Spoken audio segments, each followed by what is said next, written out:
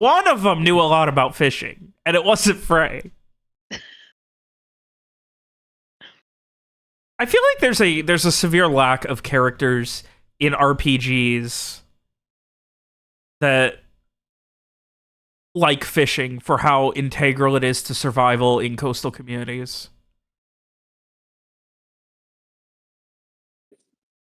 Do people like farming, Robert? Farming's not fun. Fishing is. Farming, you plow the land, you stand around, you go, oh, grow, please. Noctis loves fishing Okay. in FF15. All right. Yeah, and why do you think it's like one of my favorite Final Fantasies? Because the fishing game is fucking goated. It is so good. Oh. Let me tell you, Final Fantasy 16, not really holding up to 15. But hopefully it has an ending, which 15 didn't. It had exactly. the guy that was the dad in the Vivitch. Yes, I know. Don't spoil anything, Alex. Me and William just started I playing don't through know it. anything about Yes, it besides he that, plays- and he plays Hot and Dad Sid, and it's really cool. MC has big tits. Which Final Fantasy is the one where you just drive around in the car? That's 15. That's 15. Okay, that's 15. The most next-gen game ever made. That's the only one I've ever owned, and I haven't gotten very far in it.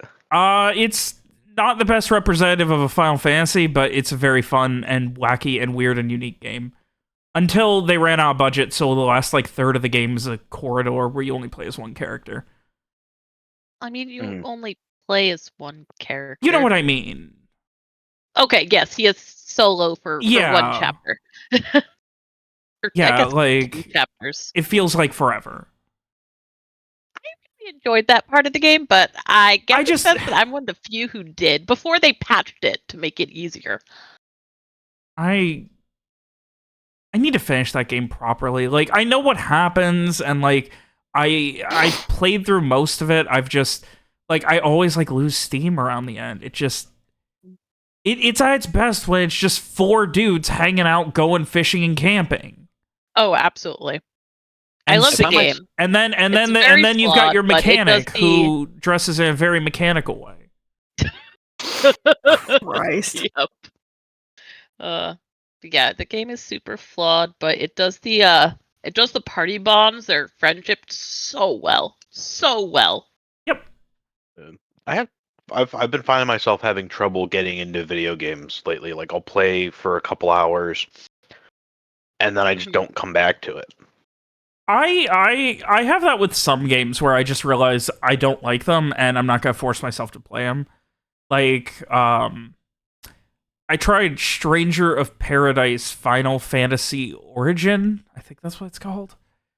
And the combat's fine, and it's got the dumbest main character ever written in video gaming. But, oh man, it's dumb. And I played it for 3 hours. I was like, that was fun, and I have no interest in ever opening that game again. I keep trying. I keep trying so hard to get into Red Dead Redemption 2, and I really enjoy the parts of it played, and I want to play the story, but I suck so much at the combat and the controls in that game. I just cannot grasp how to aim my gun at someone before they aim theirs at me. I just can't do it. I hate how slow everything is in that game. I'm just get on with it. Elden Ring ruined open world games for me because it doesn't waste my goddamn time. I'm really tired of the trend of putting open world stuff into every game. All the extra open world stuff they had in Final Fantasy VII Rebirth. I did not enjoy it. I mean, once you leave Midgar, the original Final Fantasy VII is incredibly open. Yeah, but I mean, they filled the game with the go to the tower to unlock all the map stuff, and then it fills your map with all icons and stuff to go and check out, and it's just a million side things. Which yes, it's all optional, but it just, I don't know. It just felt unnecessary to me. I'm just upset that they edited out the Cloud Strife surrounded by oiled up muscle men bath scene from the original. Because that was when the you, best do scene. push-ups or some shit. Yeah. That was pretty How are funny. you gonna take that out? They called you like Bubby or some shit. Yes, they call you Bubby. Here, I did find an HD remake screenshot for you guys.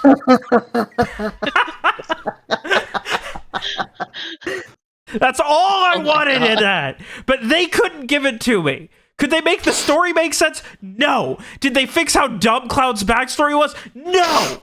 Did they fucking make it more complicated and give it to the guy who doesn't know how to tell a story that runs Kingdom Hearts? Yes. Fuck you, Square Enix. All I wanted was a coherent story about how fucking capitalism is bad and drilling for oil is bad and we should care about the earth. But no, we can't have that. And we can't have Cloud surrounded by buff, oiled up men. Fuck you, Final Fantasy.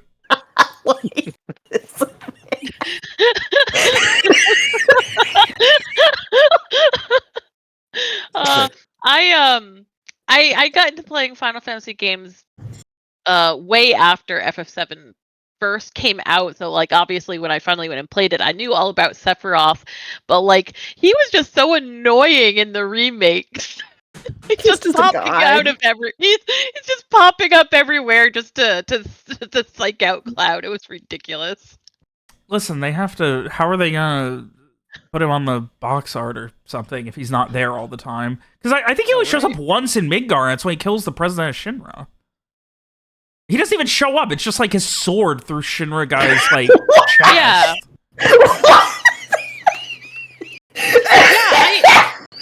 All right, well, I don't know. We're gonna get onto something more putting important. Willem Dafoe's face on Final Fantasy characters, but I like it a lot. I'm gonna take another sip of water, and now that we've got our energy, it took me 15 minutes to get you guys going, but we're going now. So. I just need to look at Willem Dafoe to recharge my batteries. The Florida Project is such a good fucking movie. Everyone should watch it. That's all. Go watch The Florida Project. And then go watch Martyrs. That's a good double feature. Yeah, definitely. That joke will never get old.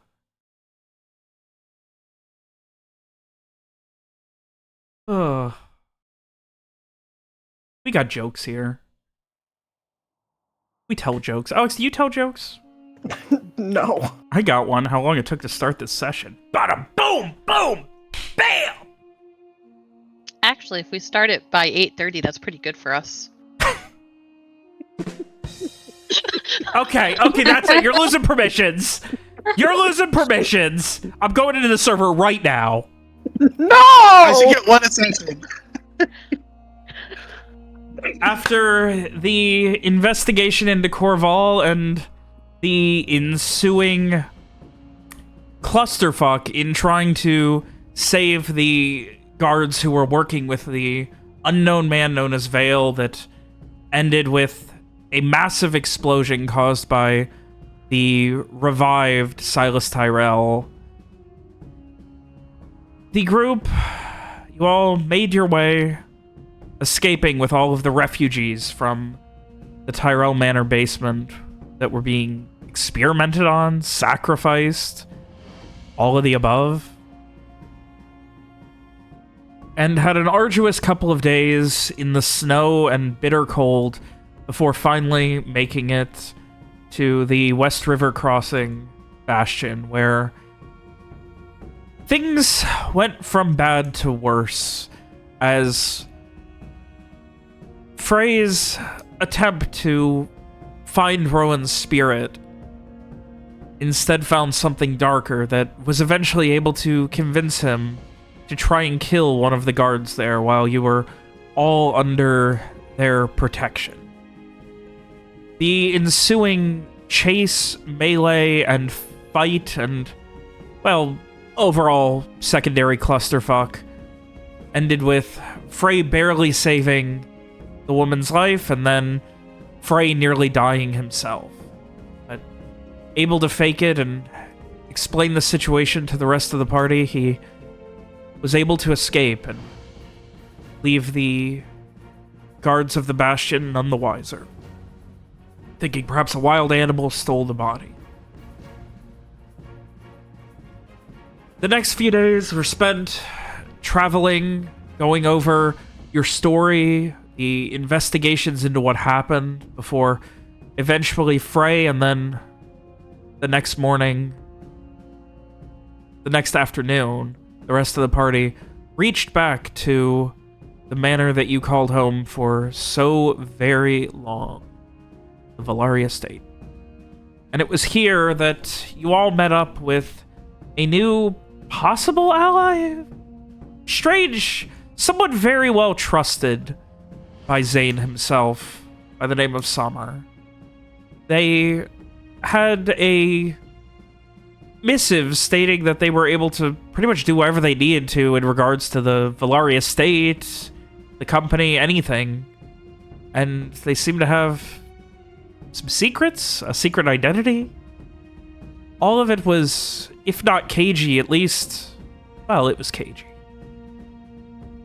And after a day of discussing what might be next, the knight had a chance meeting with a returning Silas Tyrell, who seemed to have no interest in pleasantries and said a quick and short goodbye to his daughter before going on, vowing revenge on the man called Vale, who had tortured and murdered and sacrificed so many and imprisoned Silas himself in his own mind.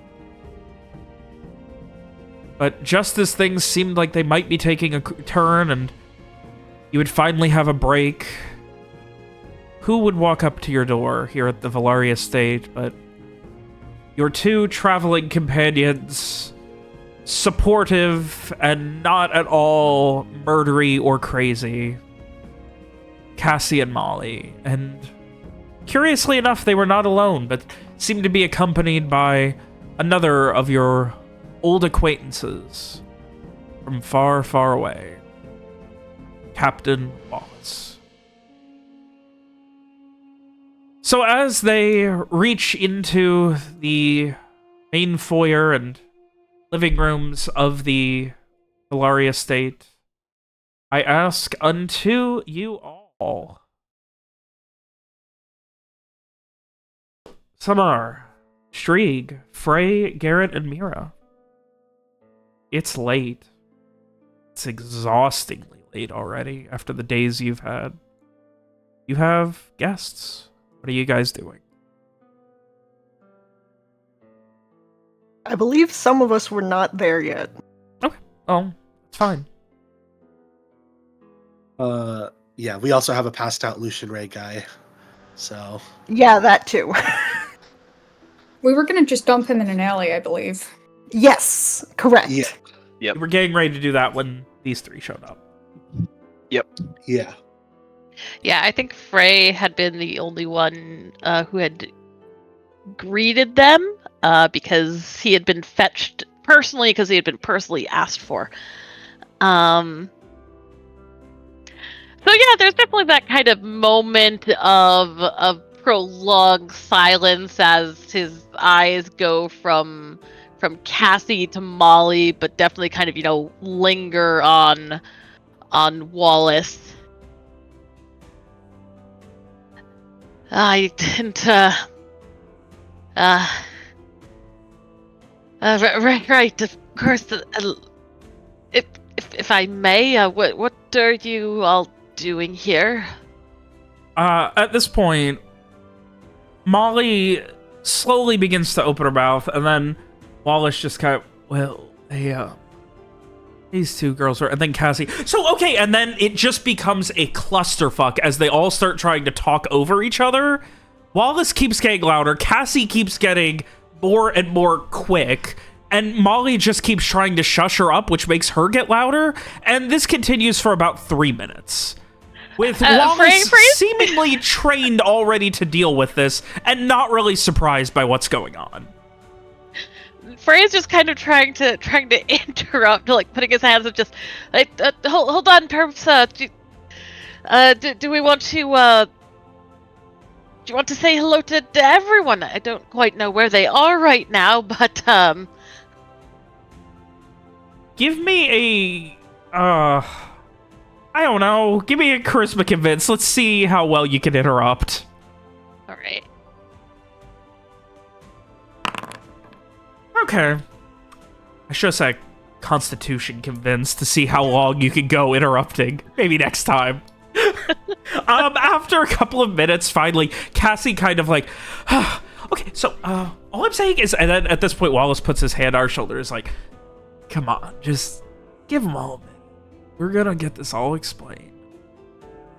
And Cassie just, okay, I was trying to, and then listen, no one wants to listen to me, and I just keep talking, and no one listens, and then it just gets really frustrating, and all I want to do is get here and talk to them and see them, and and he just puts a hand on our shoulder, and he's like, he just kind of like puts both hands on our shoulder and looks, Cassie, we have been over this time and again. Sometimes you just gotta shut up a little bit and let someone talk. And she responds, yeah, but if I... And then at this point, like, Cassie, or Molly pulls you aside and just... What did you want to know?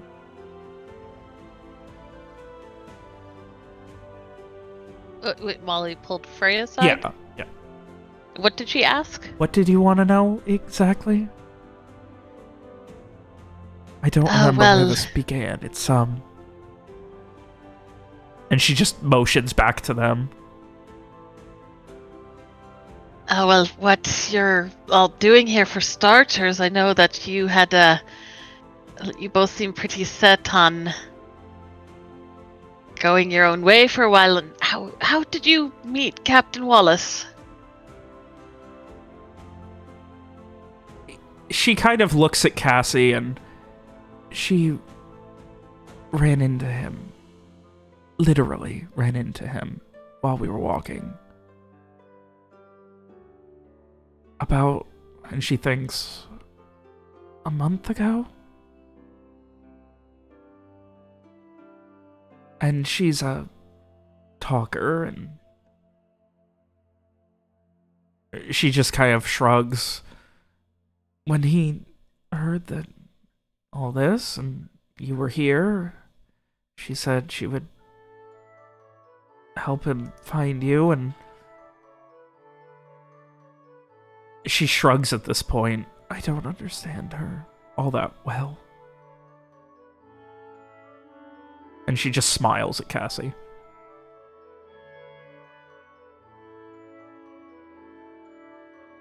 In the background, Cassie is still screaming loudly, and Wallace is trying to calm her down. Yeah, Frey is definitely looking a little uncertain as he looks between them all. Well, well, if you need to stay here, I'm sure there's room, but come, sit down. I'll go find the others. But Molly, and he kind of lowers his voice a little. Did he say why he was looking for me? No.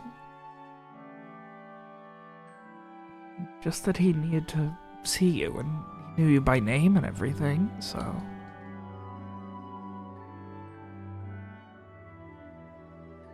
Well, I suppose a good thing he ran into the two of you then. Again, she ran into him, and then said it was fate.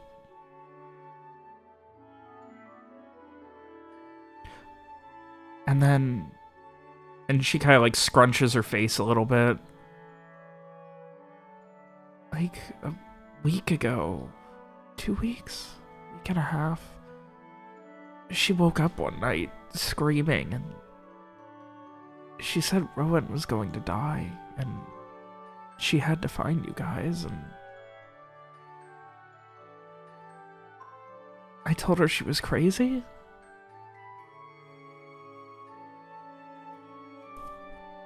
Ray looks down.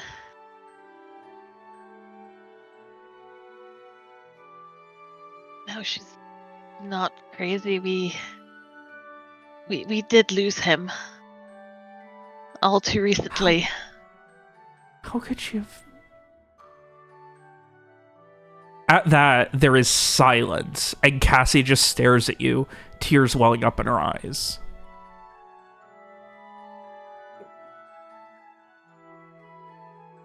What? No. They both told me I was crazy, and none of this could have been true. No, that can't be.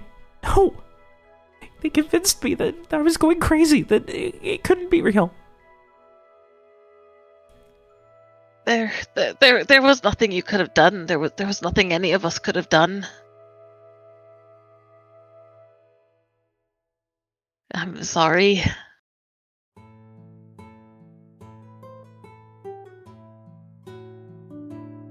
At this point, Cassie just collapses onto the floor, and Molly runs over and just starts consoling her.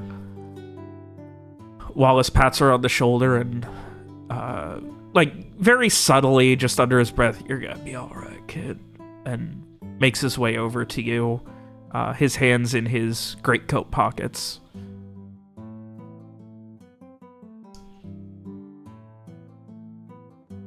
We need to talk.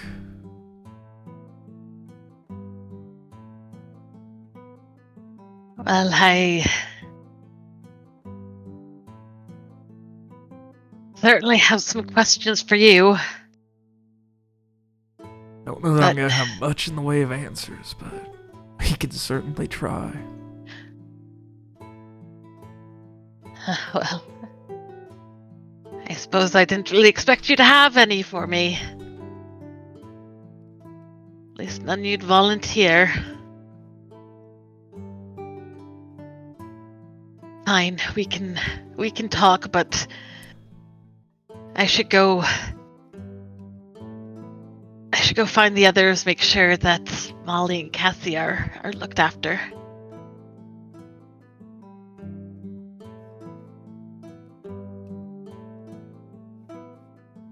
He gives a nod and heads over and pats Cassie on the back while she's crying into Molly's arms. Ray's gaze lingers a little longer, but then he will turn and he will go see if he can find the rest of the group. So, what's the rest of the gang doing? About that. I mean, I guess we're dumping a body. Yeah. I think I was sent off to a different room, so I'm still there unless someone gets me. Yes, I believe you were elsewhere because Silas said was sent go away. Yeah.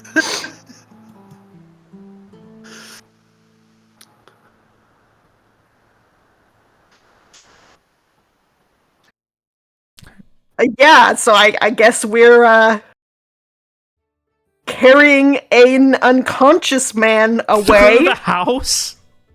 No. Okay, around the house, like through the back? Around the house. Okay. Yeah, So, because he was knocked out outside, yeah. So yeah, Frey, there's no hide nor hair of Mira or Garrett or Strieg, I guess.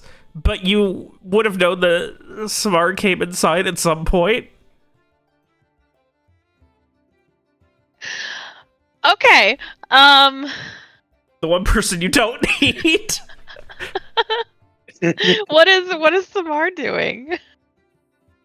I think I'm just sitting there sort of like, well, everybody passed out, but it seemed like Mira knew who that was. And I guess I'm kind of the last person any of them want to see right now, so I'm just going to sit quietly and wait. I assume someone will come get me. Yeah, and after a while, Frey shows up, looking around, and just seeing you there. Have you? Maybe they've already turned in at this hour, but have you seen Garrett or Mira or Strieg? Well, what is the last thing you know? It's been like half an hour and you have to ask. That's so horrifying. Frey just kind of stares at them. Like the last thing I know, I was I don't remember what Frey was doing. Was he in bed? Was he like lying? I don't remember. He was lying on like one of the couches. All right. The last thing I remember was just, and he just kind of gives an airy shrug. That was when we were talking to all of you, or when we were talking to you, and I was talking to Garrett after, and why? Interesting. Okay, so some things have happened. Well, where to start? Well, I went to go check on the lead that I mentioned, and when I came back, it seems that I was tailed by an invisible person. That person was captured, but I think they might, know where we're staying and everything, so it seems like the others maybe have a plan for that, or we might need to leave. I'm not sure. But before we got too far into that, this old man showed up and knocked everybody except for me and Mira out. And he told me to go away, and he seemed like he could, kill me. So, and Mira also seemed like she Frey interrupts at this point. Where are they? Are they not out there? I don't know. He sent me away. I haven't been back out there since. And Frey's gonna go out the door that they indicated. I think I follow Frey. And I'm like, okay, well, the body of the person who tailed me is also gone. So my guess would be that they must have taken him somewhere, because it didn't seem like the man wanted to hurt Mira at the very least. So I think they're probably safe. I can do this. I will do what do you call it? The facile speech, the far speech. With Mira is one of the people who I did tether, right? Yes. Okay, cool. I will open a thing with Mira and just be like, hello? Hi. You hear like a little knock inside your skull. Like, there's no sensation, obviously, but it's like, because you have to consent. So I think it is just sort of like you have to be like, okay, yes, I'll pick up the phone. Yes, of course. You'll pick up the phone and be like, hello? I hope you are okay. I'm fine. Frey is also here. I can't help but notice that y'all are all gone. Is everything okay? We were just taking this gentleman and going to put him somewhere. Okay. Alive. Somewhere alive. Sure. Understood. I mean, whatever you need to do. Is there something that we should do while you guys are out? I know there was mention of us having to leave immediately.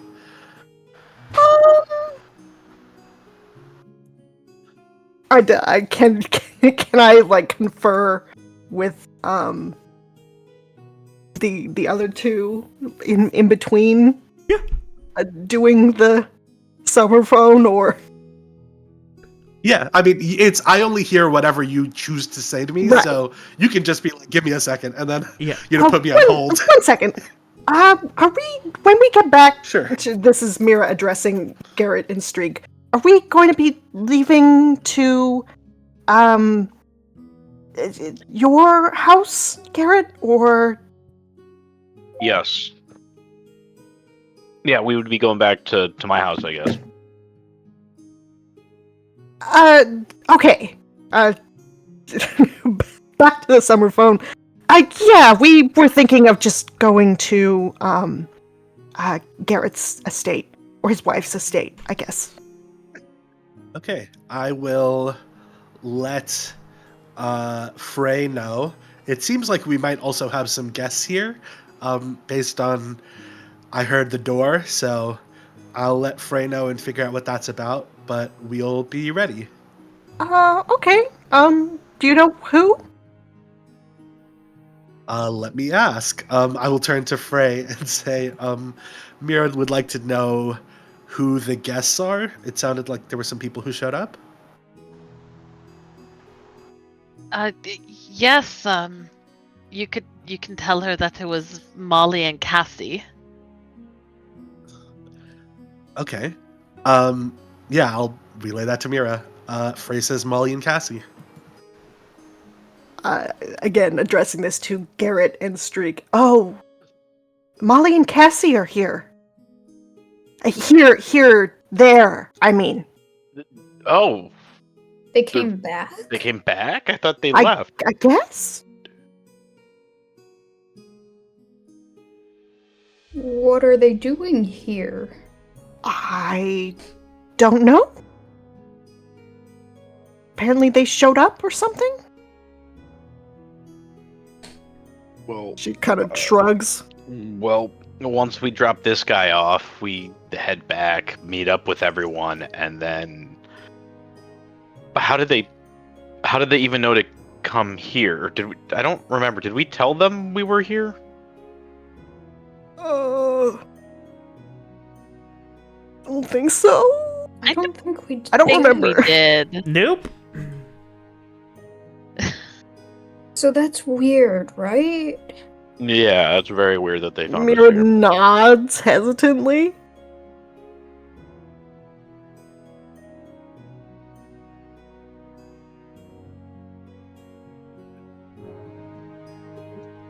Above the table, that makes me feel a little better, because I was the only one who blew our cover.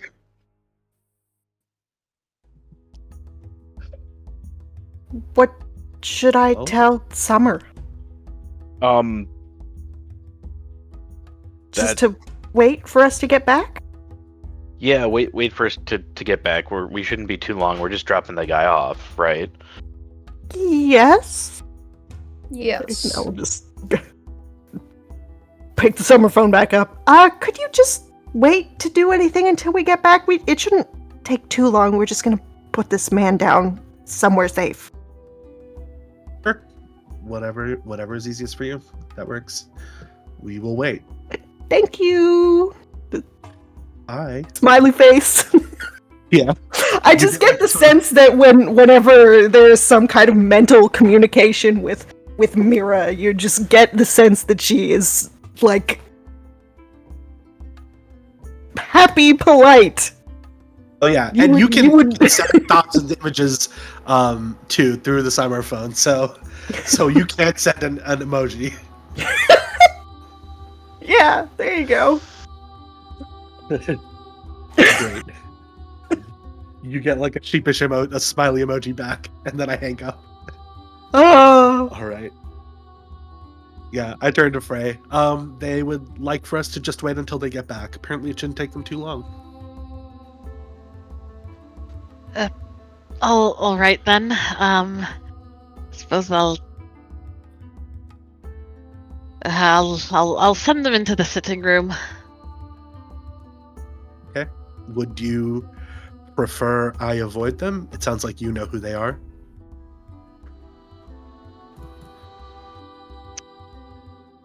Frey takes a moment. I think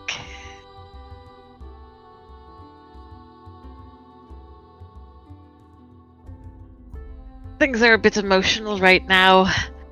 I don't know how they would be with a new face. Okay. I am good with emotions, but I understand.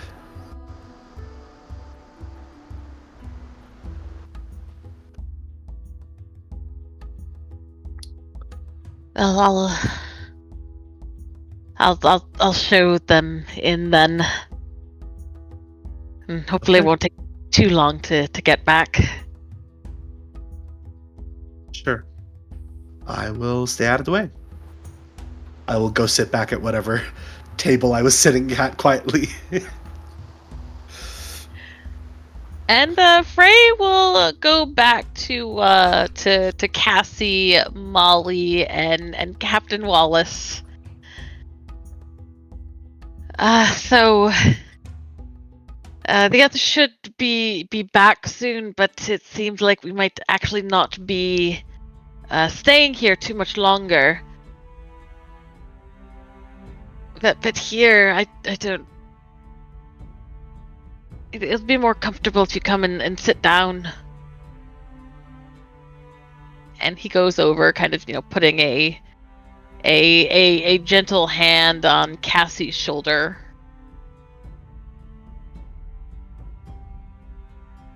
She kind of like looks up and brushes back some tears and blinks a couple of times and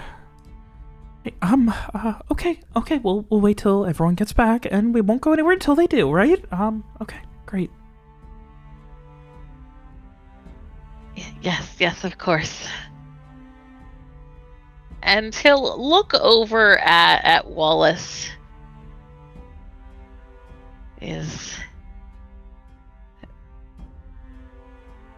This business you have with me, is it urgent? He kind of scratches at his chin a little bit and thinks to himself, I'm not quite sure, honestly. But I'd wager not. I think we're good to have a little bit of relaxation. Been on our feet all damn day wandering around. I think this is about the 40th, 50th manor we walked up to.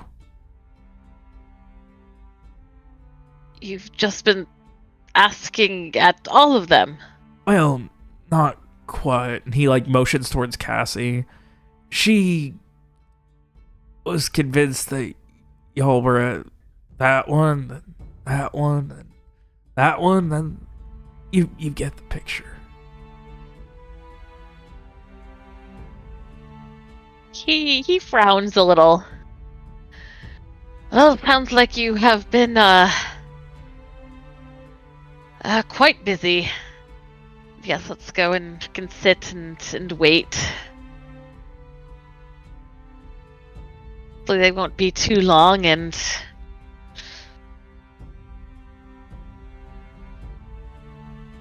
I still don't know what to think about you. That's okay, a lot of people don't. He heads over following you. Molly quips something about as soon as Cassie is good to walk, they'll be catching up. But Cassie's still just like a mess after hearing what happened with Rowan.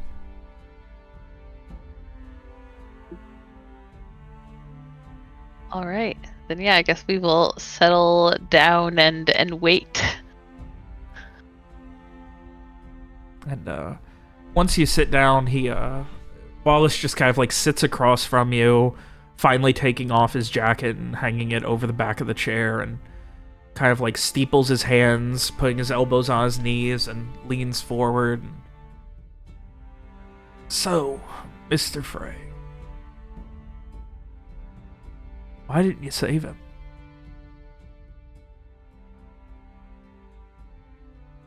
Frey immediately goes white-knuckled at that. I'm sorry, I think that might have been too forward of me, but I assume it was what I mean to say is a bit of a foot in the mouth here. You didn't have the opportunity or ability, did you? No, I wasn't there when it happened. We only found him after, and how do you know that I could have done anything?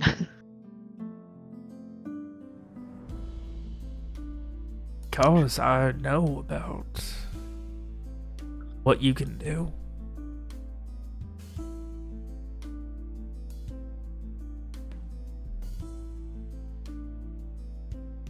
And what exactly do you know about what I can do?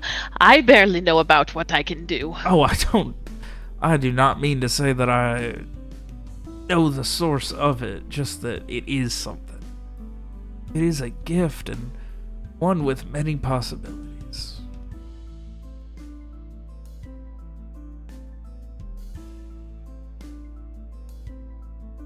It doesn't feel much like a gift.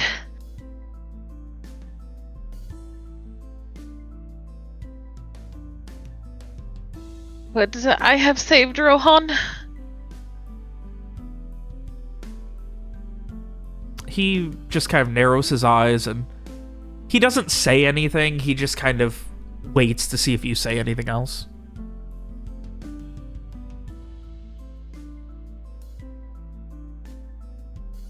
Because I did bring someone back from death, or maybe just the brink of.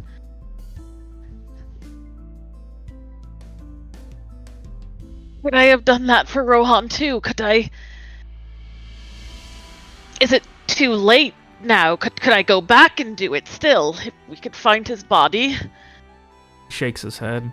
Once somebody's gone, I mean, that's a little bit beyond our purview, I think.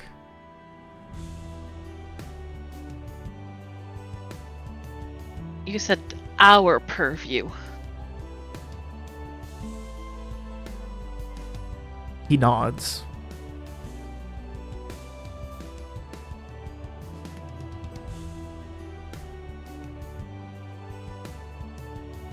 I mean, yeah. It's a gift that you give anyone else, really. All you have to do is agree.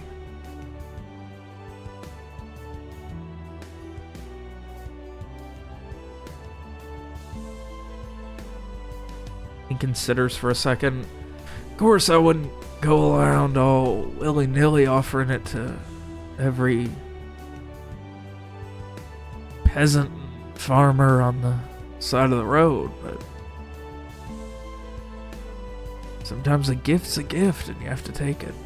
Of course, I feel like you already know that.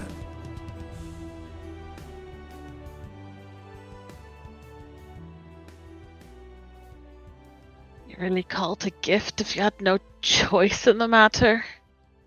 We always have a choice, Mr. Frey. The fact that you didn't speaks to your character and how much you care about people.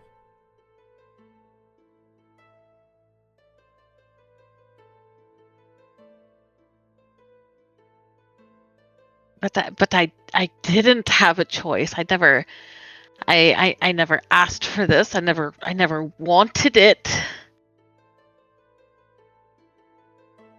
Yet here we are.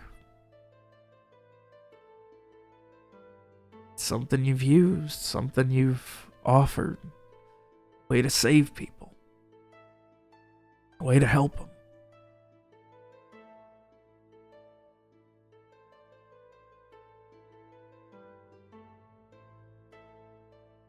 Shakes his head. I don't claim to understand all of it. I just know that it's a lot, and it is. He shakes his head again and brushes his ponytail back behind his shoulders. It is a lot of responsibility. I'd like to think I'm finding the right people to continue on this work. And he just looks at you and stares you in the eyes. I think you might be my best choice yet. Why? You're careful, like I said, not offering it all willy-nilly to everyone. Offer it? Do you mean... You mean what I did with Garrett? He nods. Care. You know it has meaning. You respect it. You respect those gifts. That is something that is rare and beautiful to find in this day and age. read them stories about old Iron Ferris and traditional, powerful Justicars knights and all manner of respectful tournaments. I don't fucking know. You seem to embody those ideals, and there's something impressive about that. Maybe that's just me waxing a little too poetic.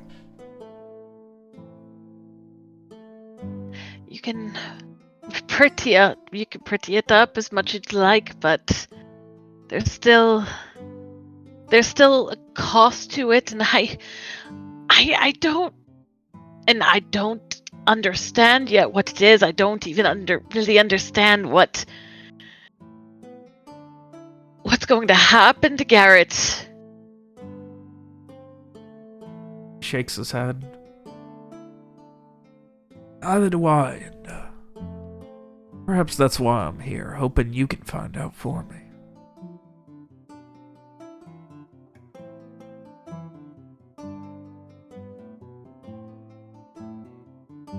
Of course. I can find out, so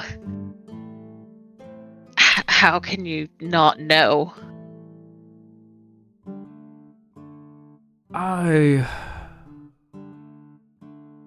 I'm not the originator of these gifts. It was something that came to me.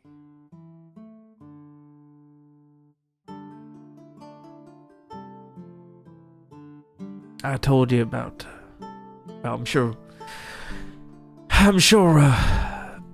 our mutual acquaintance that got us into contact. I don't remember what the hell his name was, but he was a part of Captain Soren's crew too. So did you get this gift from her? I don't know. Got it after she died. I'll tell you that. Did you know her? Had you ever met her? I served under her. Damn near scariest woman I ever knew. If I were half as much man as she was woman, shit, I'd be ruling the world by now. Of course, that sounds like a lot of work and isn't quite up my alley, so instead, here we are. I just like running a little fishing shack. Trying to understand what exactly I have gotten into.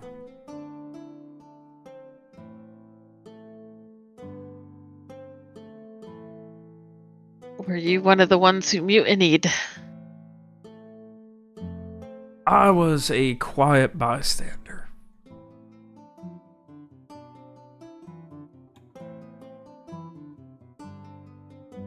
Yeah, he kind of looks to the side, and there's something resembling regret, sorrow, frustration on his face for the briefest of seconds before he puts back up his calm demeanor. And I knew if I took her side, it would be the same as everyone else who did.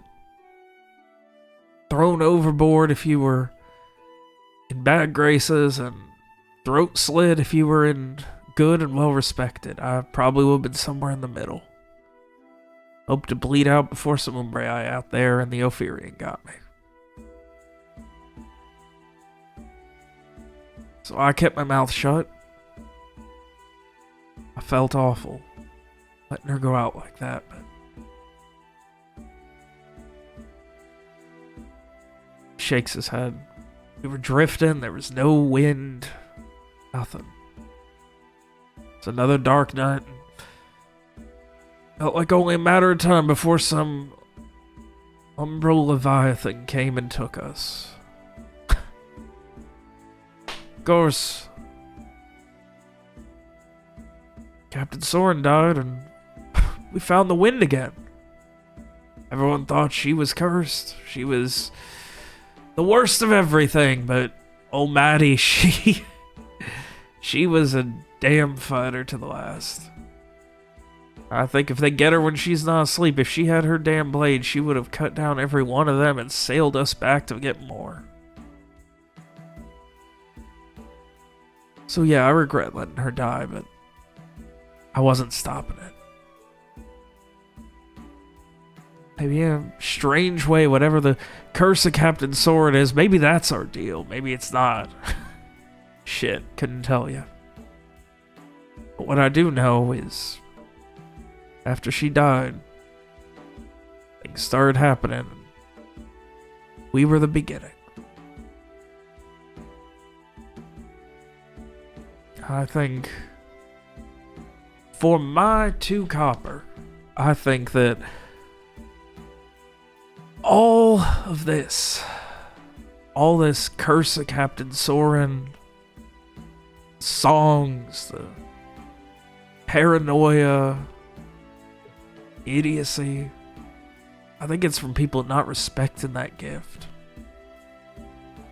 Umbral, arcane, something to do with mana? Shit, I have no idea. But you seem a lot more book learned than I do, you and your crew that Cassie has taught me far too much about. So I figure maybe we have a chance to figure this out.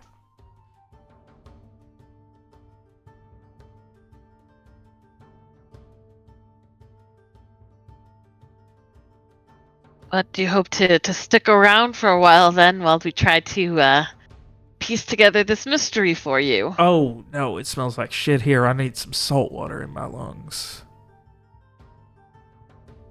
I'm only here to talk to y'all, make sure everything's on the up and up, and head on back to someplace coastal.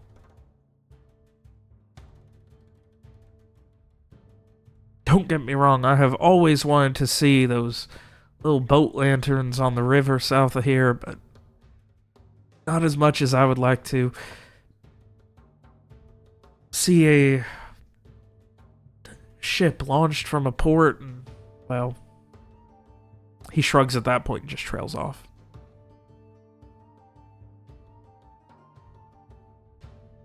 Ray lets out a sigh, leaning back. Very, very unsettled.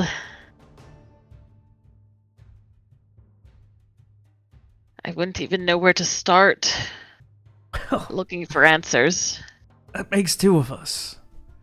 Difference is, I'm not willing to put in the effort. But you seem to give a shit, so maybe you will.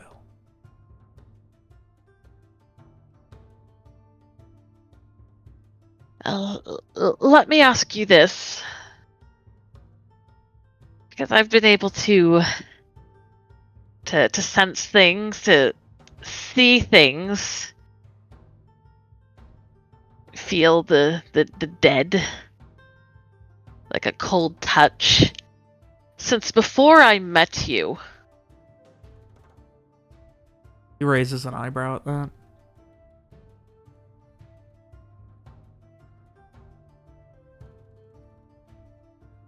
All So right. everything I've been experiencing, it can't just be you.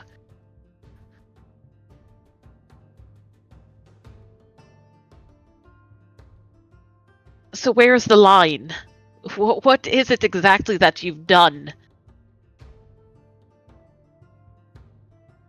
I have given you an option to help people however you see fit. And sometimes that manifests itself in... He kind of rolls his head among his shoulders. Other, more dangerous ways. Especially if you're, what is it they say around here? Apt. And he almost looks amused at his ability to recall that. If you're as apt as you seem to be, well... Had a couple of mages that found some ability to do more harm with it. I don't know how it can manifest itself, but the only thing I have given you is the ability to help as you see fit, Mr. Frey.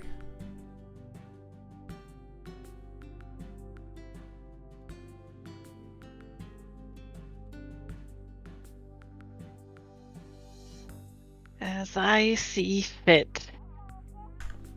Well, I'm not going to twist your arm about it. I mean, from the way Cassie talks about y'all, you seem to have your hands a bit full these days. So, I'm not exactly offering payment. Can offer you a ship. You need to get out anywhere on the ocean. It's not a lot, but I can be your captain. Well, I suppose I'll have to keep that in mind if we find any need to venture out onto the ocean. Of course, once I'm out here, you'll know where to find me.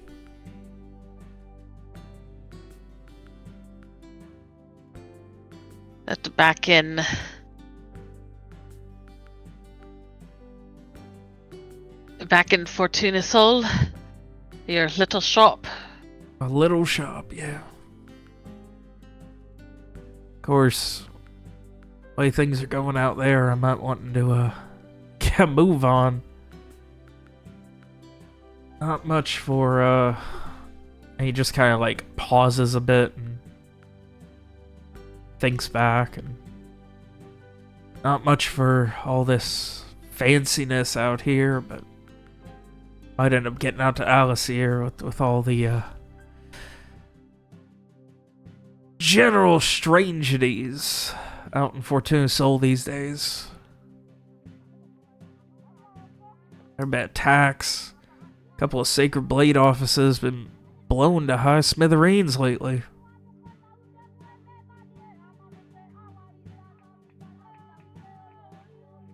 Soldiers of the Blue, they're showing up, backing them up, reinforcing their positions. It's all strange. Don't get me wrong, I appreciate that there's someone there to keep law and order. Chuckles a couple of times to himself and thinks, and then kind of muses. I know, a reformed, lawless pirate talking about how important law and order is, but, well, it's a lot different when you got a house and a shop and you don't really want those being broken into or stolen in the middle of the night. But I digress. The point is, something about them Soldiers of the Blue rubs me the wrong way. Everything just feels too convenient.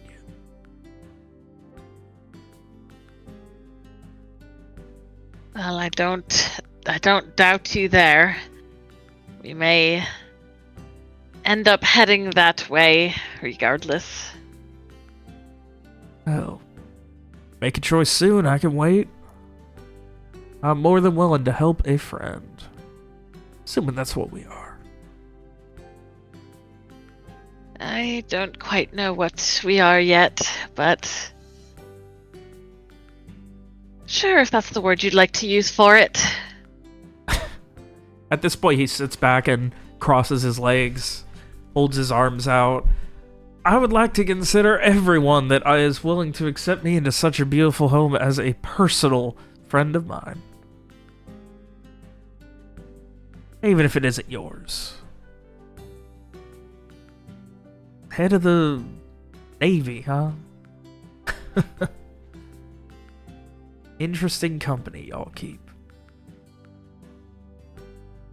Well, don't get yourself too comfortable, because we won't be here that much longer. But one more question for you, if I could. I am for you, Mr. Frey, an open book.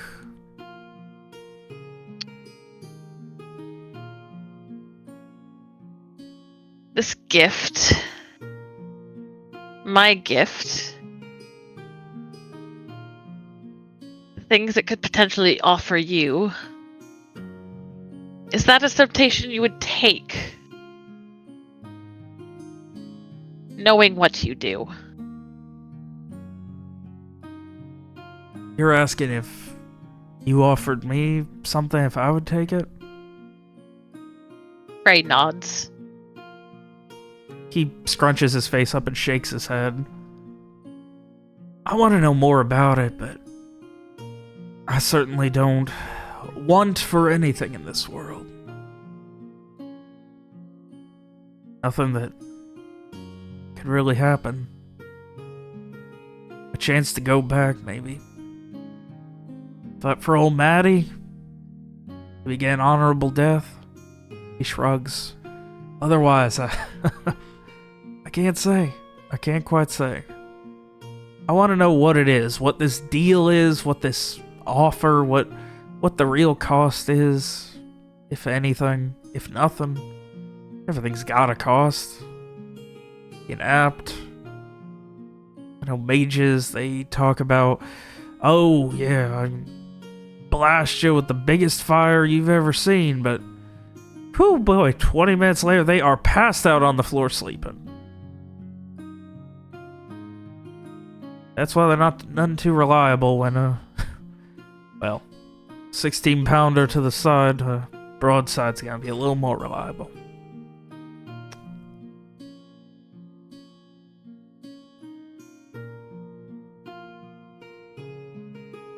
Freya.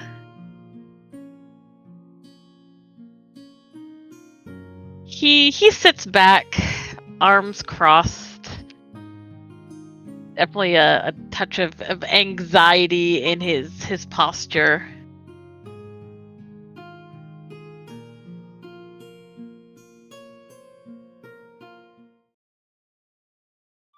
Well, I suppose I'll just have to see what I can find out, if anything.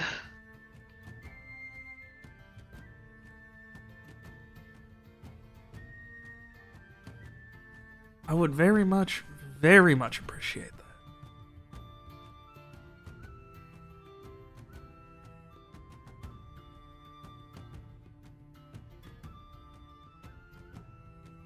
And he gives a very slow nod and...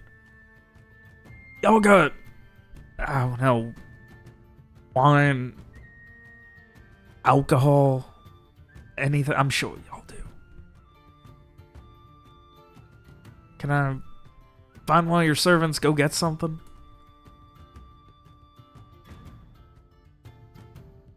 I could use a walk myself. I'll go fetch something good.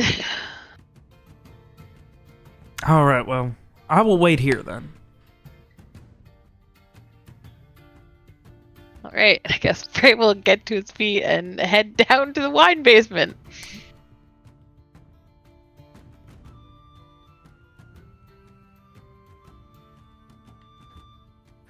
Time to see our other evil friend.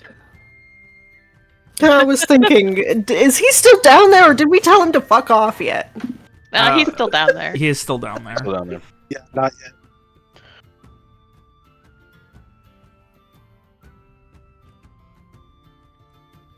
So, with that, the rest of y'all spend a little while. You find a nice alleyway and are able to quietly and carefully get the unconscious investigator for the Lucian raid dumped off and head back. Hey. Yep. Yeah, so we head back, find everyone, and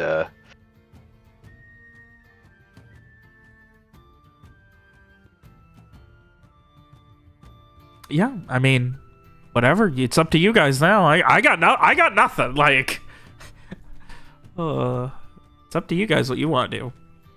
So you start making your way back. Is there anything specific Samar's doing, or? I think I'm just waiting and sort of a little bit nervously preparing to be, I assume, questioned or something when everybody gets back, so I'm just chilling. Just chilling, lovely. Yeah, I mean, I figure when we get back, we would probably want to meet Cassie and Molly and catch up with Reacquaint. everything. Yeah, reacquaint. There are a couple of moments of open sobbing from Cassie once she sees you guys again. Screaming about how she knew this was going to happen and just, well, Molly told me it wasn't going to, and then Wallace said he wasn't going to let it happen, and it wasn't real, and between Captain and Molly, I started to believe that maybe I was going crazy, but in reality, no, it actually did happen. I convinced myself that it did, and then didn't, and now it didn't. What happened? Why did he die? I know he was crazy, but in a good way. It wasn't supposed to happen. You know how he likes to help people? She gives a slow nod at that. He still tries to help people sometimes, even when they're the bad guys. And there was basically a situation where a bunch of people were experimenting on people they had captured, and we were going to destroy all the formulas and experiments and everything with an explosion. And a group of people were showing up to reinforce. So he decided that the best thing we could do is to try to slow them down so that they don't get caught in the explosion. Even though they're the people who were telling everyone to experiment on the people they had captured with summoning some kind of evil spirit or something. And he got captured by them and brought back to where everything was happening, and we got separated. And we tried to find him, but it was too late. The explosion went off, and he got caught in it. Why is he so stupid? Why couldn't he have just been less stupid? Why couldn't he have just been less stupid and not died? He was the first person to reassure me that everything was gonna be okay after I left the city, and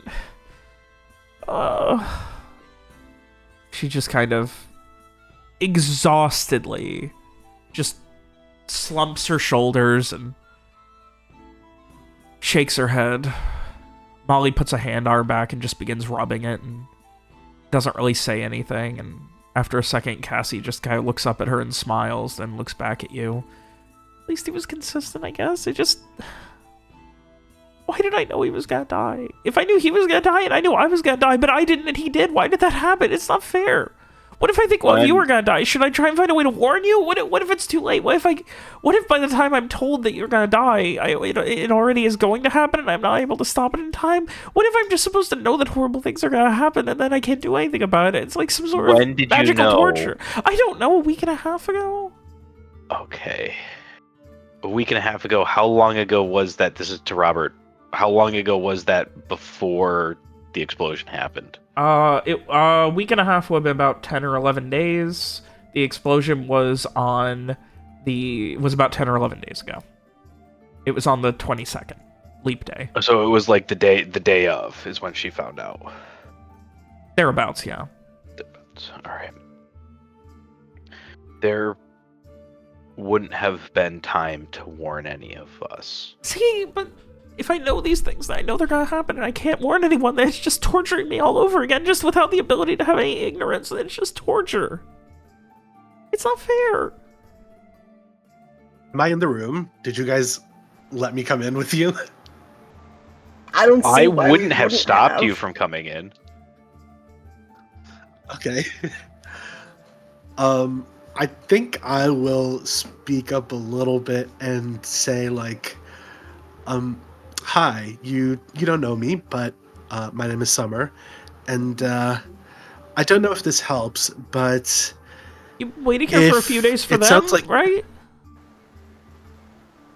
yes, I have. Um, it sounds like you had two predictions.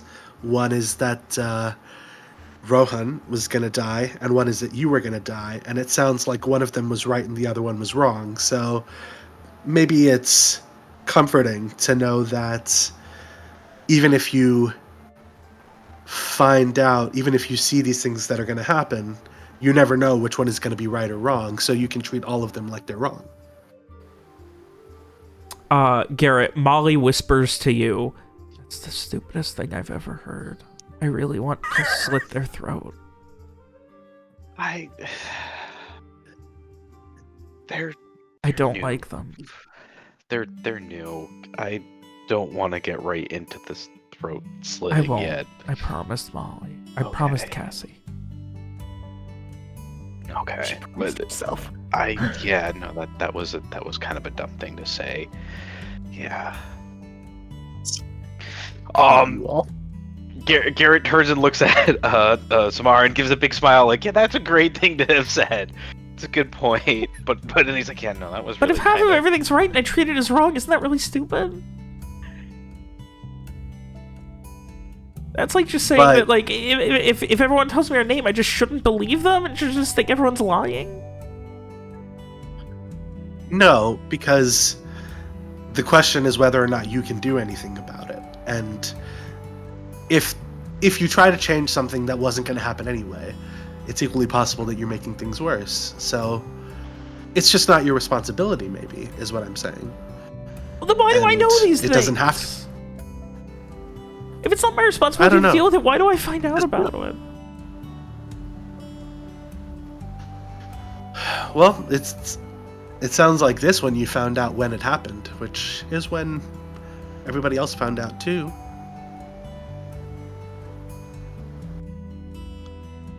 She just kind of scrunches up her face in frustration and shakes her head.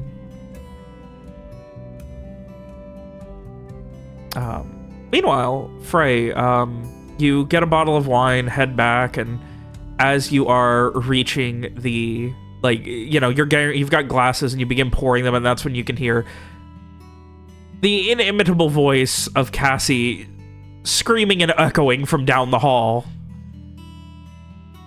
And Wallace just kind of like holding the wine glass you just poured kind of gives you should we take this to go head on out and deal with that? In a weird way, I feel like her being here and dealing with this is kind of my fault, so I must bear some responsibility. Somehow I'm surprised to hear you say that. But yes, we should go check on her.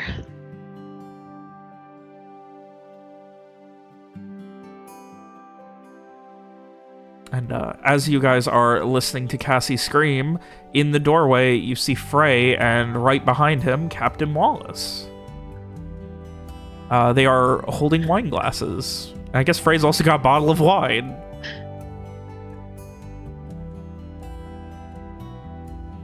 Blinking. Frey, Frey, He's definitely doing like the dog cocked head to the side thing.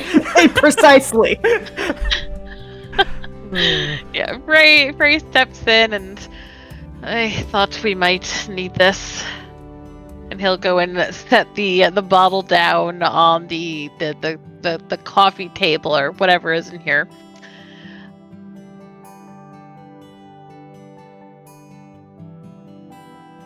Now that's Can a I good use idea. my mind light? I would like to use my mind light and just like, because there's a lot of people who, at this point now, it's like, oh, there's 3 different people who I don't know in here, and I also don't know the other people that well. So I think I would just like to use this one and just see if, I don't know, any of these people strike me as dangerous. Are any of them like gearing up to, I don't know, is any of them like full of hatred for any of us is my question, I guess. Well, one of them is. Not Molly. No. Yeah, Molly has a very specific murderous intent towards you. Right. Well, it's funny because it like explicitly says that you can't know the object of their emotions unless it's obvious. So I don't think I know. So I think I'm just kind of like I think because Mira's nice, I'm gonna like rock up to Mira's side and just like whisper like, "Oh, actually, no, I don't have to do that. I can just open the thing." I will telepathically talk to Mira. You get another little knock on your skull. Yeah. Hello. Hi. This very dour young girl, Molly is her name. Are you aware that she's full of murderous intent at the moment? Well, I guess that's kind of normal for her. Mira does not sound thrilled about this. Um, Probably has she stay tried away from to her, murder I people? think. Has she tried to murder any of you before?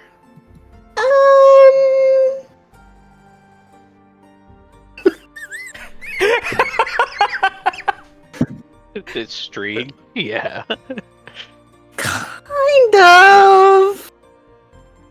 But I won't let her do that ever again, so... I mean... She's not really my friend, she's more everyone else's friend, so... Just stay away from her. You can stand behind me if you want. Smiley face.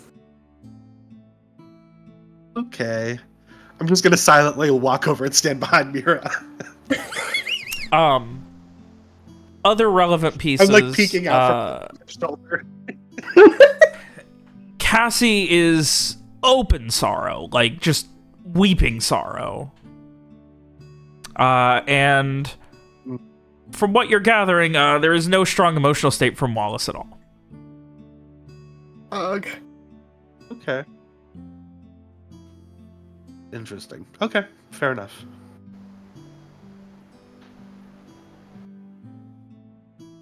I will chill then. I think I gave it a shot and it didn't work, and then everyone called me stupid, so I'm like, all right, I'm out. At this point, Wallace just kind of... Well, ashamed to hear that Cassie was right about what happened with Rowan. From what she told me, he seemed to be a good man to a fault.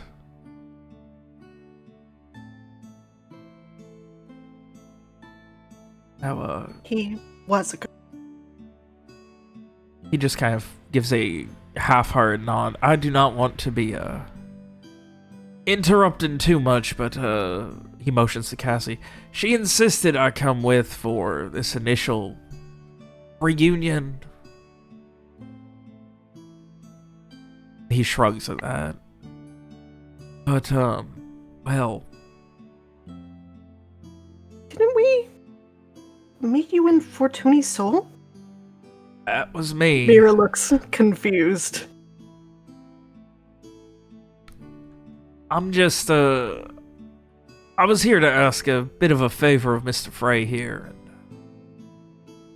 Otherwise, offer my services as a captain to you lot if you need them anytime soon before I start heading back that way. Mira looks more confused. If we do decide to go to Fortuny Soul, then having a ship would be helpful. Is that what we want to do? I don't know.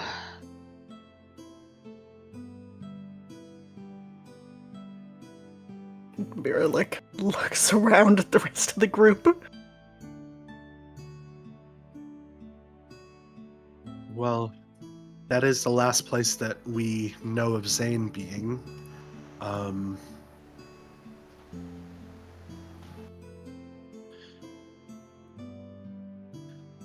And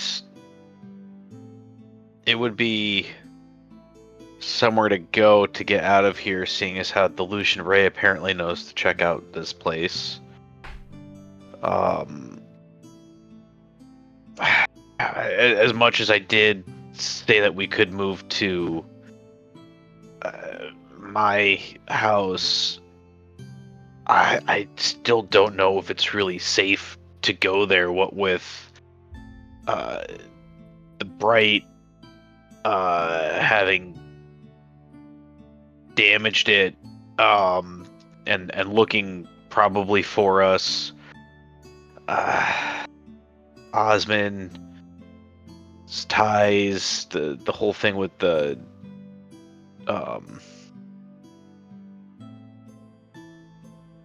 guard still being corrupt. I don't even know how we can handle that. I don't know. I honestly don't know where our next steps need to go from here. I'm sorry. Corrupt guards, as in Duke Hall guards, as in corrupt guards of the Duchy of Vacania.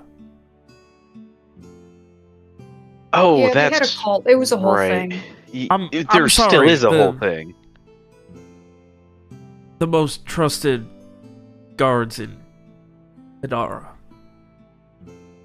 Eh, I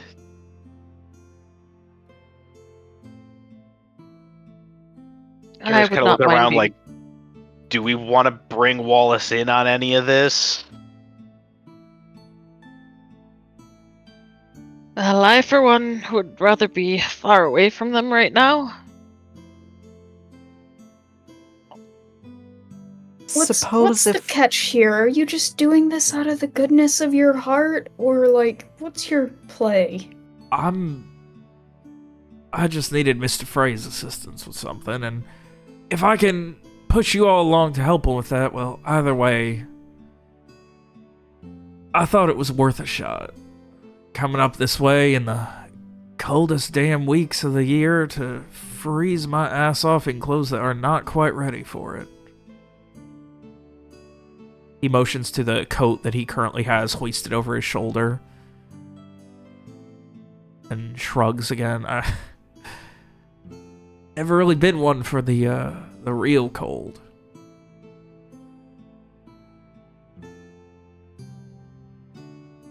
But I believe that Mr. Frey and myself had a very fruitful conversation, and if he can help me, great. If not, well, that's perfectly acceptable. I'm here in a purely investigatory standpoint. Capacity, perhaps? I'm not sure. Would you feel better if I said I was here to, what? And he motions to you, Streak, to try and fill in the blank.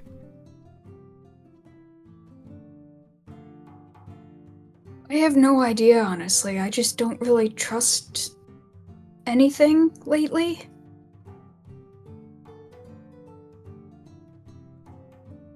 Does it feel like he's telling the truth? Summer Summer doesn't have the baggage knowing who this person is, so. Give me a wisdom into it. Okay. He Fuck. Wallace has power over those dice, though, let me tell you. Oh. How did I possibly roll that badly?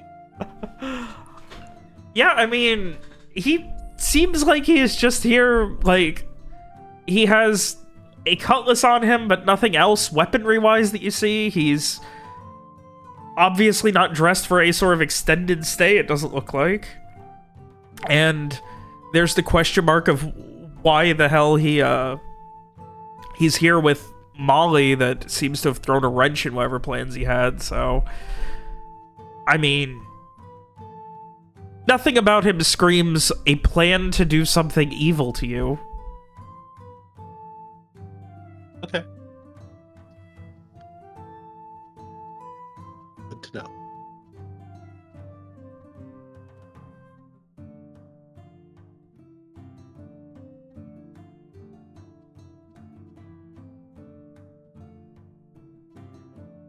So, like I said, I'm not gonna be sticking around too long. I just, well, like I said, to Mr. Frey, Cassie ran into me. Yeah, got to talking, and she told me kind of what was going on. I didn't quite understand it all, but assured me if I stuck with her, I would find you lot. And he kind of shrugs at that. And here we are. How long will you be staying in town? He looks to you and he kind of like shifts from one foot to the other and thinks, and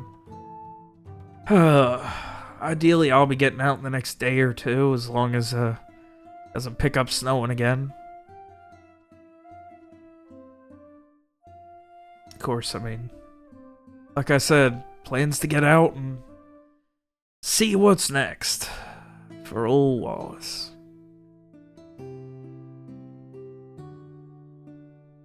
Purses his lips at that and shakes his head again. Can't do this Vicanian fancifulness.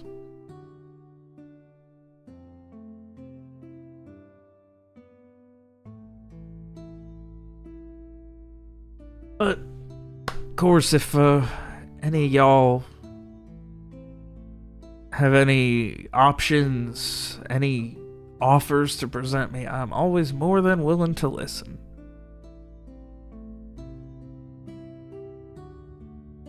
And he begins slowly swirling and drinking his wine. Frank, you would notice, like, he is very careful and does not drink his wine as you would expect a pirate to. Is this in the sense where he's like used to like drinking with high society, or more like he's trying not to get drunk? Much more the former. Like, he's treating the wine with like respect, like the way he's kind of like shaking the glass, things like that. Okay. Yeah, Frey will take note of that.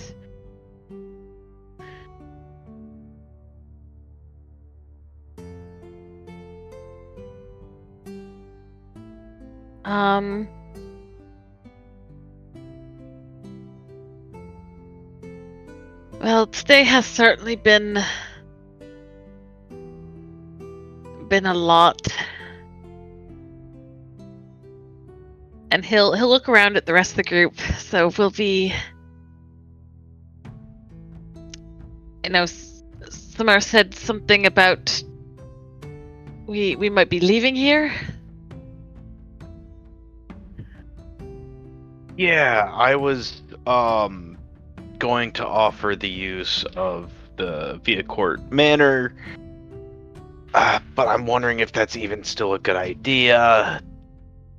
I know Viv wants to get back home, but with regards to the fact that that Bright knows where the manor is, and that we're involved with everything, and the fact that we have to deal with the guard still being the guard. Hopefully a large portion of the corrupted part got removed with the explosion, but there's still the contingent here, so I don't know if they would be looking for that for us there, you know, or if Arthur Robbins tipped him off about it, or if he's keeping that more closer to his chest. So I don't know if that's necessarily the safest place to be right now.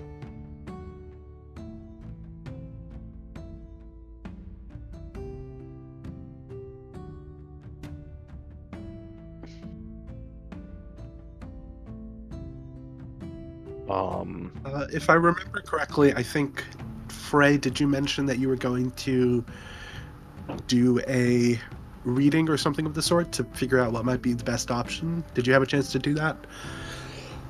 Oh, yes, I think he did do that last session. Let me double check my notes. If I remember when you did the reading, it was about whether or not We can we trust the felt- outpost guards. Right, we could trust the outpost guards who were reporting to the Duchess advisors directly. Mm-hmm. Yeah. So Frey will respond with yes. Thank you so much has happened. I nearly forgot. But yes, I believe we can trust them. The guards from the outpost. The ones that escorted you all here. Okay. Maybe we could ask them to check out the Viacord estate at least and see if that might be a better place for us to stay. Or if you have any other ideas on how we can use them. Well, why? All right. I did set up a dead drop location for them if they needed to contact us, and vice versa. So why don't we check that in the morning? See if there's anything there, or leave a communicate for them, and that can at least get us some information about that.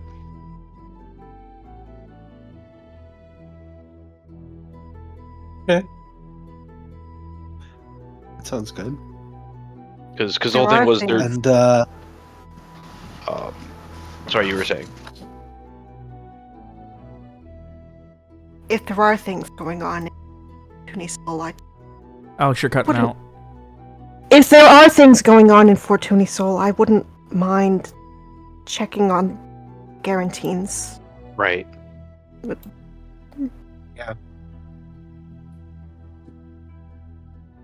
that was Others saying, yeah. Obviously, Summer has no idea who that is. But They're we some wouldn't- friends. we don't have of to decide ours. right away. Yeah. Understood. Well, Captain Wallace here, he seems to have some more insight into what's happening in the city. Now, I did not quite say that. I said that soldiers of the blue rubbing me the wrong way.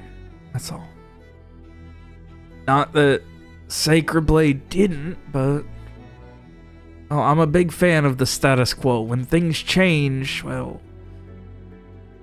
chaos isn't really good for business. I get chaos. You mentioned soldiers were getting blown up. Yeah. Concern.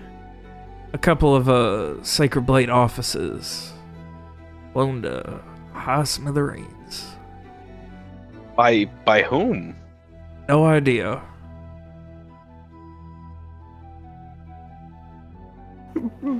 Not exactly an investigator out there. I am Concern. comfortably trying to live my life, and somehow it keeps getting more and more complicated to do so.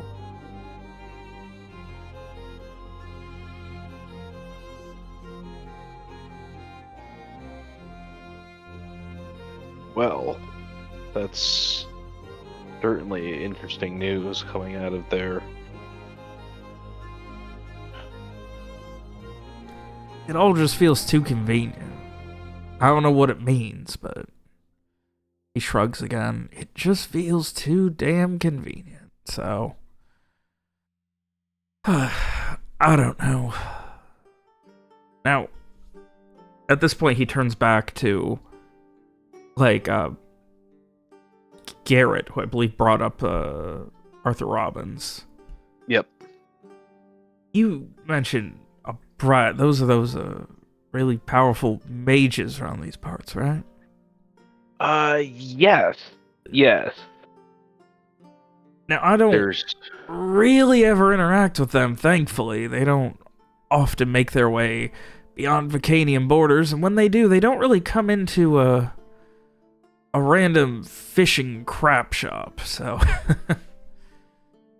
Forgive my lack of foreknowledge on the subject, but what exactly did y'all do to make something so powerful an enemy of y'all's? We looked into what basically turned out to be some kind of cult thing that the Bright was involved with.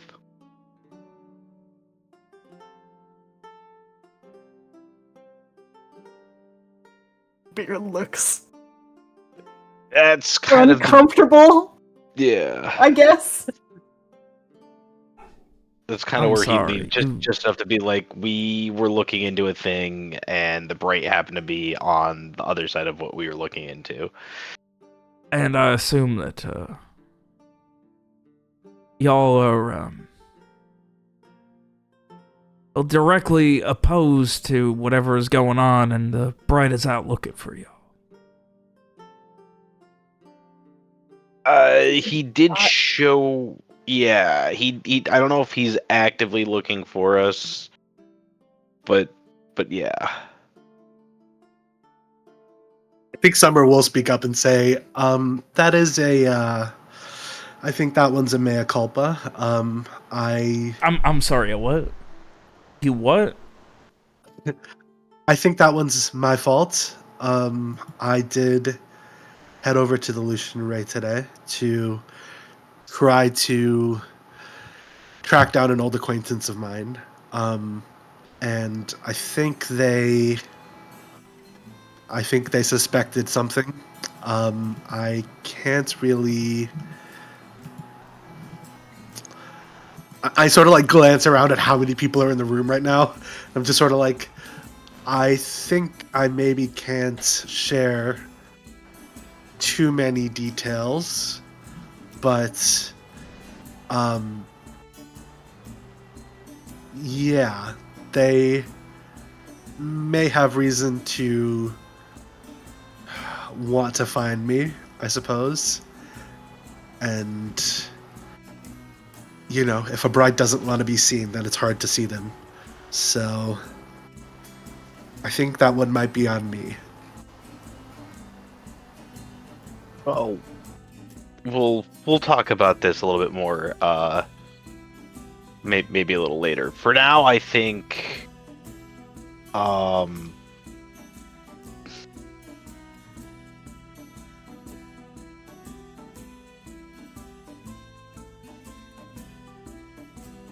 I think, like you said, that's a little more private. I can certainly see when I am not wanted. No offense. But I understand y'all have a lot to discuss. If I could just...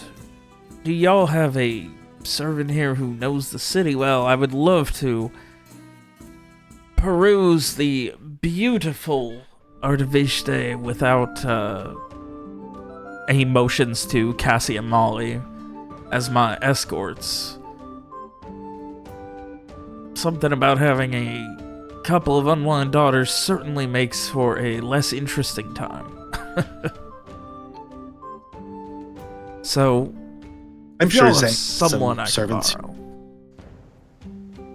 Yeah. Zane would probably have someone who would be very willing to show Wallace around. Lovely. Yeah, we've lived here for a while. Frey will suggest a servant. Okay. And he heads off to go find them.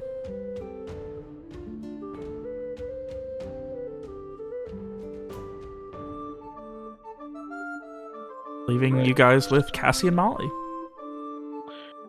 Well, I think first thing is, and Garrett would go around making sure that everyone's wine glasses are filled up from whatever's been drunk in the last several minutes. I think the first thing is that we owe Rohan a toast. To him and his life and all the good things he's done for us. now that we're all back together, if even only briefly.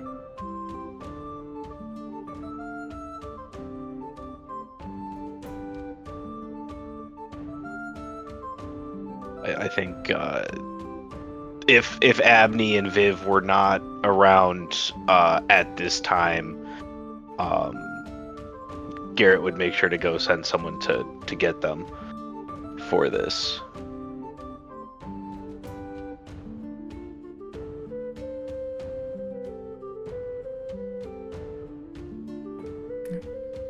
Lovely.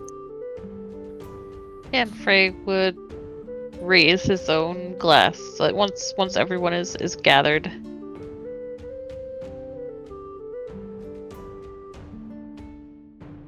It Yeah. will be. Go ahead. It will be difficult to continue on this journey without him, but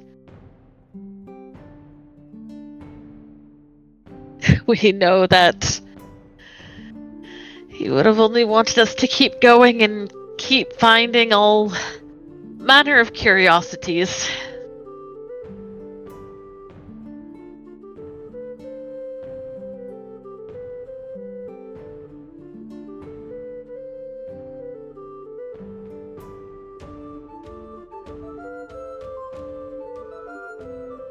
Indeed, Mira does not usually drink, because, I mean, she doesn't exactly need to, but she will this time.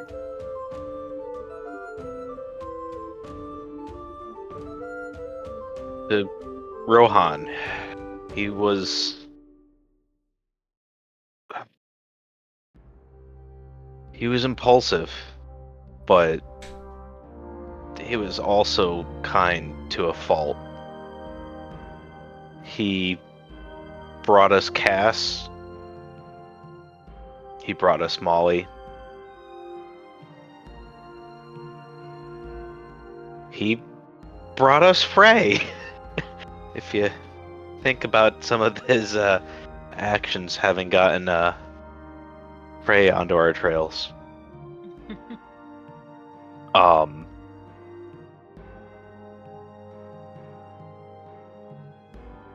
He was a good man who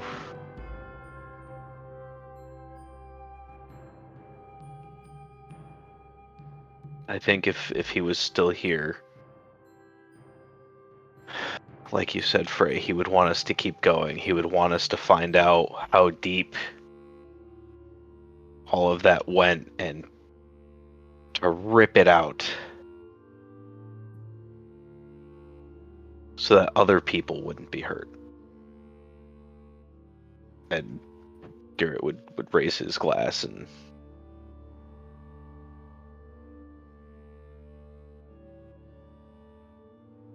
Frey will also raise his glass. And so will Mira. Streak does too, and then throws it back like it's a shot. Oh my god. A full-on chug of wine. Yep.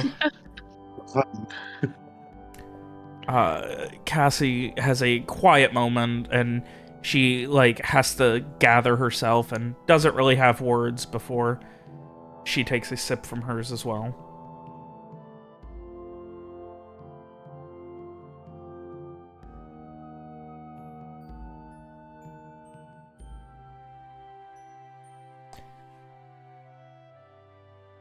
I do think Summer is sort of quietly like, well, I didn't know him, but you can tell a lot about a person from the love that they inspire in others, so he must have been special. And just sort of like raises a glass and takes a drink.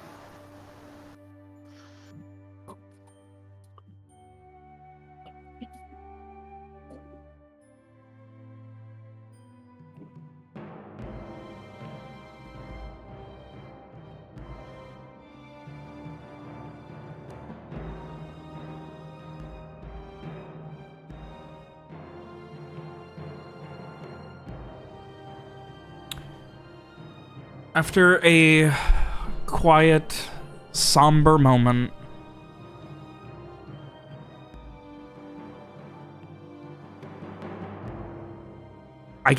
I actually don't have anything. Cassie's just going to be there sad until something happens, and Molly's just there supporting her. Um, not to immediately change the subject. But Samar, you, I'm sorry, I'm gonna keep messing that up. That's You said, you went to the Lucian Ray today.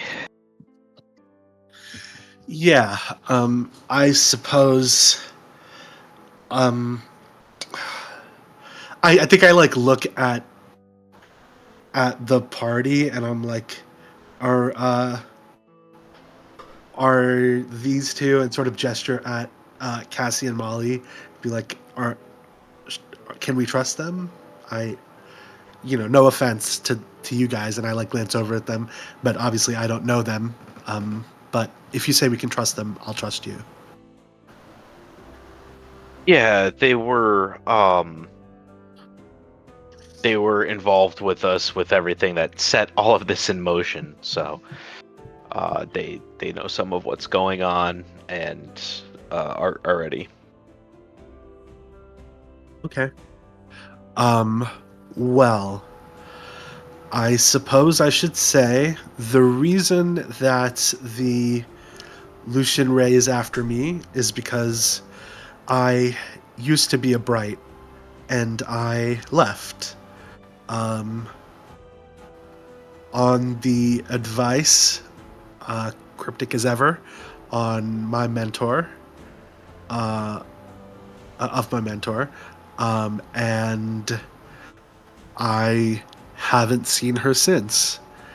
And well, I went back today to go see if I could track her down, hoping that she might be able to help with this because I know that I can trust her, and also to see if she's okay, to reconnect with her.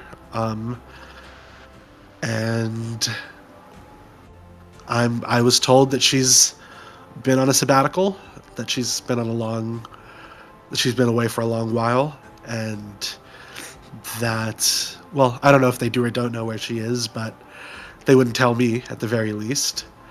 And of course, I was followed back. I it seemed like they didn't recognize me or clock me, so I thought it was safe to come back, but I suppose not. Is it illegal to quit being a Bright? Is that something Mira would know? Probably not.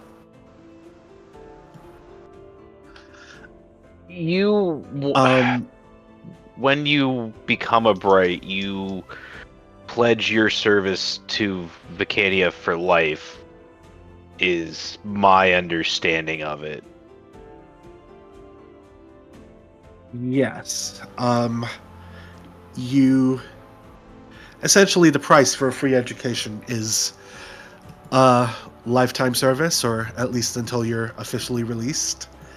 And I didn't wait around that long. Dr. Shaw, my mentor, told me that someone was asking around about someone important, dangerous. I don't know. She was very vague. But essentially, she said that there was someone dangerous who went missing, and someone's asking about them, and it's better for me and for my other classmate, Oliver, my best friend, to make a graceful exit, or ungraceful, and get out of here. And that's actually when I met Zane. He escorted me from Artavista to Alice here. Me and Oliver both. So. About how far back was this? It's been 1 week since you looked at me. It's been like 7 years, 8 years. It's been a while, but not long enough, I suppose. I thought that the heat would have died down by now. I wasn't very important when I was there, so I didn't really think that that they would miss me very much, honestly.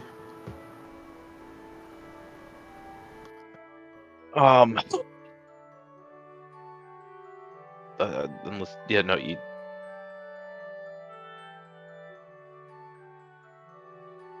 All right. Were you fully graduated as a bright? Uh, it was sort of a gray area. Okay. I had the title, and I had some liberties given to me under Dr. Shaw, but I didn't have sort of full independence to operate on my own. So Okay. Okay. So if it all came down to being like, oh, I was tracing down a lead of my own, you can't say that for whatever reason because you didn't have that freedom as an excuse for your yeah, and actions. also, I mean, yeah, also, I just don't think that. I don't think the Lucian Ray is the type to let me go on a technicality. They sort of have all the power here. You know what I mean? right. I believe about this time was also when Mira was really looking for her dad as well, about 7-10 years ago. No. Nope. 10 years ago You were I would still have been in the okay. basement. Never mind. I'm sorry. Apologize for bringing that back up. Okay, so it was longer than that. More like 13 years More like ago. 13. Okay. Somewhere between You have the 11 and timeline right? 13. Let me just make sure.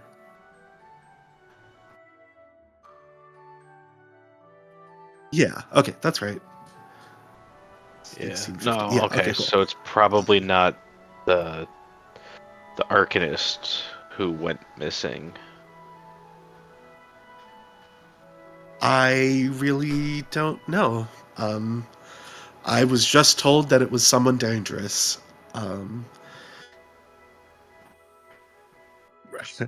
Robert, there's nothing I could roll that would help me get any more information. No. Did Okay. the Arcanist tell everyone that Vale was originally a Bright, or was that just Mira while everyone was knocked out? Is that a thing he said? Did I write that down? I'm pretty sure he said I think he said Vale that, was like, a Bright who was working with Rayclow, right? Yeah. Oh no, I'm Yeah, sorry. I think he said originally Rayclorian. He believed he at was, least. yeah.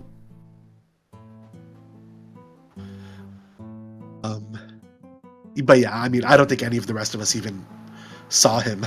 So Okay. No, that's fine. I just wanted to make sure y'all when all that look- was said. That's right. Okay.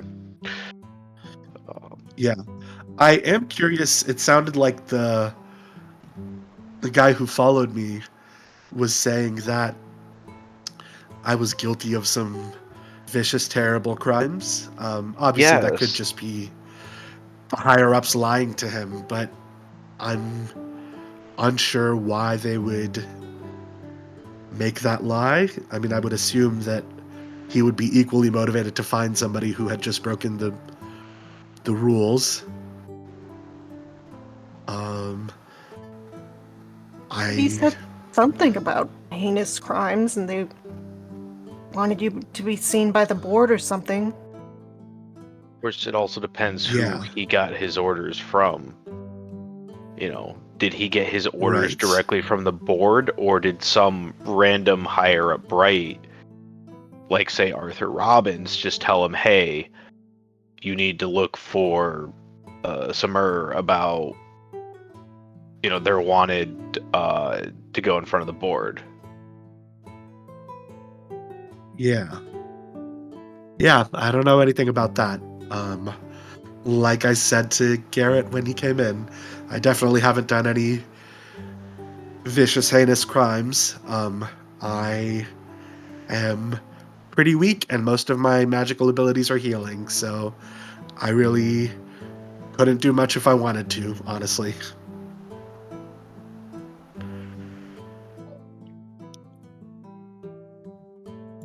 No, you don't give yourself enough credit. So Frey, while watching Summer, does he get the sense that they're being honest with not knowing what this whole thing is about?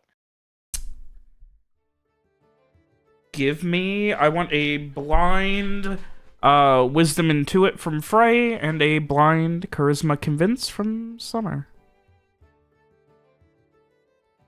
Okay. Or private GM, whatever it's called. Blind GM? Okay. It's private GM. Blind GM. Oh, Okay, blind GM. GM. Oh, so that neither of you can see each other's rolls. Yep. Oh. Okay. Oh, is that what that is? Hold on. Okay, then do I delete this? I need to Nah, do... private's fine. I did private. Private's fine. Okay. It was just so only I can see it. I forget the difference on all of them. You're fine.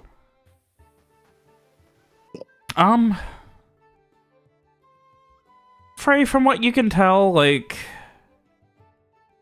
Yeah, it seems like Samar's being open and honest and not really cagey about anything thus far. Okay.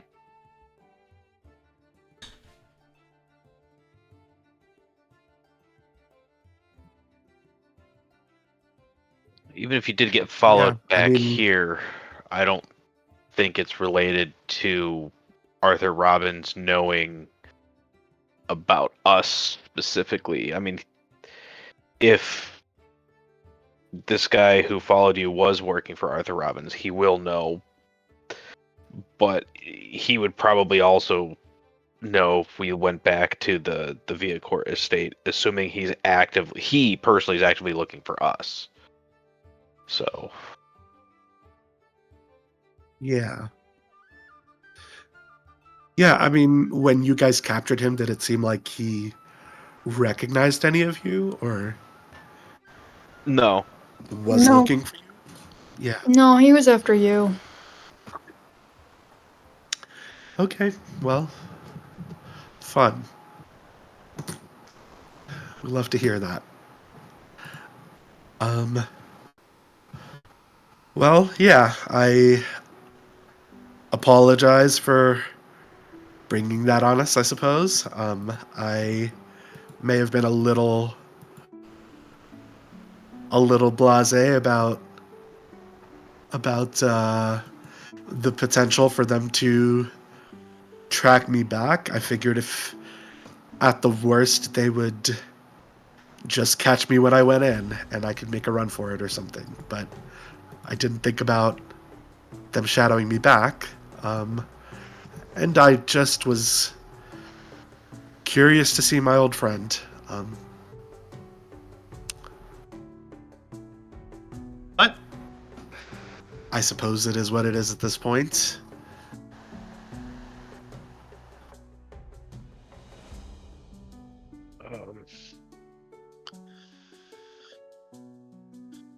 Well,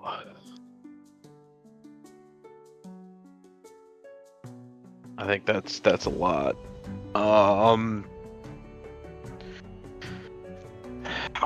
I said, I don't think it's your fault on that being tracked back to us. He was invisible,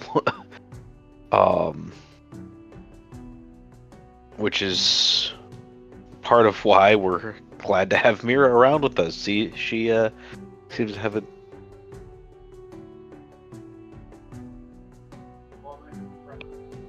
have a great knack with finding things like that. Who all is in the room right now? No, he left. Are you sure? I'm just making sure. Wallace, yeah, he left. Okay, Mira still looks kind of bashful a little bit. Yeah.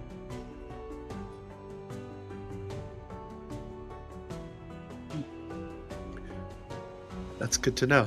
It's just like remembering that guy was like terrified of her and like feeling bad.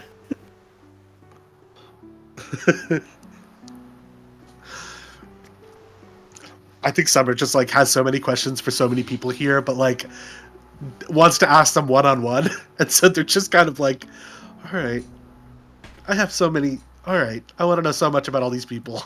It's fine. We'll circle back. Jesus, that's hard to say.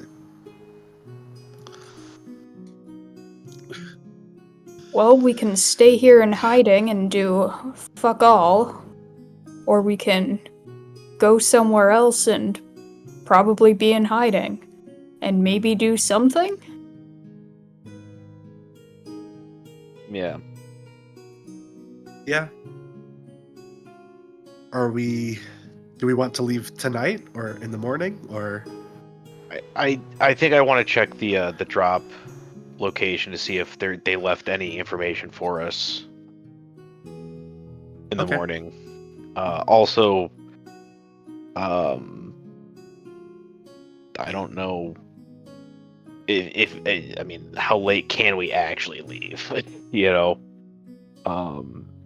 it's not like they have a midnight ferry that we can hop on and take down the river or something. I mean, Yeah. we do have Captain Wallace and his ship. Oh, I just meant like it would be really weird for us to leave at midnight. Like that would raise questions because most people aren't leaving the city at midnight.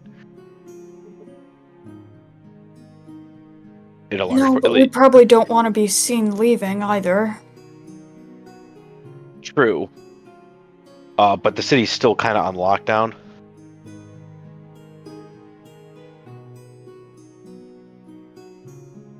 So they're gonna be like keeping an eye out for that anyways.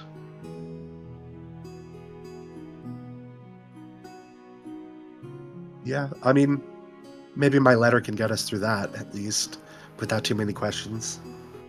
Yep. Did Frey have any trouble getting into the city? Now I think Frey would be able to, talk himself through the guards, Okay. no problem. Okay. But like they had like checks and stuff going on? Yeah, they do still have, your basic bright protection laws that are keeping, going over everything. Okay.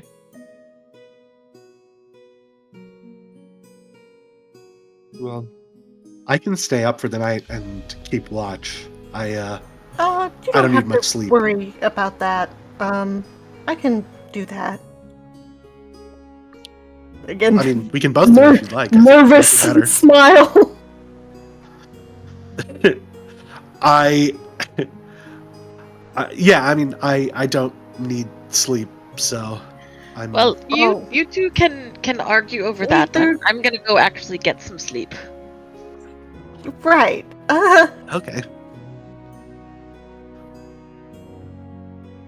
You don't need sleep? Well, sometimes.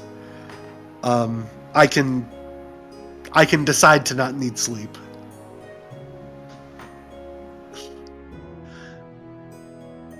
Well, I will I leave will- staying up to you youngins. Okay. And Sure. Garrett will look over towards Viv, offer his arm, and be like, I think it's time for bed. And Viv is more than willing to get the hell out of this extended conversation. I will cast Mind Over Matter. A bit effort for the day. And go without sleep for 24 hours. Does that include like the 8 hours or whatever that I've already been awake? Or like, does it start now? I would say it would include hours you've been awake. Damn. That really sucks. Okay. Well, then I guess I'll need sleep tomorrow morning or something, which really sucks. Let me read here. I feel like that's less useful. Go for the day. Let's sleep for 20. No, yeah, that's fine. Like, we could just read it out as, skipping sleep when you commit effort. Okay, great. Perfect. All right. And I'll also have Mind Light active so that if anything's within 60 feet, I'll know. I mean, huge manor. Small mansion. Moderate-sized mansion. Yeah. Just in case somebody, literally tries to sneak up on me and kill me or whatever. Sounds good. All right. Anyone else doing anything tonight? Keeping watch. Freya's going to bed. Streak? Yeah, I guess if they've got it, I'll just go to bed. All right. So I do think I will, walk up to Mira while we're both awake and just sort of so I didn't want to... Garrett seemed a little cagey about this, so I didn't want to bring it up in front of everyone, but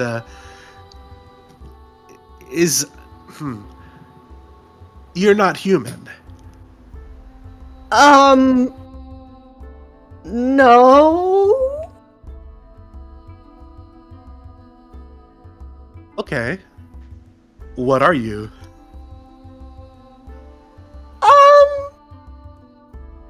That's a good question.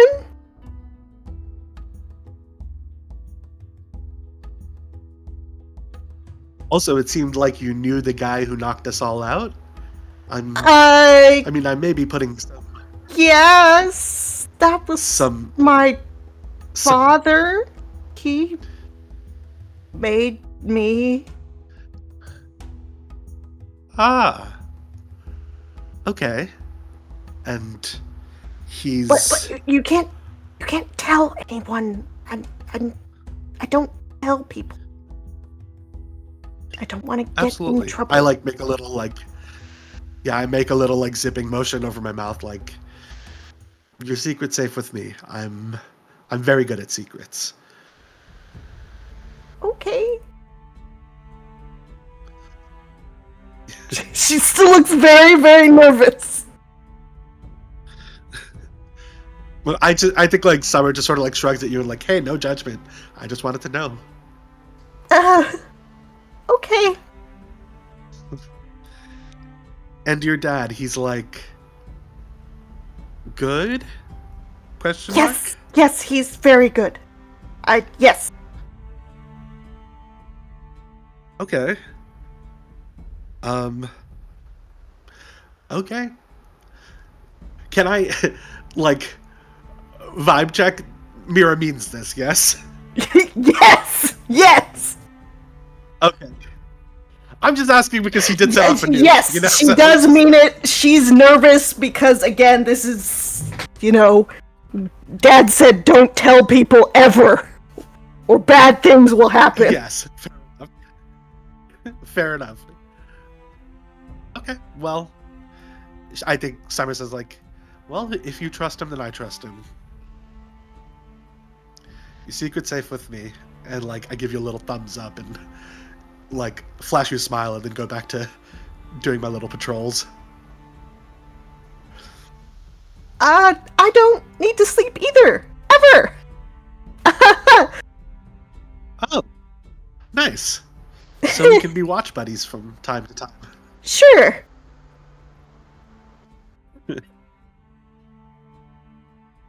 Amazing. Oh, can I also have said, just so that, can I have done refined restoration on everybody, so that if anybody had system strain, they can lose too? If they are willing to let you make sure that if they need it done and are willing to handle some doctorly time, then yes. Okay, I mean, that's up to everyone else, but... Yeah, so I will let them if you determine. would have, then you can... Yeah. I will take that. Not that I need it per se, but I'll take it. Gotta take what you can get. Yeah.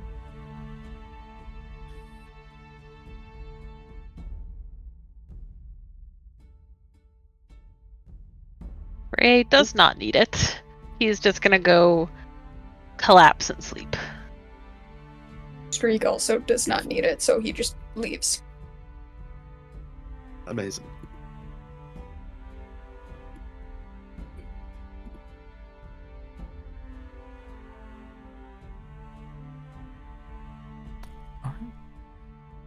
And Samar, as you and Mira spend the night occasionally talking, occasionally doing circles around the house, despite the fact that there is a 24/7 guard staff as well on the premises. You still do perimeter checks and the like, but everything seems safe and simple and good. And eventually, the sun rises, bringing you all to another day. It is once again cold. It is very windy, but no snow today. The wind is biting and aggressive.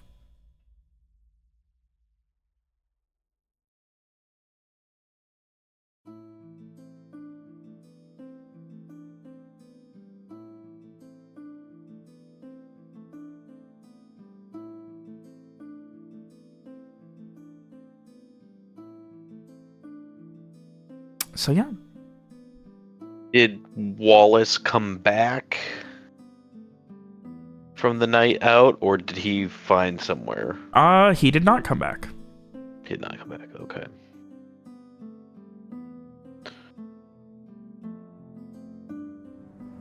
Well, after breakfast, Garrett would probably want to go check the dead drop. Around probably say like 11-ish. Right.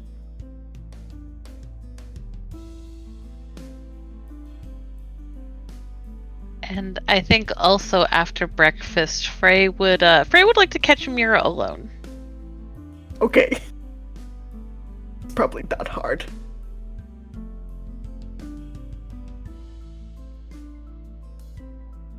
I have no problem finding Garrett. Go ahead. stuff No, you can go first. ahead and do your... unfortunately, Garrett, there is no debt drop today. That's what I figured. So, All right. So yeah, Frey will pull Mira aside a little whiles after breakfast. I wonder if I might be able to ask you to check something for me. Sure.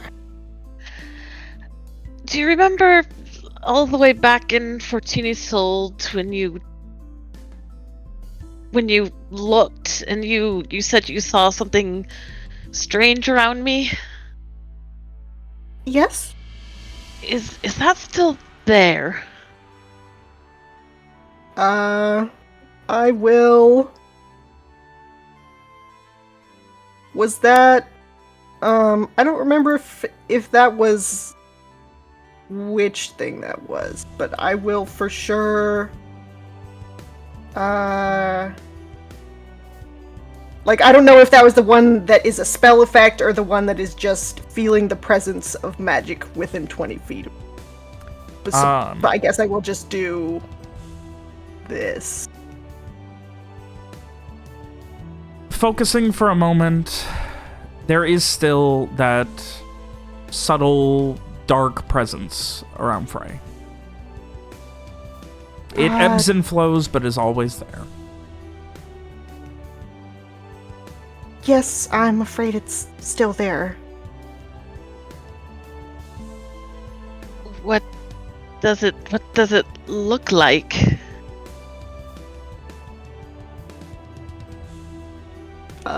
Can I get a better description, boss? It's as much like...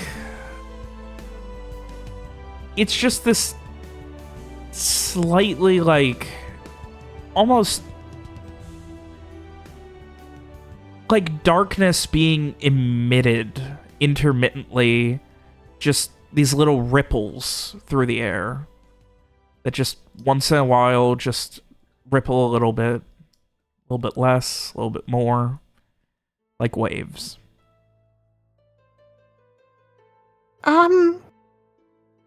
It's just like little ripples of darkness every once in a while, I guess. Just sort of coming out, like she makes a like wavy gesture with her fingers that I'm making that you can't see.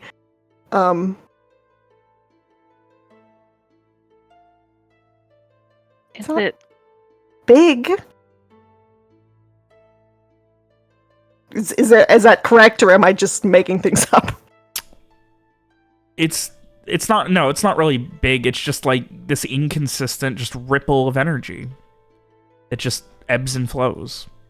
It's just sort of every so often, I guess. Like waves, maybe.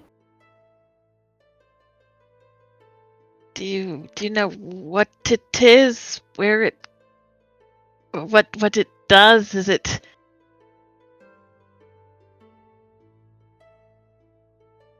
Can I do anything like that? I'm not sure if I can. Now, No. I can sort of figure out, like, objects sometimes, but I think people is harder.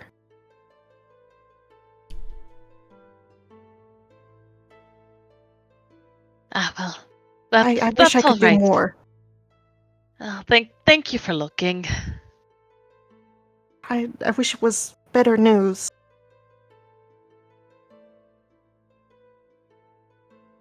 He just gives her a smile. Well, it doesn't seem to be doing any harm, whatever it is. Just kind of brushing it off.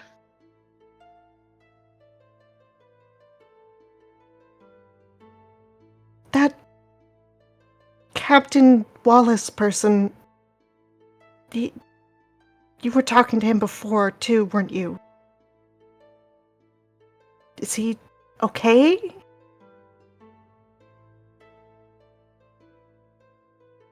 Honestly, I'm not sure. He unsettled me terribly the first time we met. But I don't think he has as much information about things as I thought he did.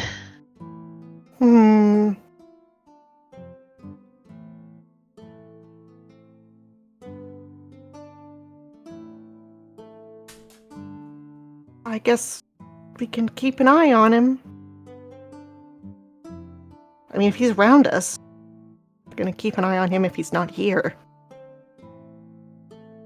And it seems like he hasn't returned yet. I wonder...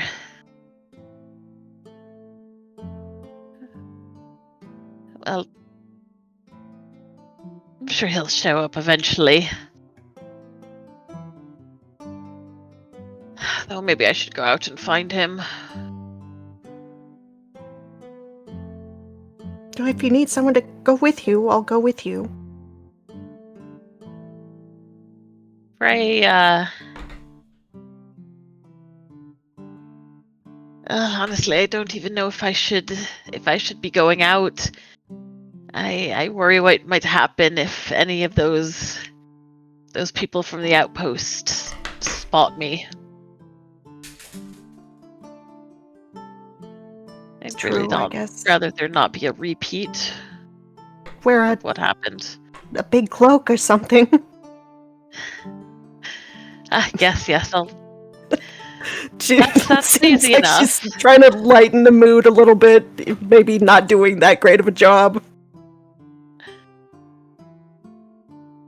Yes, and I'm sure this entire city, it won't be a problem.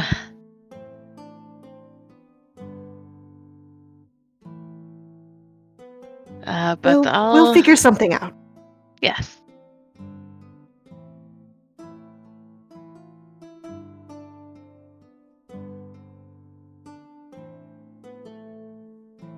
But I suppose I'll go, maybe Garrett would have some idea of the type of establishment of any establishments in the city that might be of the sort that would interest him. Feeling a bit impatient.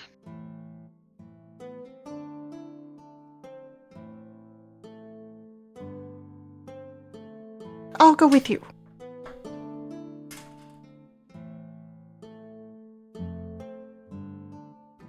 Well, if you're sure, but once we do find him, I do need to speak with him in private. Of course. Whatever you want.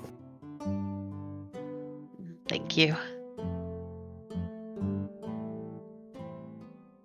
But yeah, so Frey will go look for Garrett. All right. Meanwhile, Strieg, Samar, what does your morning look like?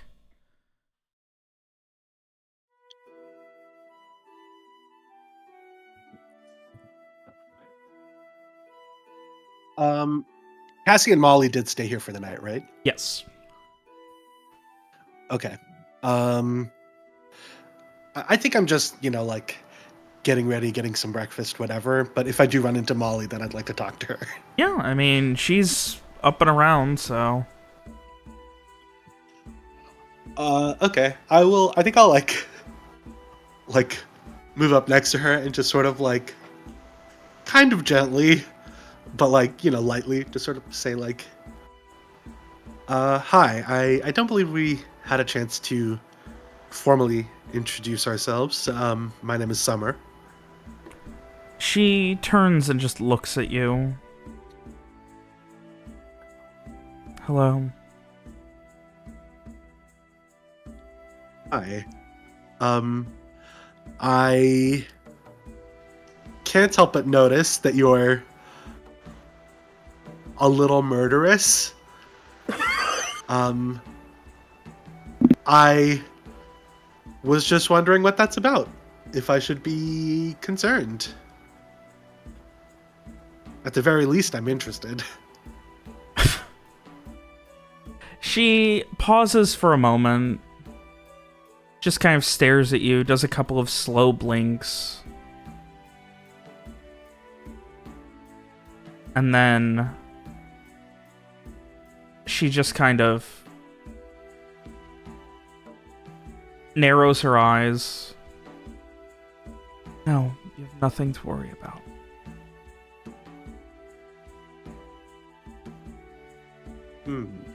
Do I think she's telling the truth? Give me a wisdom into it.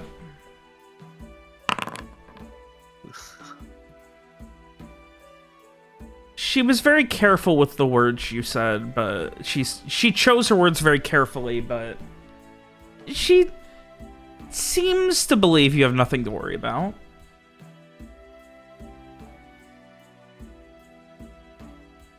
I think I'll respond like, does dying qualify as something to worry about in your mind?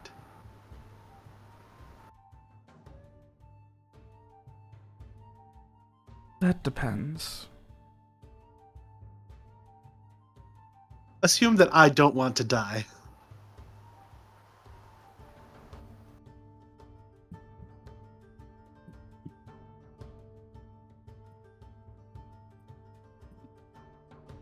She doesn't say anything. She seems like she's conflicted about exactly what to say for a moment.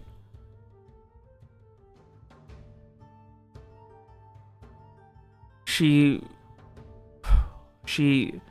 lets out another couple of breaths and just does another deep breath, stands up, and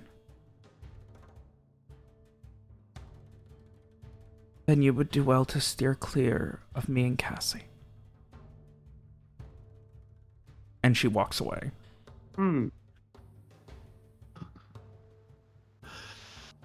Yeesh. Summer says that out loud as she's walking away. All right, well, I'm gonna go get some breakfast, and I go eat. Streak, anything for you for the morning? I think Streak is gonna go hit up some of the alleys and bars he'd gotten familiar with when they were here last, Okay. and just try and get a vibe for if anything has changed with, like, the policing, the guards, the community, just in general, what it's kind of, and, like, if people are still vanishing like they had been. Okay, talking to people you kind of know, things like that, seeing what's going on. Yeah, I'd assume he probably made a few contacts. Yeah, give me a charisma into it. See how vibes are going.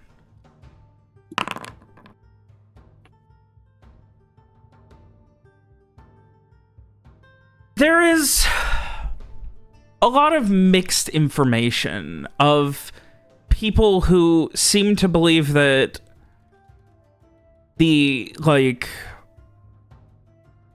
last few days, like the guard presence has gotten more lax. People who are kind of more along the lines of like, you know, something must be going on. Like, they must be working on something big because nothing's going on. Like, a lot of it is something has definitely changed, but no one's really in agreement or of a prevailing belief on what changed or why. Okay. But there has definitely been a noticeable shift. But yeah, like, no one's in agreement on what at all. Okay. And Can I ask a unfortunately- follow-up? Yeah, sure. I mean, I had pegged a few of McBrennan's network before. Do I still see anyone that I recognize out operating?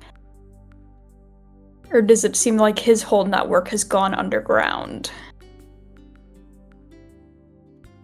No one that you had kept eyes on you are hearing or seeing anything about. Interesting. Completely invisible. Possibly in the literal sense. Definitely in the social sense.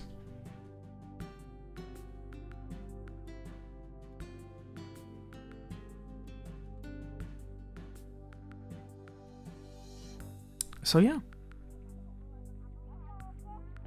Okay, that's all I got. He's gonna head back to the mansion after he feels like he's gotten what he can. All right. Not a problem. Otherwise, Frey, you and Mira eventually meet up with Garrett as he's on his way, you know, Garrett, you make your way back after checking after a late breakfast and having, unfortunately, the expected result of no information from the contact.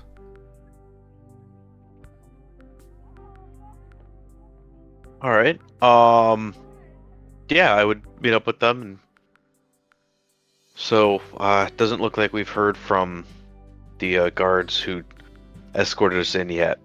Have either of you seen Wallace? No, I was actually hoping to track him down. Were you looking for him too?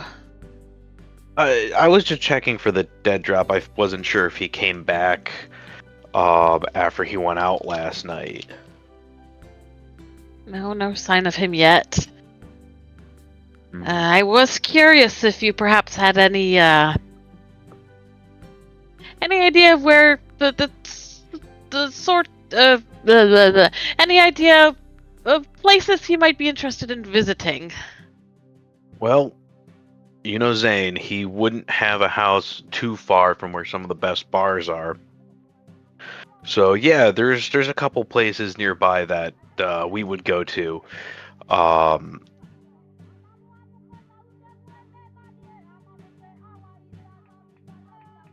I figure it's most likely. Yeah, I would say a couple places, and I'm like, do you want to go look?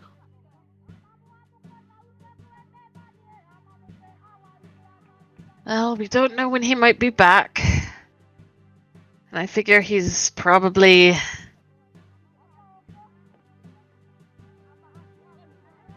Well, if he never came back. Yeah, true. Well, it's late enough in the day that we could do a little bit of a bar crawl, see what we can find, maybe get some lunch or something.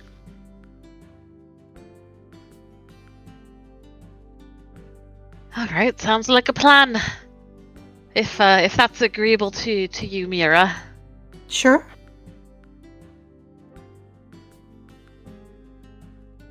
All right, let's go see if we can find our friend Wallace here, Alrighty. or Captain.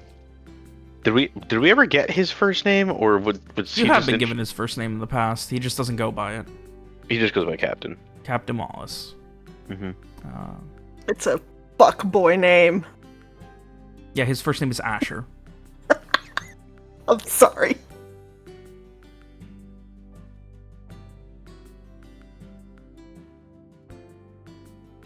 I was Doesn't mean you're judging people by their names.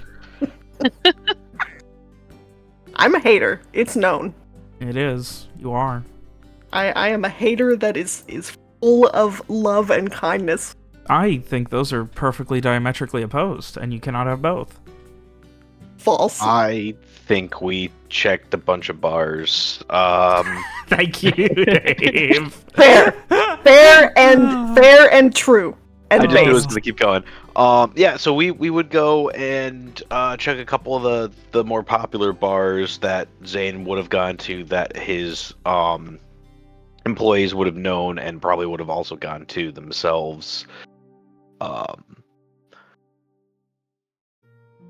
Because knowing Zane, he definitely wasn't always going to the top high-end bars. He was also doing some dive bar stuff too.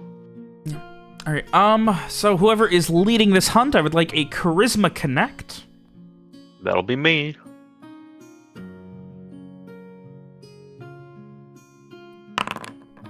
I'm gonna re-roll that.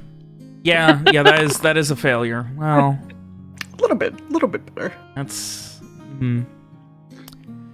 You ask around, and eventually you do find someone who mentions seeing someone who was obviously not dressed for the weather, big greatcoat and all that.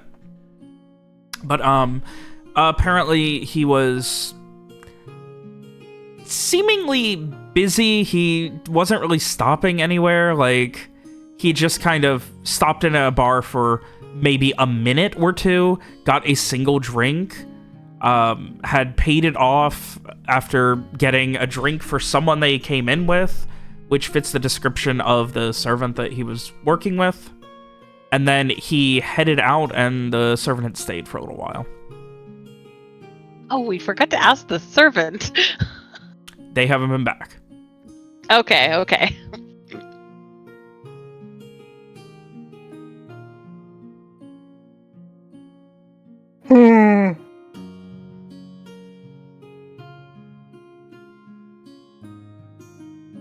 Well, I can't imagine where else he might be, or what else he might be up to. Well, yeah, maybe if we had, a little better luck, maybe we would have found more than just this one person who'd seen him. Had a little more info for us, but yeah, I guess we're not sure what he's up to. Might as well go back. He may even be back by now. And we could also ask, if the servant came back, we could also ask them if he said where he was going. Alright, I guess we're heading back to the manor. Alright. Your investigation unfortunately takes you back to the manor bearing very little in the way of fruit. And for the first time today, all of you are finally back at the manor together. Along with all of your compatriots, allies, everyone. Oh god, yeah, everyone is at the manor. You got Cassie, Molly, oh god, Roland, Abney, McBrennan. The only people not at the manor right now are Captain Wallace and Bax, I think. Everyone else is there, so... anyone you guys need to talk to, anything you need to do, the day is yours. I think that if Samar or anyone else didn't get a hold of Garrett, because I know you had mentioned wanting to talk to people about questions, Garrett would probably just be spending time with Viv.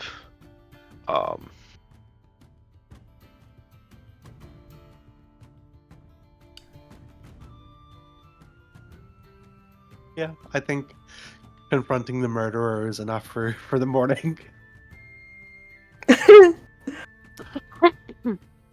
Sounds good. The afternoon then passes with some much-needed relaxation until later in the evening. Of course, if anyone has anything they did want to do, feel free to cut in, but later in the evening, it would be a...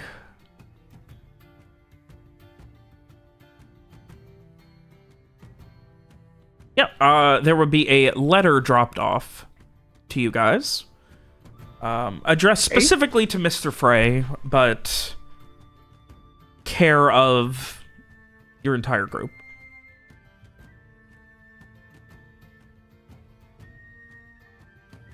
And in a...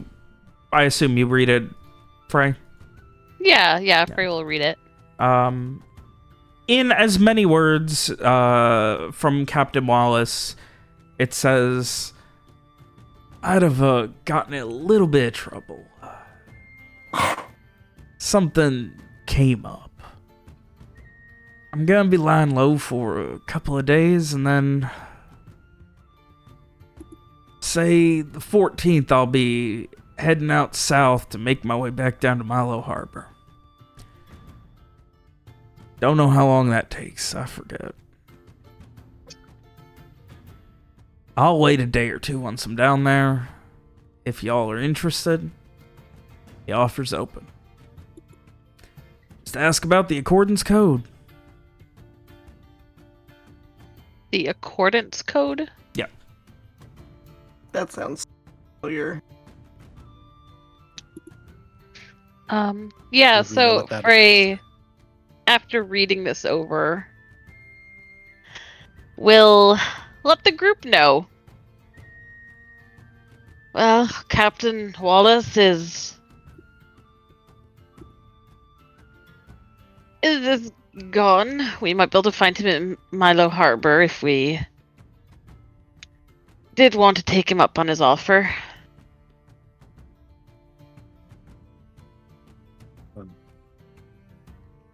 By the group, do you mean everyone? Oh, I'm sorry. Continue. I was just going to say, was the implication that if we caught him in the next couple days, like before the 14th, we could leave with him? Or was the implication that we would have to meet him in Milo Harbor? Meeting him in Milo Harbor. Okay. Hence, ask about the Accordance Code, which, reading between the lines, is probably the name of his ship.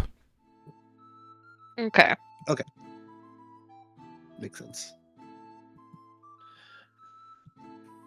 How long does it take to get to Milo Harbor? We might have to, if we wanted to meet him there, we might have to leave now. If it's gonna if he's not leaving for no, because days. he's not planning on leaving Artavista for a couple of days. That was what he was saying. But I mean, we wouldn't be. Oh, I guess we could take a different ship. That makes sense. Yeah, and it's about a 4-day Hypothetically. travel from Artavista to Milo Harbor. Though with the snow, Okay. it'll probably be longer. Fair. Yeah. Okay. Yeah, I just meant because even if he left in a few days, if he's sailing and we're walking, then we might be a lot slower than he is. But Well, he's not going to be I guess it sailing makes sense if to we can always Milo take it. Harbor. So, Yeah, I think his ship right, is at okay, where his ship Milo is. Harbor. Yes, that makes more sense. Okay.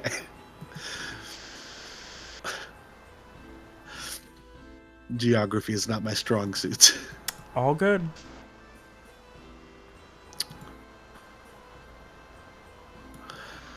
Okay. Well, are we thinking we're gonna meet him there? To head to Fortuny Soul, I guess.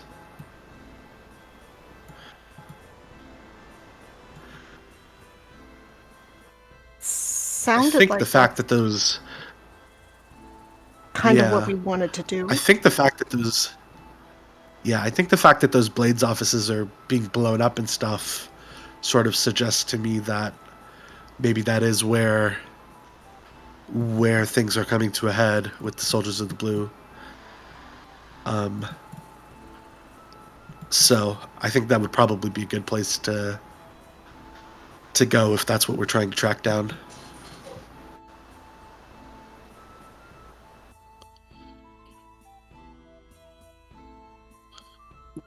I am a bit worried about Magnus.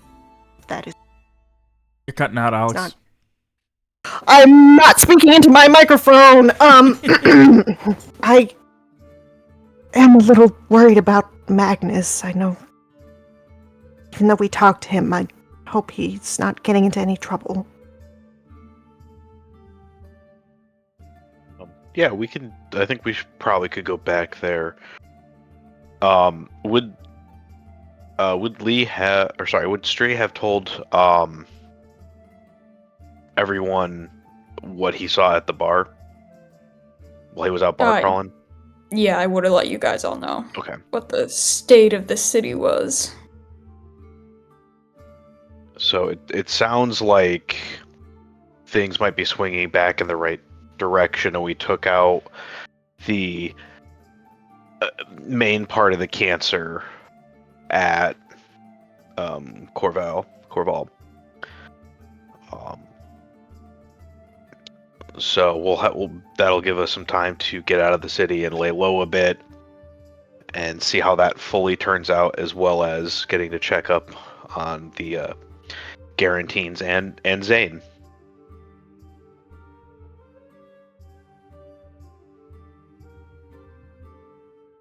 Sounds like a plan. Works for me. Best plan we've got. All right then. Well, from the sounds of it sounds like we have a few days at least before we need to leave. Yeah.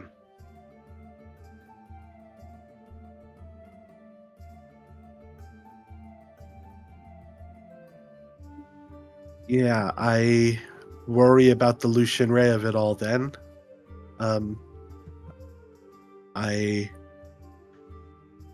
don't know if we know if we're safe here for now, or if we need to find a different estate, or if we need to leave early anyway, or...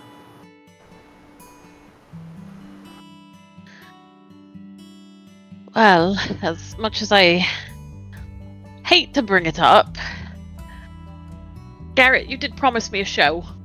Yep. Yes. I did.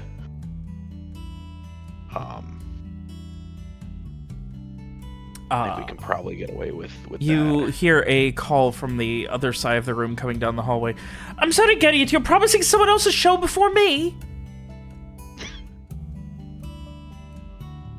Gotta eat. Sweetheart. What the fuck are you doing? Drama bonding. But you are welcome to come, of course. Oh, I'm welcome to... no! I don't want a third wheel. Go have fun. No, everyone is welcome. Oh yeah, I'm sure. I'm we- sure we're we- all welcome. But I was only able to see the first, half hour or so of it. She crosses her arms and glares at Garrett. Then looks back at you. I'm not blaming you. I just... Of course he's going to invite someone else before me, because if I'm not the one inviting, then he doesn't want to go. But when he's in control, no, he wants to go. And she just starts muttering angrily under her breath.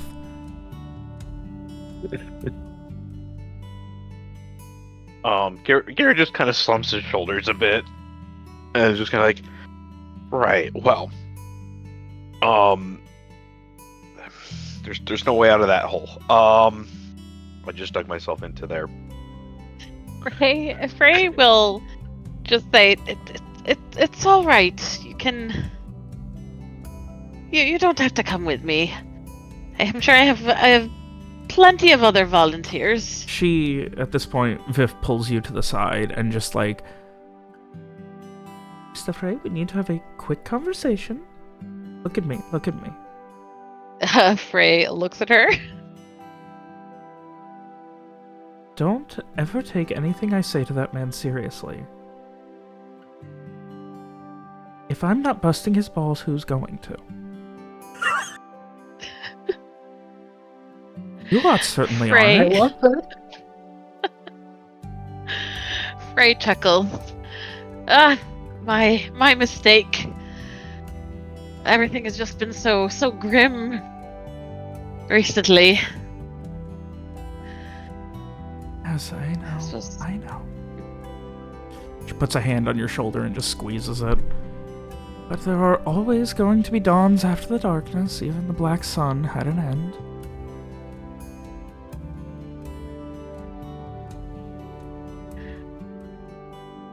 I do hope you're right. But of course you're right.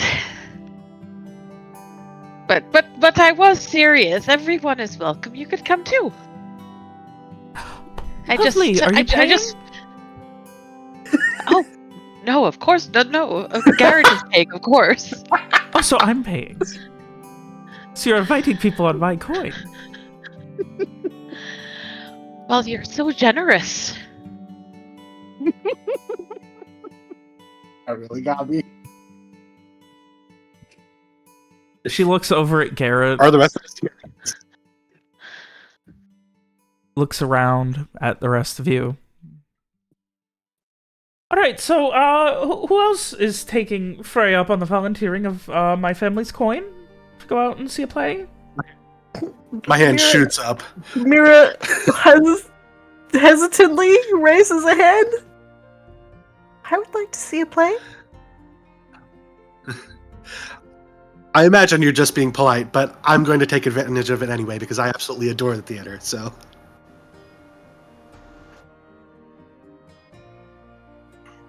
And Streak, of course, as well. Ah. Have you ever seen a play before, Streak? No. Didn't you get into a deep conversation with that barkeep all the way back at Conversation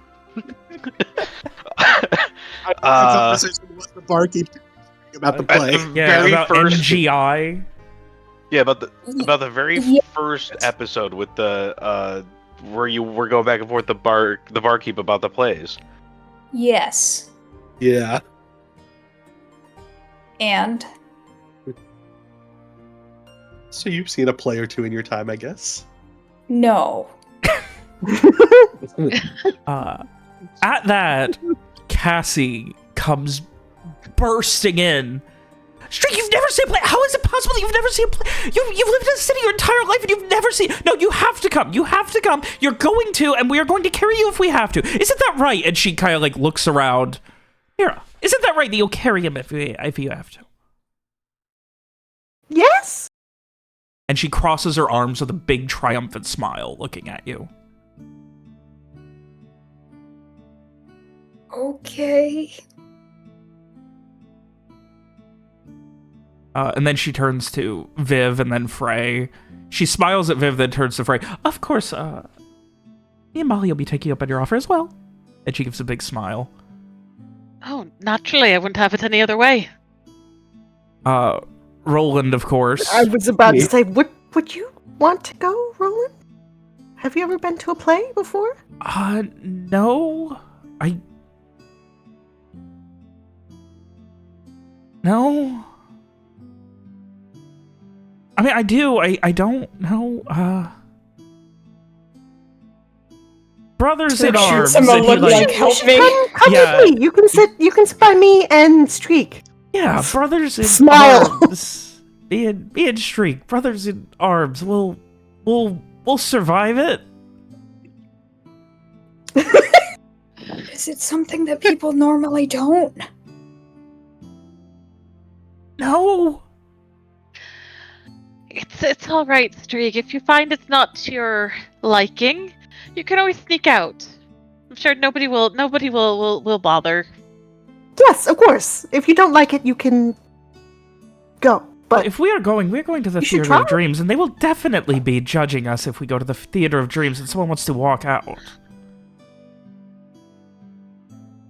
You care if they judge you? I don't, but my cousin generally does. her cousin, the Duchess.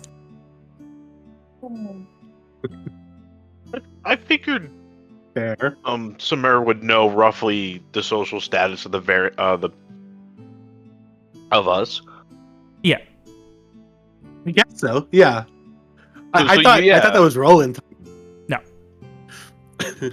Okay, no, that makes sense. There are too I many thought people Roland was talking saying they'll here. judge us if we walk Yeah. out. No. Yeah. And Roland just, I'm like, I mean, Roland probably doesn't care. Roland just kind of gives up. Okay, so Streak, what do we do then? And you can see Cassie like chomping at the bit, looking you up and down, and just seems like we're gonna need to go shopping to get clothes. Because if we're going to the Theater of Dreams, we can't exactly be doing that in. And she just kind of looks at what you're wearing and then motions to Roland. Oh.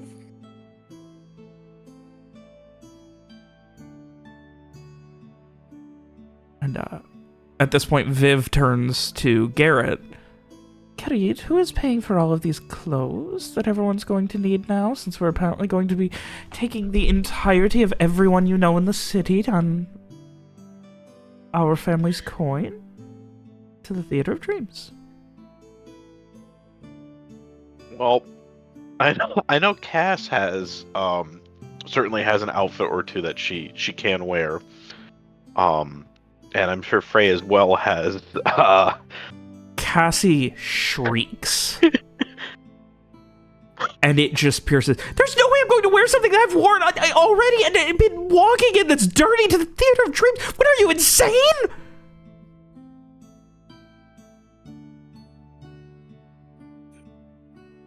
I wouldn't mind a new outfit or two either. Garrett is just crumpling in on himself. Drake is too. If we're going shopping, I love shopping. And meanwhile, Frey is also turning to William and inviting him as well. Oh, Yeah. Come on, love. I'm not much for, and he, like, his face kind of turns red and he looks away and, okay, I got something. I don't need to go shopping though, alright? Of course. You look fine, whatever you wear. He gives a little half nod at that and, actually, can I? And he kind of like pulls at you, right? Can I talk to you for a minute, love? Come here. And like pulls you out to the side and heads you over to a nearby hallway. All right, yeah. Frey will go with them. What are we doing about, friend below? Well, we'd have to really run it by the others, but I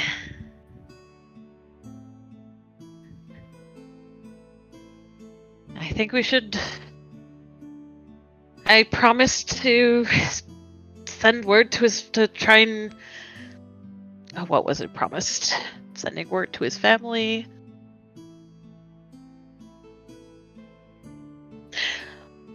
Well, I think after all that's happened, and all the regret that he's shown over how deep he got in, and all he's lost already, and he kind of gestures vaguely to his arm, I think we let him walk free.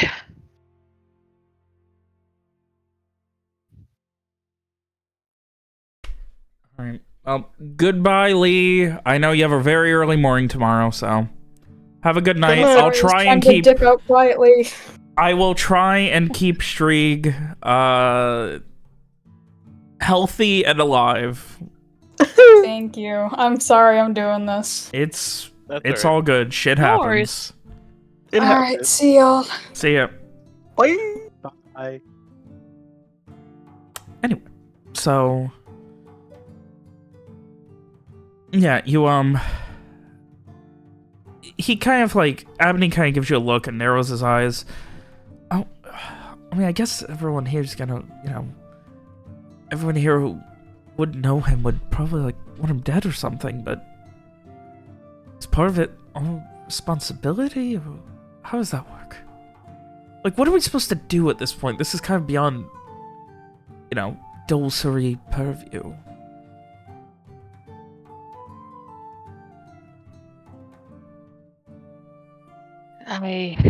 I really don't know. I mean, are you talking of leaving here, and it's not as if the entire situation has been resolved. The ringleader is still out there. Robbins is still out there. And I don't know, will you be going home? He kind of considers and... I mean, if things are still, you know, as they are, love, I'm sure, you know, having someone who can speak on the behalf of the Ducal Guard isn't a bad thing, but I don't know. I guess I'm going to have to, when you guys find out what you're doing, get my orders. I guess so. I don't suppose they'd let you go with us to Fortini Sol, if that was even something you'd be interested in.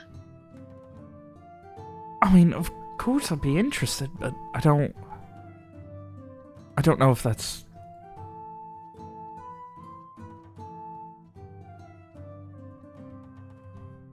And he kind of like... It's going to depend on their orders, I guess. I don't know what they're gonna have me doing. Well, I suppose we take it one step at a time. I mean, we're planning our departure, so...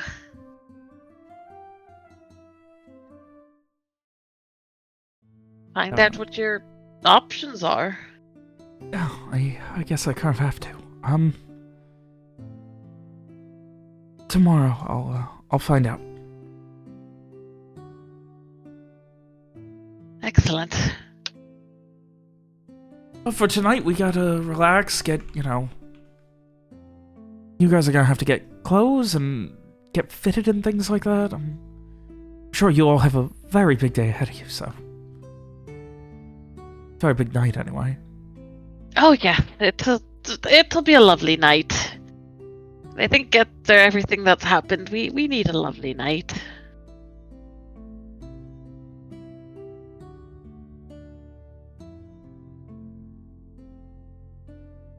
He Nice gives to a take. nod. It's nice to take moments like this and not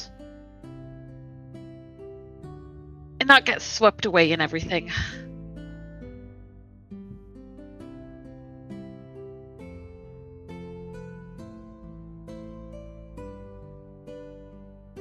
He gives a nod of agreement, and well, I'll if you want, I can go let McBrennan know the good news and see what's happening.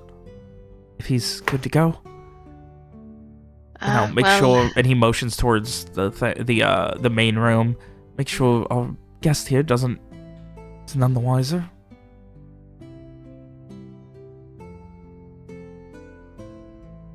Let me pull the others away first, just to make sure that we're in agreement. He gives a nod and heads back over into the main room and just, hi, Cassie, right? Can we talk for a minute, love? I have some questions about clothing. Yes, clothing. And she just, oh, I know a lot about clothing, and just immediately swarms him. Abney got lucky. This is distraction on easy mode.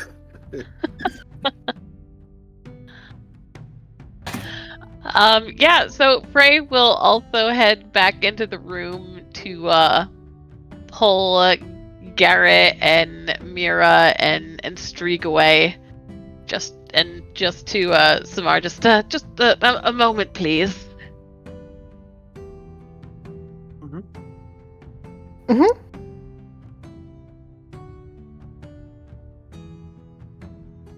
Yeah. I don't So really see what else we could do. Sorry. Yeah. So when Frey pulls them aside, he'll just start right out with, I think we should set McBrennan free. Who's McBrennan? No, he pulled them away. He I pulled thought them you were away. saying you pulled me too. Okay. No. Fair. Alright, no, that's fair. I thought you were saying you pulled me in too. Okay. No, that was was like, why he was like, I need to borrow them for a moment. Okay. Makes sense. That's okay. God. I was just like, they know that they haven't told me this, right? They're always Oh. listening. Okay. But yeah, so Frey would just open the conversation with just, I think we should let McBrennan free.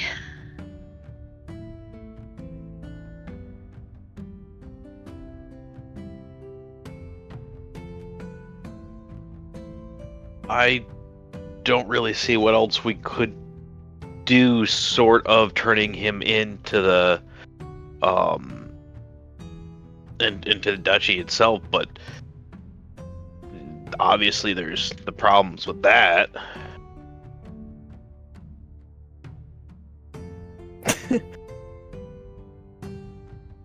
Yes. I mean, I don't like it, but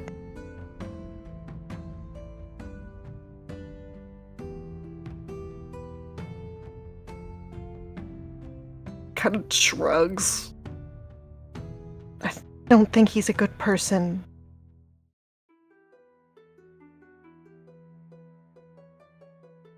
Oh, I don't think I would define him as a good person either. But he did give us useful information. He lost an arm and he's been down there in the wine cellar for days now. And hasn't made any moves, hasn't made any attempts to escape. There's not. And I think I think he truly regrets getting himself into this mess. There's not a lot of trouble he can really get up to with one arm either.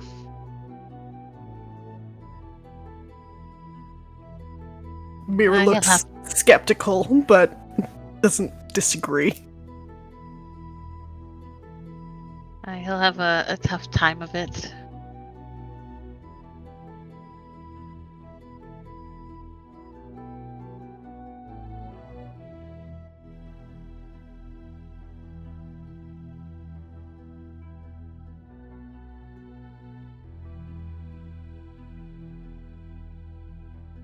guess we just...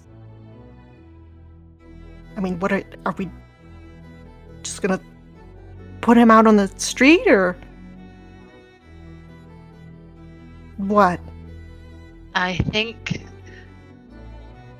Well, I was in favor of just letting him know he's free to walk out of here tonight.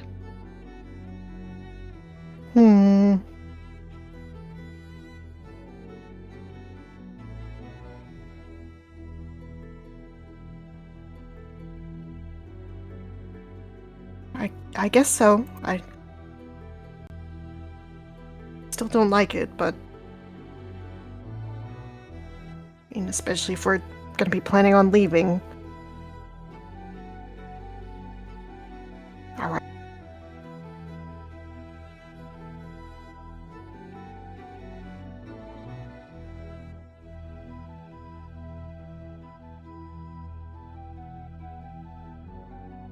Yeah, might as well just.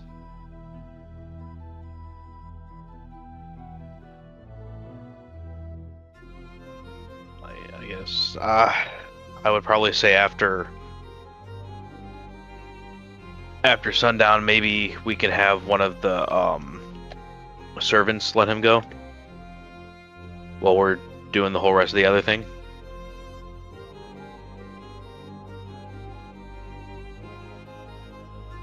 Doing all that shopping and going to the play. Yes, I think that would work fine. I mean, it's not as if he's locked away down there or anything. Guess.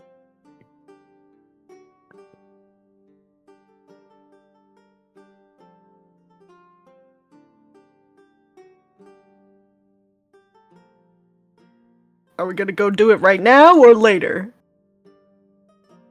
Just want to have a servant do it later? You gonna let him out? We should probably say something to him, right?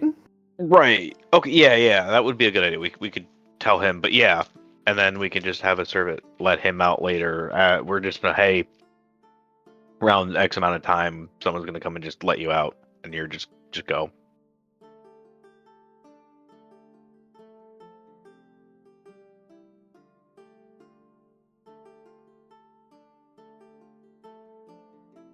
Yeah, that sounds good. Alright, so who's gonna go talk to him?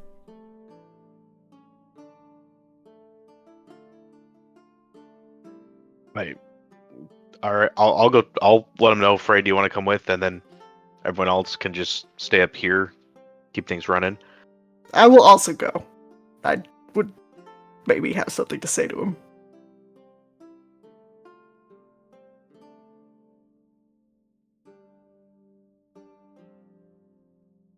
Frey will glance back towards the other room.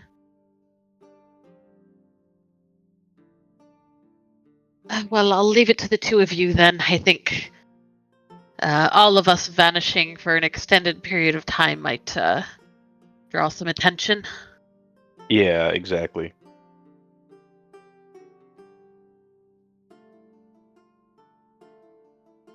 All right, and yeah, Frey will head back to everyone else.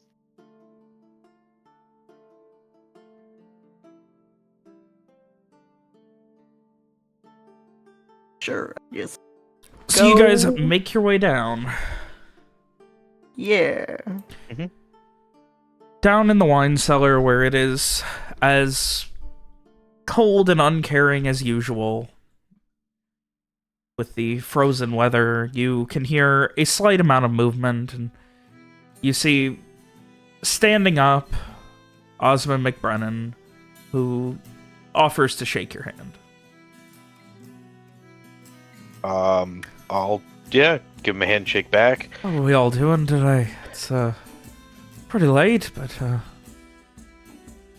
well, what's going on with the investigator upstairs? Am I gonna be able to have a bed again finally? Even better. You're buying me a house. Not quite that good. We're gonna cut you loose. Just get out of town, there's not much you can really get up to anymore. But if we,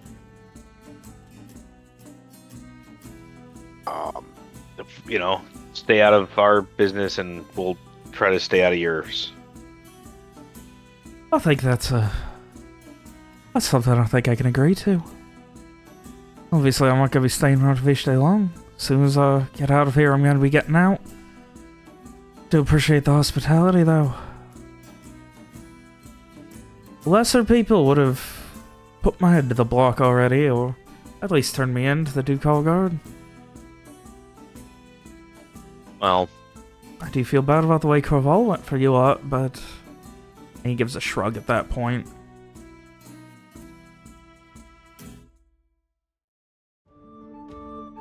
So am I free to go at any point now, or you want to do something official? How are we doing this? You gonna help me sneak out of the city?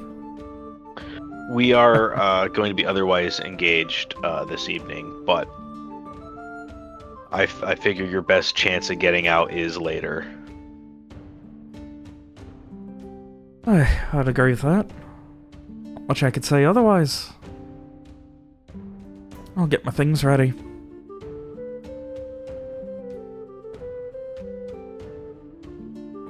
And,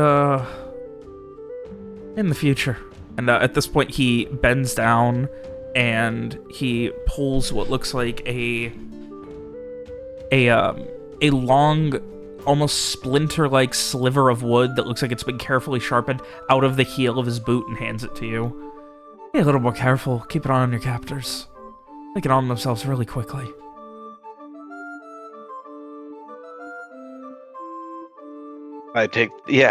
Well... Mira, like, raises an eyebrow. Like, really? I'll remember you, by the way. Oh, that's unfortunate. I prefer when people forget my face. I won't. Don't get into any trouble. He smiles at that.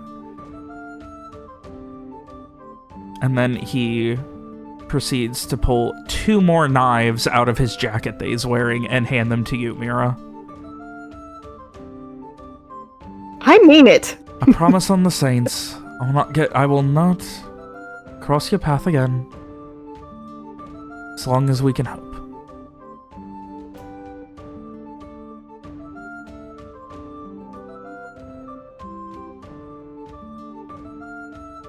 She just sort of scowls. Your friend Abney, he's a lovely chap, but not exactly the best at keeping people in line. Great talker, though.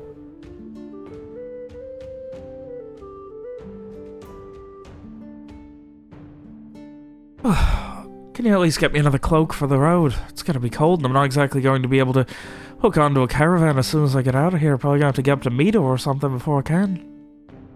Yeah, we can get you set up with a coat and some stuff.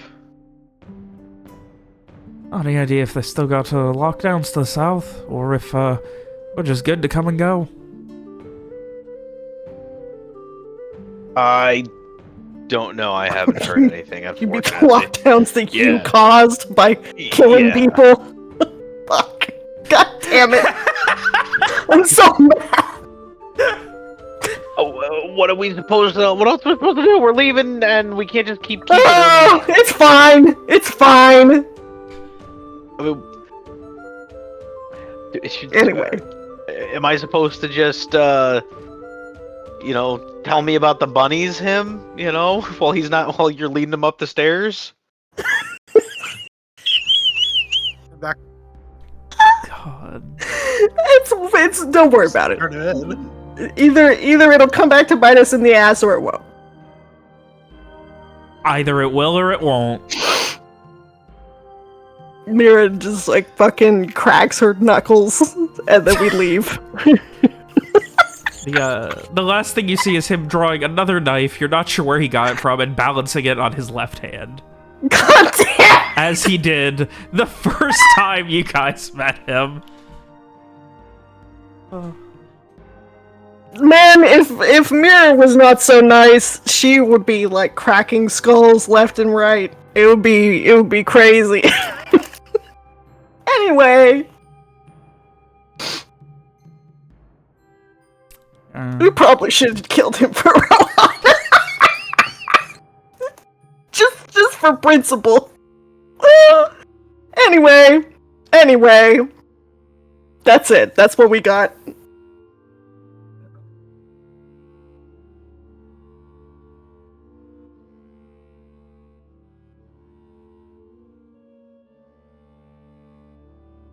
All right. So you guys head back up. You can hear him moving things around, packing his things, getting ready to go. I think upstairs, Summer has walked over to Frey and is just sort of like quietly like, so, Cassie and Molly, are they an item? What's I can't quite. It's a little unclear to me. Frey will look over at Cassie and Molly a moment, and I think they're in the early stages of something. Or at least they were last time I saw them. I don't know how things have quite developed from there. Clearly still close. Interesting. Yes, yeah. It's there's sort of an odd couple, but I see it, I guess. I don't know. Cassie also seems attached to Streak. Platonic, I assume, if she's with Molly, but the speed with which she burst out of her room to come and take him shopping was suggestive, but Well, there's certainly an affection there. interesting. Okay. Summer just kind of like makes a mental note, like, interesting. Okay. We're doing recon. We're collecting info. Okay. Good to know.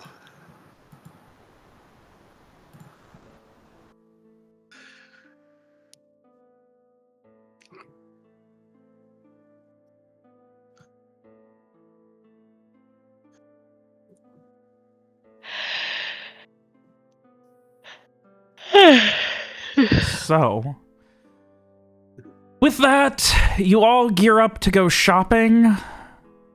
It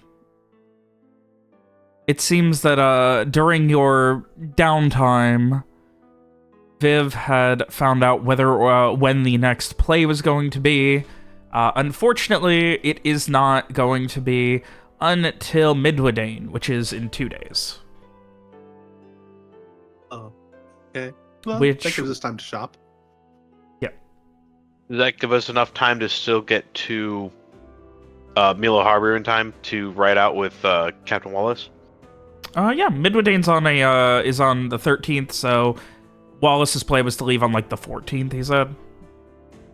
And then he said he'd wait a day or two once he's down at Milo Harbor, so.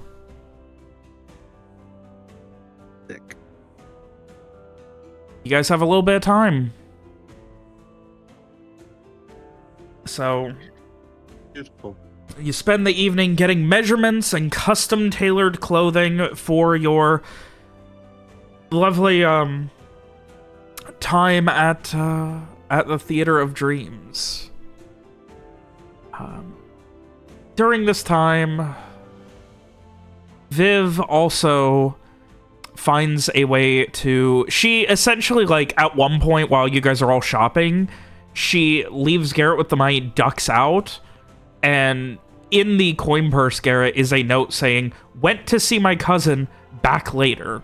Take care of him." Okay.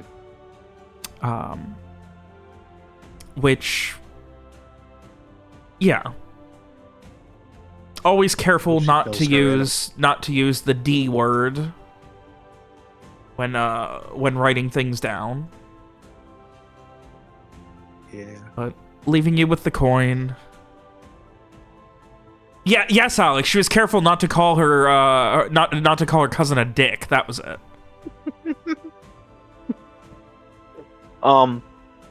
Yes. So Garrett would make sure everything got paid for and would absolutely cover for her. He would also tell Mira, Frey, and Strieg, in between the fittings and everything, that Viv had ducked out to see. Excuse me, sorry. Had ducked out to see the Duchess, and that she would be back with us.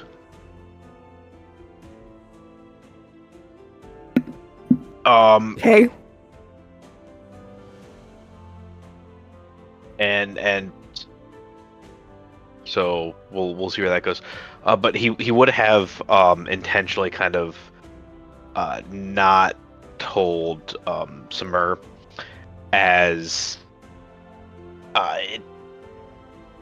still getting to know them, and as the situation doesn't fully involve them since they came on after the big part of it and are not necessarily being chased after specifically by the guards.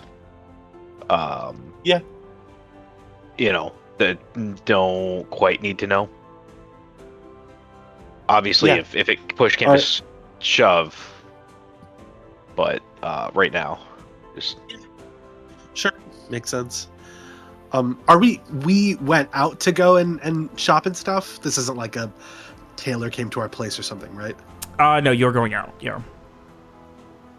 Okay, when we're out, can I just get a sense? I mean, I'm trying to keep low key, but like, are there brights like staring at me or anything?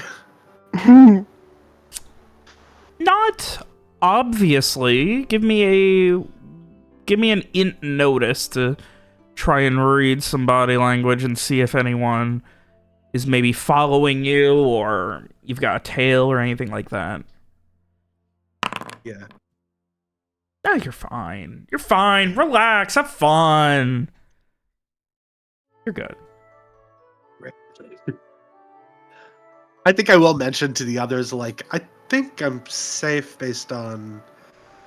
It doesn't seem like anybody's following me, but I'm also not the best at that, so... if somebody happens to notice something, then... maybe let me know. that's a good point. I didn't even think about that. Though, admittedly, we probably would have been trying to be semi-sneaky since Yeah. the guard might possibly be looking for us. Yeah. Nothing Yeah. says sneaky Although I tried to be like... so. Let me see. 1, 2, 3, 4, 5, 6, 7, Out shopping. 8, 9 people? 10! I almost forgot Viv. 10 people going shopping together. No, she left. She left. She left eventually. Well, you know what? The guards wouldn't be looking for a group of 10 people, so we're great. Yeah. That is accurate. Summer is directly in the middle of a circle of people. We're all walking like in like lockstep, so that I'm never exposed.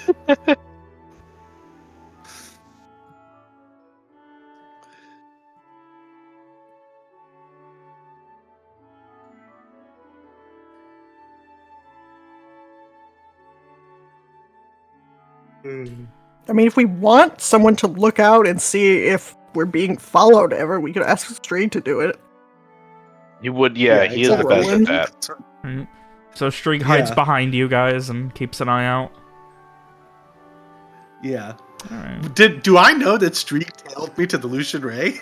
Nope. He wouldn't have was told you pretty that. Clear to me. Yeah, he definitely wouldn't have. So unless anyone else in the party did. Mm-mm. So Streak will I guess it blend would be into the Mira. crowd and follow from behind and see if anyone's sticking out. I don't know if it would occur to her to say that. Yeah.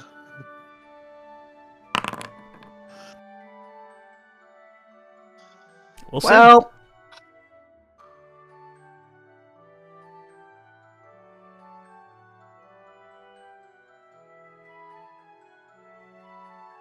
Damn,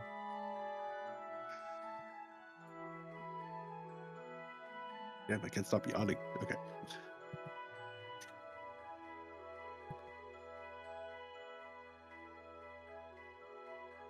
Well, I guess once we're done getting all the necessities, we'd head back and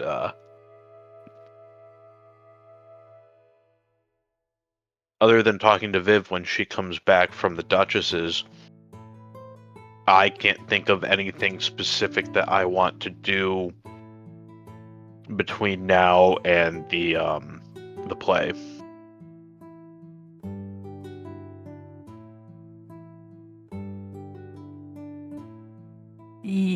yeah. Agree.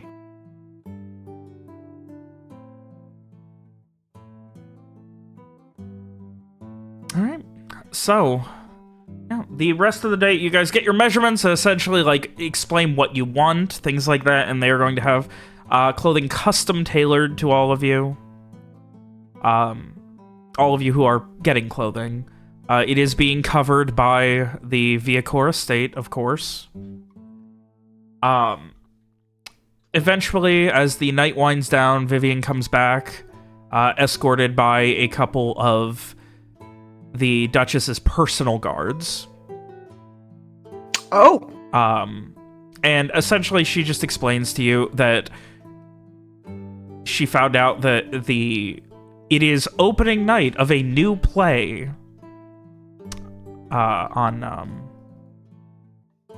Midwodane. And it is completely sold out, so she had to get her cousin to pull some strings to get you guys in with how many tickets you would need. It's fine. It helps when you're cousins with the Duchess. Yeah. That's some string pulling right there. Essentially, she explains, half laughing, that essentially they went around and rescheduled meetings for a bunch of really high-ups in the court that were going to it, so they can't anymore and they have to work instead. Oh my god, that's I love it. unfortunate. Alas. So, unfortunately, you are going to be separated into two groups because they could not get 11 people or whatever together. So, it is going to be a 4 and a 7, if that's right. I hope I'm counting the amount of people right. 1, 2, 3, 4, 5, 6, 7, 8 is Viv, 9, 10 is Cassie and Molly. 10. So it would be, yeah, 3 and 7. Sorry. Not 5 and 5? No. Okay. Well, Streak and Roland have to sit together, and they're going to Streak sit and Roland with have to sit Mira together. And me. Molly, so That's, yeah, that's yeah, I said Mira. So my best friend and my son. yeah, But what about Streak? Shut up! Oh, I can't wait for Lee to listen back to this. So that is how the rest of the day goes. You are also apparently part of the meeting as well, was Viv finding out that there is an entire internal investigation going through. She essentially told her cousin absolutely everything that's been going on. And between that and the information that she gleaned from, like, you know, from the court reports on what's going on with the Ducal Guard, she is getting together with the Lucian Ray. Apparently, Arthur Robbins has been MIA for a couple of days. Like, he has not been heard from, though he's supposed to be in the city. Okay. They are not sure what's going on there, but they are essentially re-screening a lot of higher-ups right now, and they are going to start going through the entire Ducal Guard to find out who else may have been turned and why. And specifically requesting that if you know anyone who has more information that can help with this investigation, they really need it. Like, anything that can speed it along.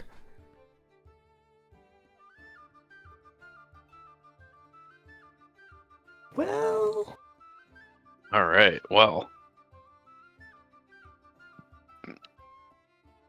if she's passed everything on that we've given her, they don't need us specifically to help with that, right?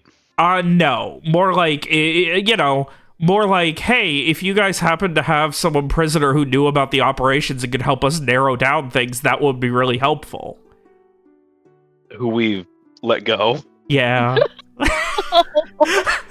well, We should have waited a day. We should have tried to see if the Duchess would not order his execution in exchange for state's evidence.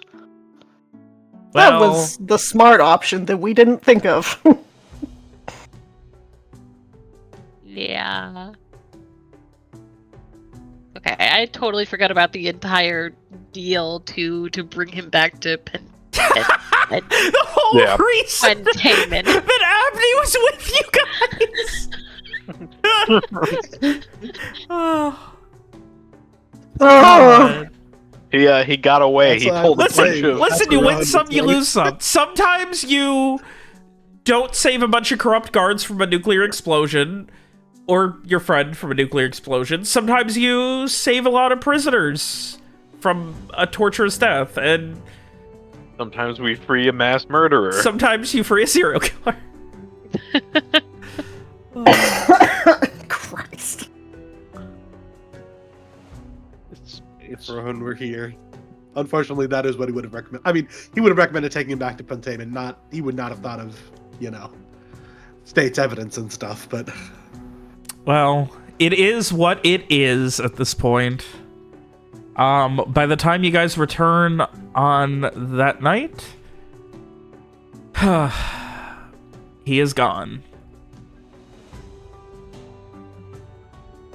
Well, guess we're fucked. Or we're not fucked. Who knows? One of the servants will have let you know that he wanted to leave a message of appreciation in your show of faith about him, and that he will be leaving Vicania, hopefully forever. He has a job offer elsewhere. Oh, And, he's been in our basement. How can he possibly have a job offer? there's the question, isn't it? Fucking I Raquel. hate you. You I hate also you so much. you also had one small town guard watching him for the past month. Oh, God damn. are we bad He at our wasn't job? supposed to unhandcuff him. We're bad at our job. What is our job? Being better. That should be our job.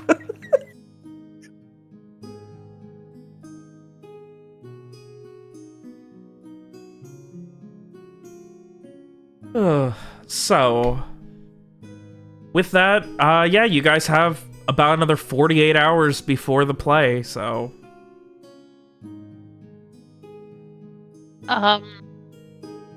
So I think Frey would want to take a little bit of time. He doesn't think he's actually gonna be there, but he would like to go see if Solomon Bart happens to still be in town at that little place at the place At the where Lucian he Ray? met him.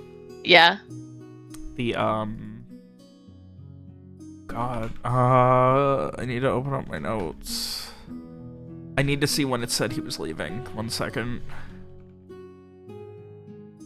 I spend way too much time organizing, time.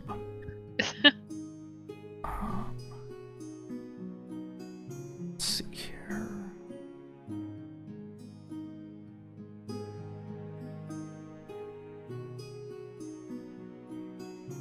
All right, that was the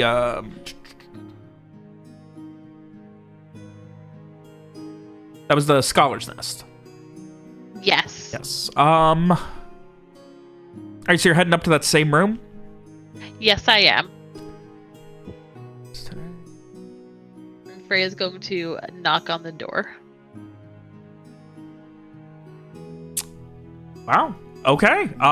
You knock and there is a quiet moment before finally you see the haggard, scarred face of Solomon Bart. Oh, you're still here. Not by choice. I'm here because dangers are abound. Time to leave is not upon me.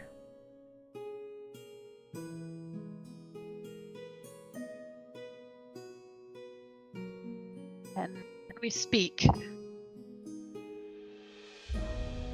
He kind of like looks you up and down, not necessarily with annoyance, but with surprise, like he wasn't expecting you to be back. And then he steps aside and opens the door. And Frey will step inside.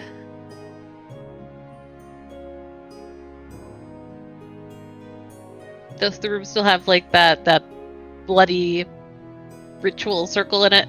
It does. It is still uncomfortable, and yeah, you can see there is a very like crimson red candle as well. Like even the burning is kind of crimson red along with the wax that is on a small end table that has been moved like adjacent to the circle, the ritual circle. Frey will try and keep his distance from it as much as he can. And kind of stands there for a moment, fidgeting his hands. You said there was danger. What manner of danger? I'm not...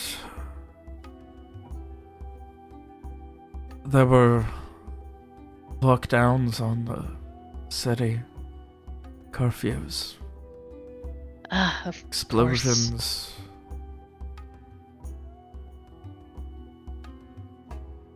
If there is death around, I would wish to be here to see it. See all of it. To understand it.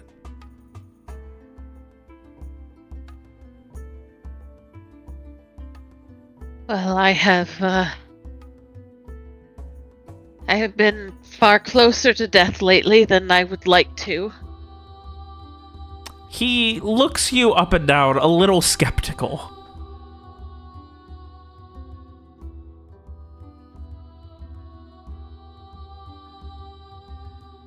That's... Believe me. Yeah.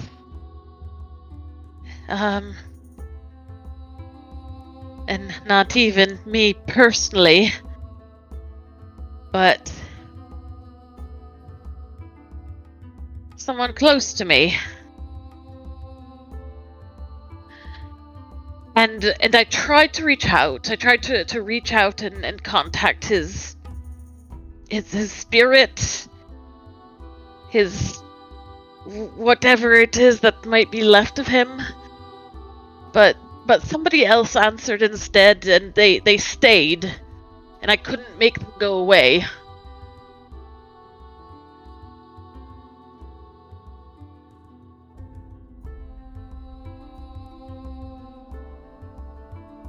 He gives a slow, knowing nod.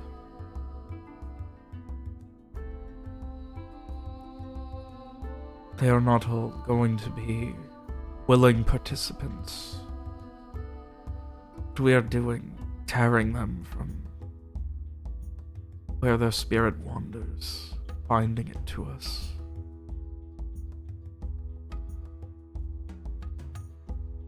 But there has to be a way to get it to unbind, to release it. Because I tried it. Wants. That is how you make it leave, is by letting it leave. But what if you can't? What if it asks you to do something horrible?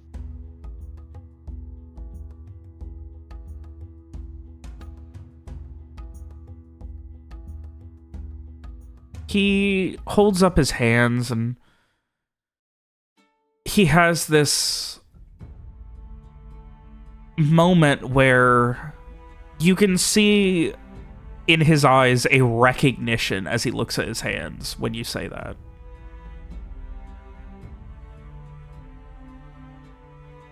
And you either listen or you die. Only way to guarantee pauses.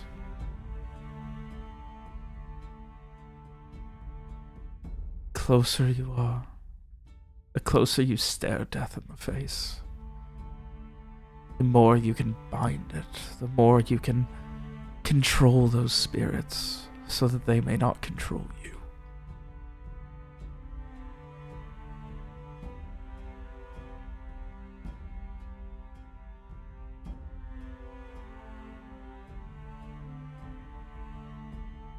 So that's it, the end. The only way is to just... And he kind of gestures at his arms. It is what I have found. It is what I understand. Just as the only way pauses, or you out at sea, and your boat capsizes, turns over, sinks. He shrugs. The only thing that will keep you alive is already knowing how to swim. You cannot teach yourself when you are already drowning.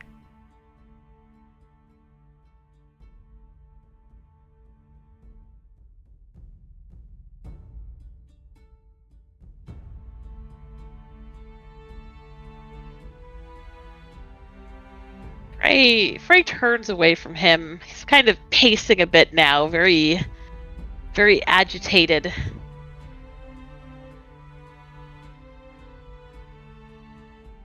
I don't want something like that to happen again.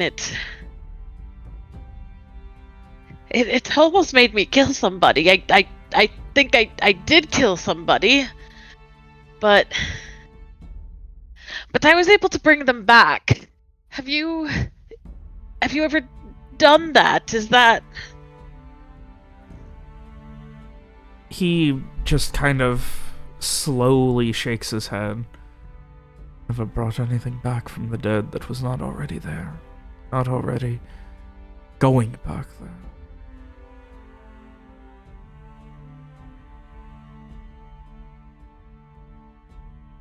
There is fear, there is worry, there is so much. But giving in to it, allowing them to control you. It is the great fear of the death-touched mind.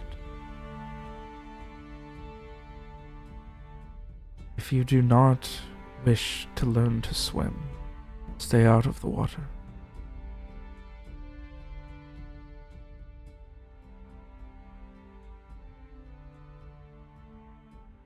Well, as much as I like the idea of it, staying, to follow your analogy, spending the rest of my life with 2 feet very solidly on land, it won't help me much when I'm thrown over into the deep end, which feels more and more inevitable with each passing day.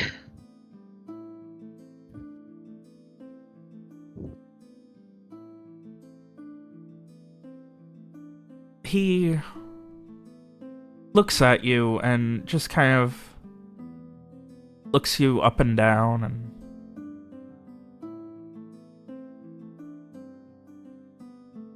get stronger. Become better. Be more resilient. There is no singular way. No singular answer. Do not take unnecessary risks. You will have regrets. This life is nothing but regrets as you learn. Everyone finds their own path.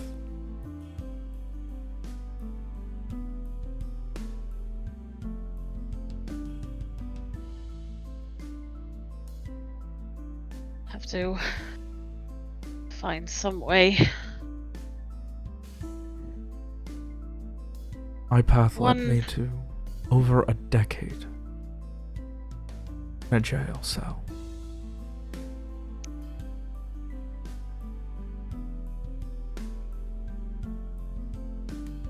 Because that's what they wanted.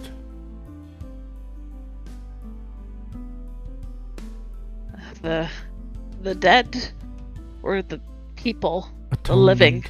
the dead. They had regrets about their life. Wanted, and he looks down, to feel atonement. I was much younger, naive. I thought there were other options. I spent year 2 trying anything to get it out of my head.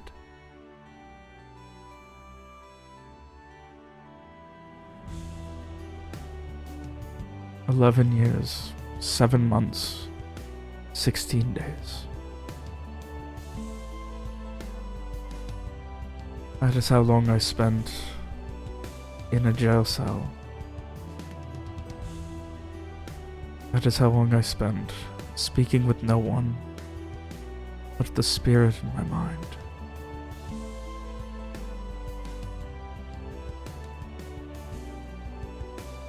Bad can become worse. There's always something else. There's always something there, just beyond what you're hoping for, waiting to lash out and drag you through the worst portion of life you could ever imagine. You can grin and bear it. You can fight against it, but in the end, there's no winning. There is no appeasement beyond what it wants.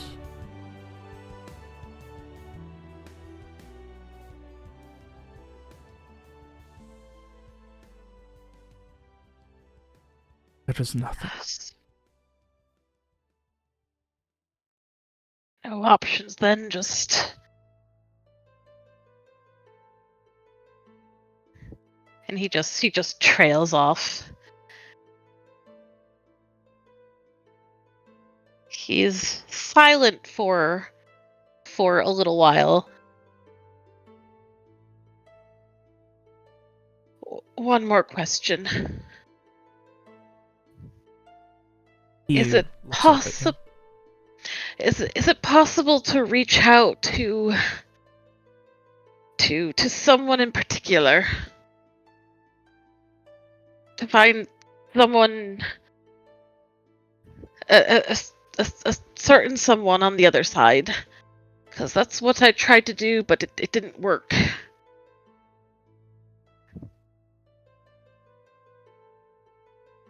Were you near their spirit? Was it a place of mass death? Was it just... It is more You mean- predictable to find... And he pauses and kind of furrows his brow. You can always see someone for who they... What they can be, where they can be. Find a body buried out in the middle of nowhere alone. If you're far enough, there's probably not many other spirits wandering that area, but sometimes the spirit stays with the body. Sometimes it stays where they passed. Sometimes it wanders.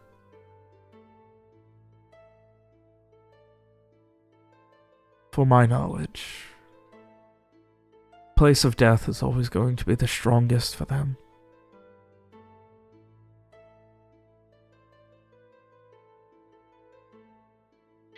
So that's why I couldn't find him.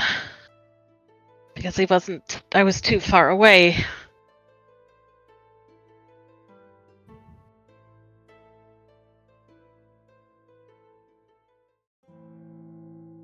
Do you think... You say that their spirit has to be there, or near.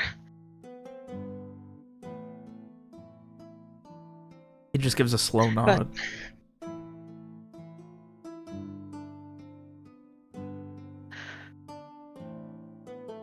Well, maybe I can't tell who's near.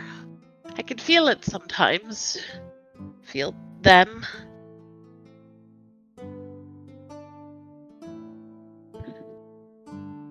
Not always be able to. Death Sorry, what did he say? will not always be able to. Death is inconclusive. This is not a science. This is not alchemy. There are no guarantees, no promises with our abilities.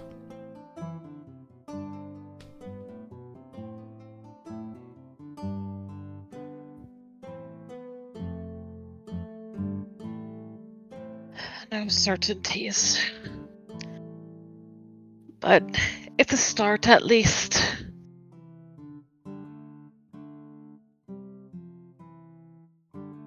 You may not like what you get. It is not always going to be who you thought. It is who they truly are, not anything they repressed. You knew them.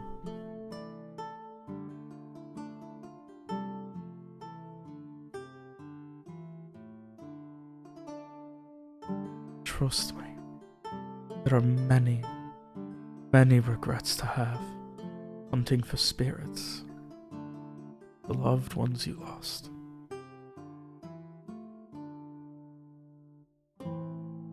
Do you speak from experience? A decade in prison, that was my brother.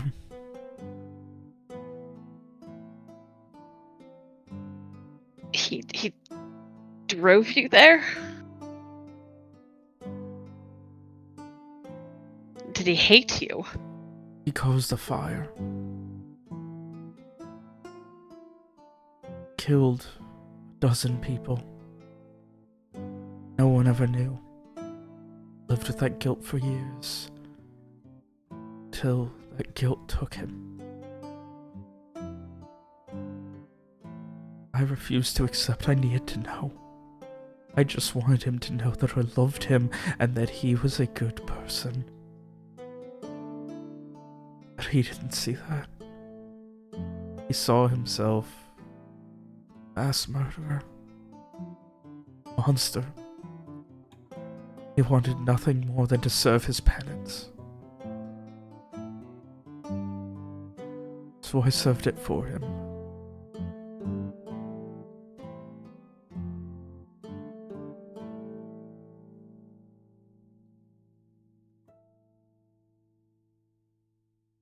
Be careful when you go hunting for spirits. They are not always who they were in life.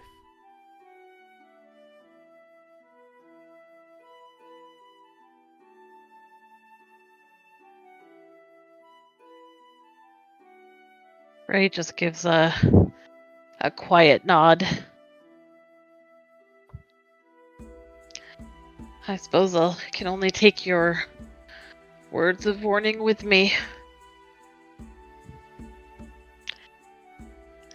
And I suppose we won't see each other again after this. I'll be leaving soon myself. Were it only that simple.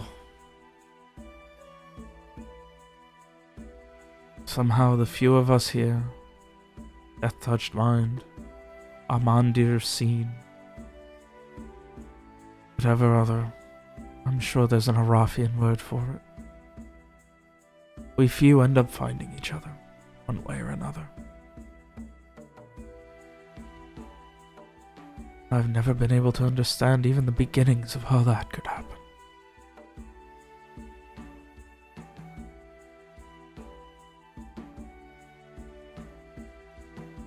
At this No point, place to. Oh, sorry. I was just gonna ask. No place in particular to start looking. Then, I don't suppose it would be that easy.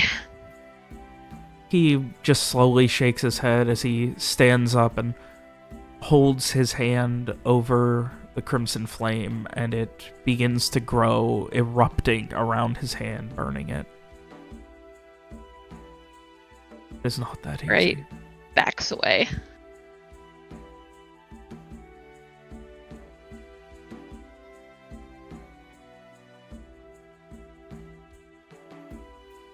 There are no guarantees. Don't mind.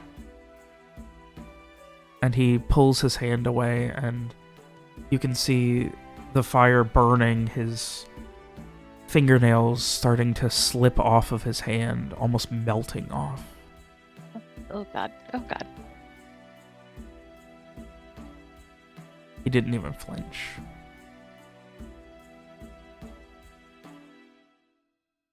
Frey flinches away for him. What are you doing?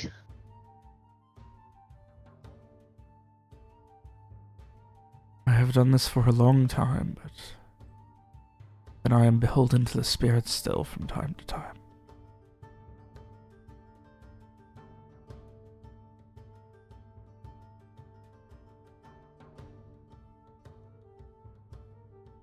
This is what they need, so that my mind can be my own again.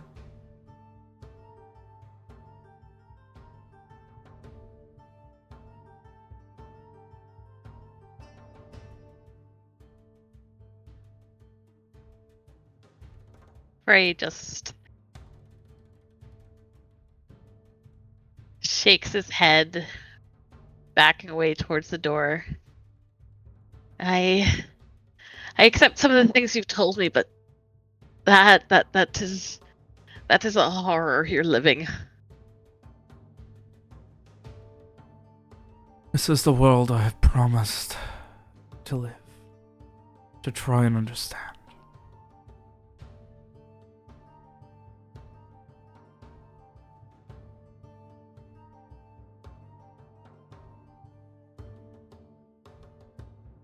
This is the path you are walking down. Were I a smarter man, I would guide everyone away from it. I would rather you learn to control it than let something horrible happen. About more death.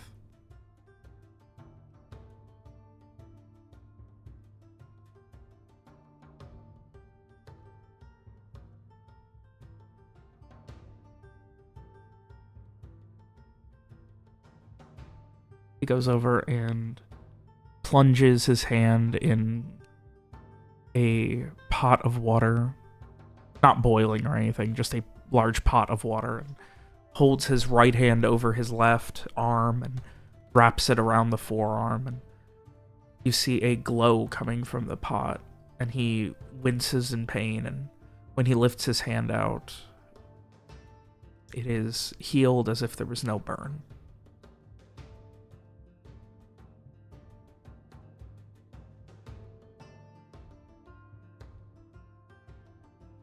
It was not enough. Must try again.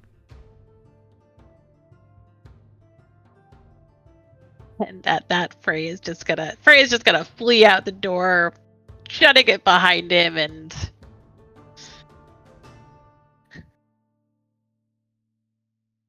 head off into the cold.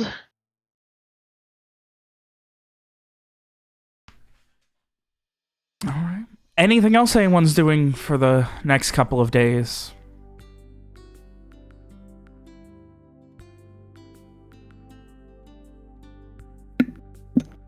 I need to get a journal. I mean, not a problem. You don't even need to pay for one. I'm sure there are plenty at the estate that you can have for free. Along with an inkwell and quill. I got that, but... Okay. Yeah, basic things like writing, you can get it at the estate for free. So. I have such little money.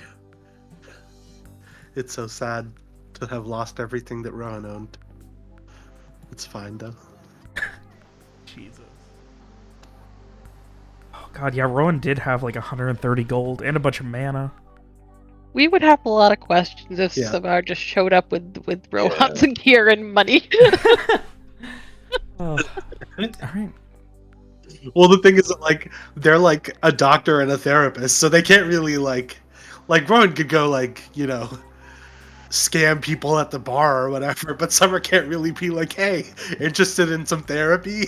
Like, Oh. Just do So, therapy for rich people here who we will are. pay you a lot. That's what Frey does. It's a very Frey answer. Yeah.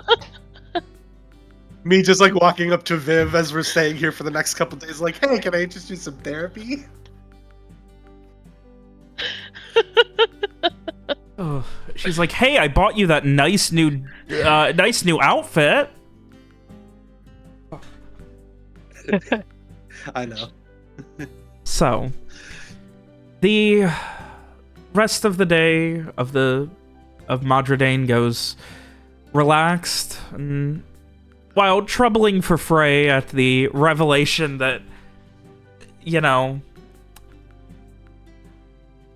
fuck around, find out is very, very accurate with his abilities, and that there doesn't seem to be an obvious answer for the rest of you.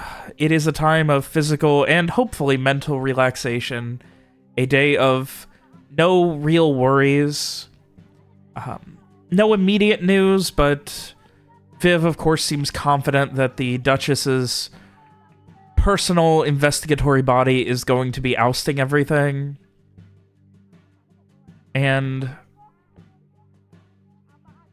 finally, the next day, it is, you know, the afternoon. The play's going to be early evening, like, you know, 5, 6 o'clock. There is some not quite troubling news, but there is a messenger on behalf of the Duchess's investigation that finds you guys to just ask a simple question of, apparently they have been, their investigation has started to take them to certain guards, certain locations that the guards have been meeting up at, and they are finding them all dead. That's not good.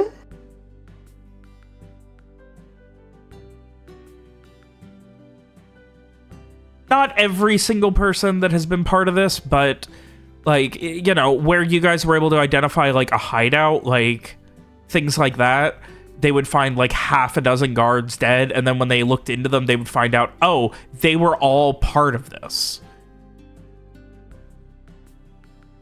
Totally not the concept of our quencing.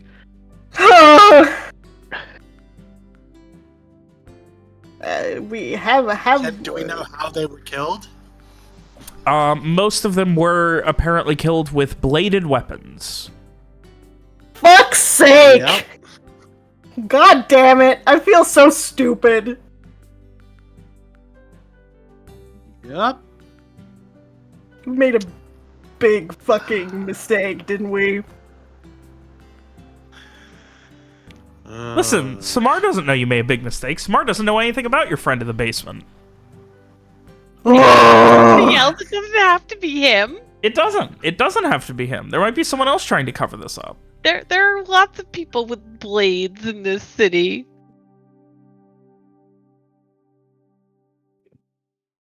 Yeah, like the guy who summons Iowa stick people to fight for him.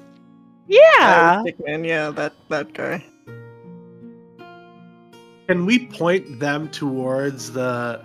I mean, this is Others asking, but can we point them towards the family house or whatever that he mentioned? Towards the what? He said he had, like, a sister or whatever, right? who he wanted to get whatever to? Maybe we can I point the guards who are the people who are investigating to that. I don't think Frey told anybody the details of that.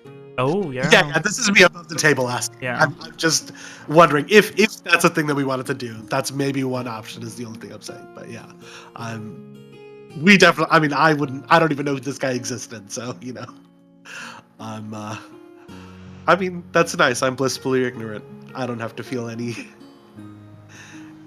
culpability for this. I don't feel any culpability. I do. Unfortunately. Ugh. What's It was him. He culpability? tricked us fair and square.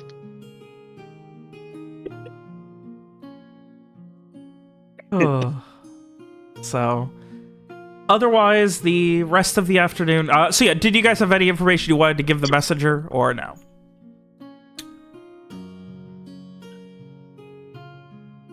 Is there anything else that's like in common with the killings and stuff? It seems like in total, I would say in the past couple of days they found 15 or 16 dead that seem to be connected in some way with their investigations. 4 or 5 of them look like there was some minor to moderate torture. Nothing was stolen. They still had their weaponry on them, coin purses, personal effects, things like that.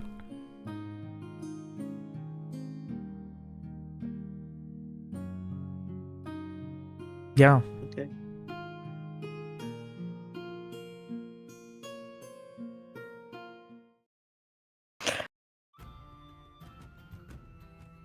Well, I can tell you that Mira is feeling very terrible. Yeah.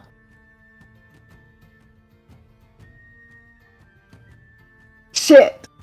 God damn it. Oh, what can he do with one arm? That's on me. Yeah. I don't. Gotta start learning from my mistakes that I keep making.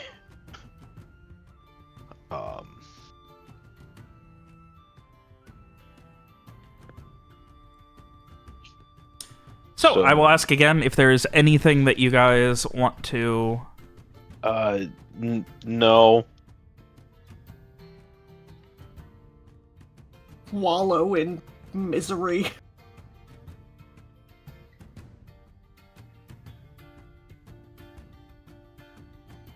Lovely. So, you're wallowing in misery. Leaves you eventually going to a lovely play on that evening. As, See Can't enjoy breaks that out anymore. everything? It's Okay. ruined. We let a violent criminal go. We get to see a play. gotta treat yourself. Mm-hmm. Spa day. So, do you guys still... Is the party too sad to go to the play now? Oh, I'm no, thrilled. I won't fucking enjoy it. Alright. So, eventually, evening comes... Can I tell that Mira is sad? What? Can I tell that Mira is sad? Yes! I mean, I think I would probably... Hey, you seem like you're a little down today. Is everything okay? I think we made a big mistake. But I don't think I can tell you about it. Huh. I'm sorry. Okay. Well, You could ask no, Garrett, I mean, maybe. I get it. I probably will, but I think mistakes are par for the course. You guys were all very nice about me tracking Shadow back to our place. Well, I think it I think isn't like a very very big mistake.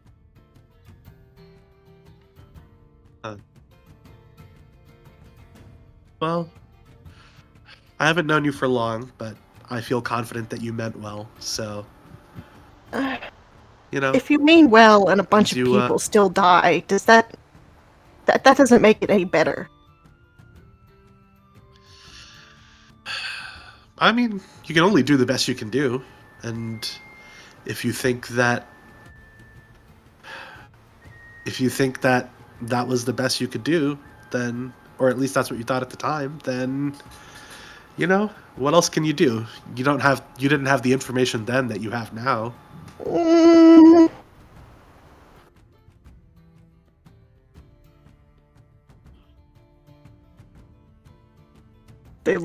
She looks skeptical.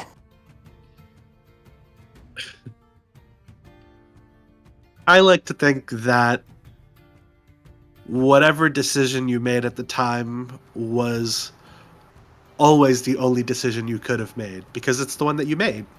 So, given the person you are, the information you had, the circumstances you were in, that was always how it was going to go. And, you can reevaluate and decide what you're going to do next time, maybe. But, living in the past is, I think down that way only darkness lies. So chin up, How many people can you get killed before you can still say that? Before you have to stop saying? I mean, part of a fair few people dying, and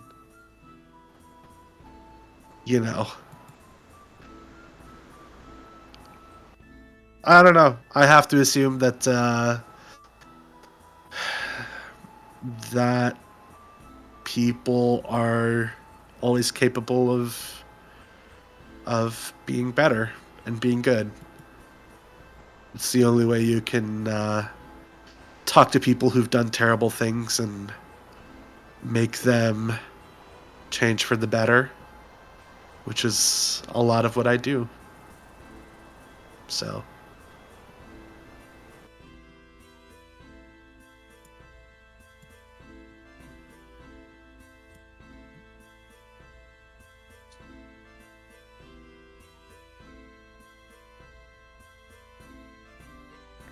I was learning to not be so naive, but I still have a lot to learn.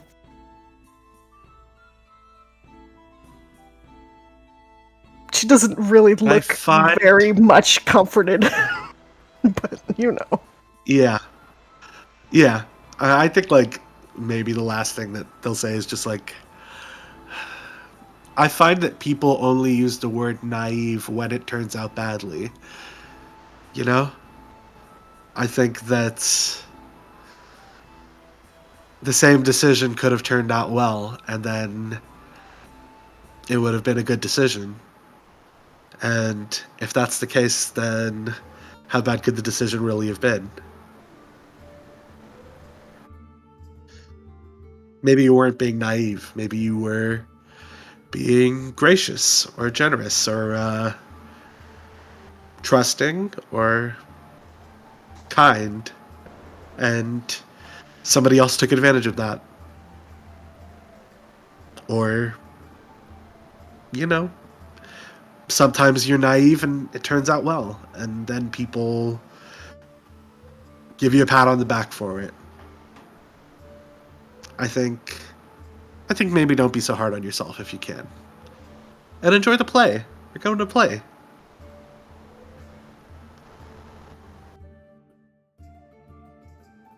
I guess so. I think Summer wraps her arms around your arm and just kind of leans on you and keeps walking with you. Okay.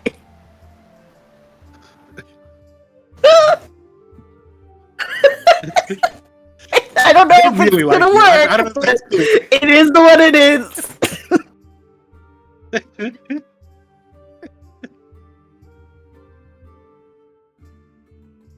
God, ignore your problems and your stress. Go watch a movie. Play video games. It'll solve all your problems. All right, so... Well, ruminating's bad. With that, the lot of you begin to make your way.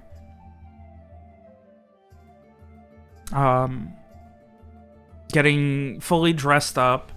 Abney in particular, who did not go shopping, did seem to get something from his meeting. Apparently, they are running information back to his, superior officers back at Dulcery to figure out exactly what they want to do first before they make any decisions, so it might be a day or so. But he was able to pick up a full, formal officer's uniform for the play, so he has something nice to wear. I'm gonna tell him, Very nice. by the way, oh yeah, that thing that you came with us to do, we decided to not do that thing. Oh. I mean, he was, McBrennan's jailer for weeks while you guys were gone. Well, presumably he knows that he's not there anymore. Yeah. He trusts you guys, though. He trusts that you guys made the right decision. He trusts that we didn't forget what we were supposed to do. Oh. Listen, the Corval arc really threw a wrench into things. Oh. It was a long time ago. You had to drop everything to deal with Corval, so I can't blame you too much, but... And technically it hasn't been as long in world as it has been in real life. No. So... No, a lot easier for them to remember that was the plan originally. Well, I mean, hey, this is why we take notes and we talk about the sessions between sessions to figure out what the plans are. I always, I'll say this, whenever I'm taking notes, the last thing at the bottom, below my notes, is a to-do list that I'll always see, that I update as the campaign goes on, so that, I always know, what the party's to-do list is and stuff like that. It's really helpful to, always see that with your notes. I say that like I playing games. That would have been great advice for me, a year ago. Alex, do you remember the template that I set you up with that had that on it? No! Okay, then. Well, it's obviously not on there now, so... No, it's not. Anyway, so... with that, the good and bad news... You all make your way to the Theater of Dreams. Vivian has been able to commission a lovely cart that is going to be taking her and Garrett there. And no one else. The rest of you are walking.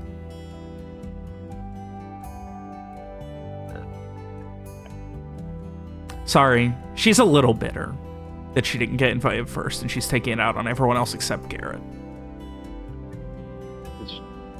I guess who's hearing about it, the entire cart ride there. No, she's perfectly pleasant. Oh, okay. No, like I said, she's taking out on everyone except Garrett. By making them wear this fancy clothing and then walk. While you guys have a lovely horse-drawn carriage. That is pretty petty.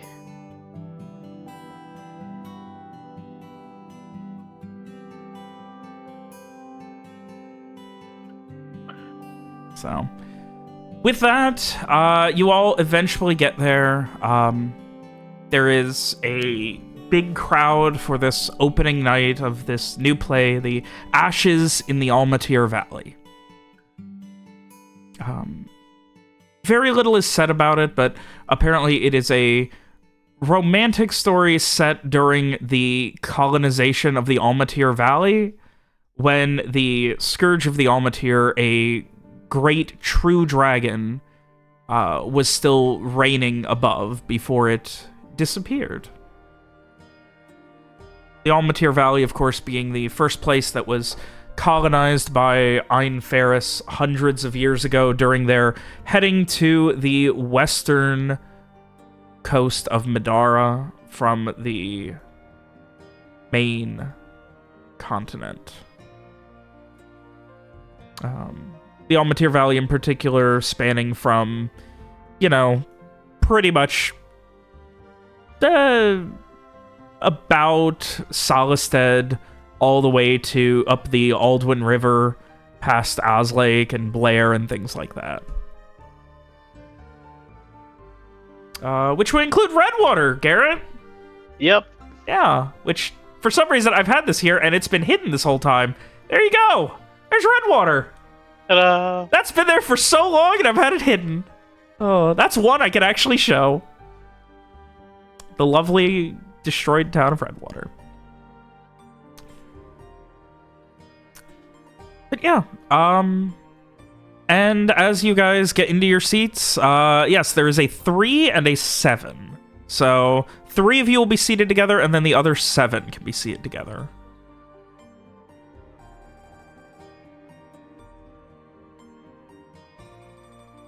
It sounds like it's everyone in one side and then Garrett, Viv, and Summer on the other. Yeah, like I we were saying in the messages, if everyone was basically getting set up as you'd said, it would have just been either Frey, Abney, and Summer, or Garrett and Viv. So they would have Yeah, I think invited. Garrett and Viv. Yeah. Okay. You guys eventually sit down, and the arcane, glowing backlights of the Theater of Dreams begin to shudder until they are nothing. Everything goes to darkness, and the curtain is pulled. And you spend the next few hours watching this story that begins with a... I'll pull up my notes on this one. This is a recent one I just wrote. It's not like my Heart trilogy that I wrote like 4 years ago. That begins with a woman under the name of Eris, who is a botanist who had made her way here trying to find new plants for chemistry, for alchemy perhaps, a healer at heart. And the first scenes are of her frustrated, arguing, angry about what may be, about the fact that her family doesn't want her to do this. They believe that she's making more than enough of a name for herself back home already, but she's determined, believes there's something out here that can truly help. This pivots to scenes of her going through this destroyed, ashen ruin of a valley. These farmlands that are little more than ash, grown into almost nothing, but the soil will be good again.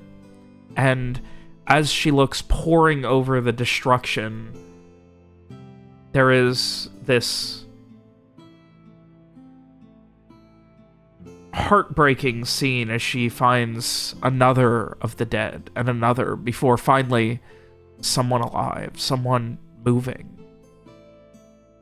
A man by the name of Corin, half buried beneath this destroyed debris of a home where it looks like he and some others tried to take shelter, barely alive. And there's this overwhelming feeling of desolation that is emphasized by the silence, the lack of any musical accompaniment here, just the wailing sounds of this actress screaming and begging that he survive, that her life have the meaning of saving at least one.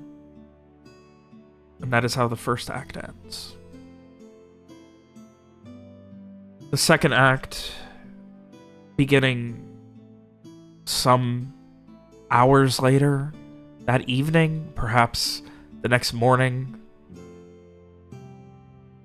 she's cowering beneath this massive, hollowed-out oak tree that's blackened from fire, destroyed into nothingness, but still able to provide cover. Fear being still this prevailing, omnipresent feeling that any moment that scourge could come and finish the job, but here she is, taking this surviving man and attempting with everything she's got to nurse him back to health, do anything she can with whatever meds she has, whatever plants, whatever medication, whatever salves, trying just enough to bring him back to life so he can walk, so they can escape, get somewhere safer.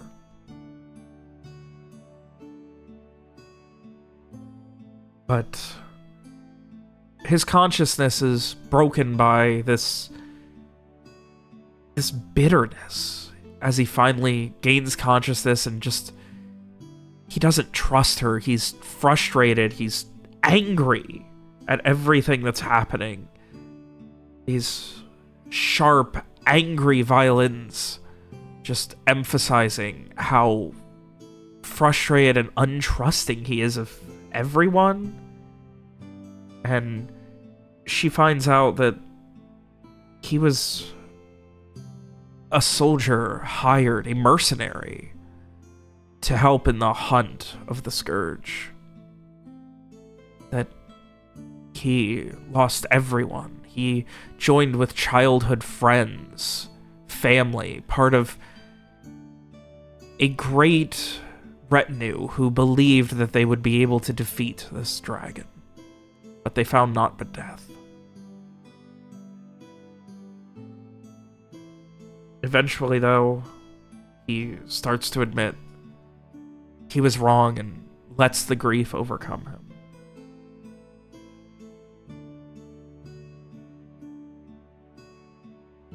Eventually, they have these moments. They meet up with these few other survivors.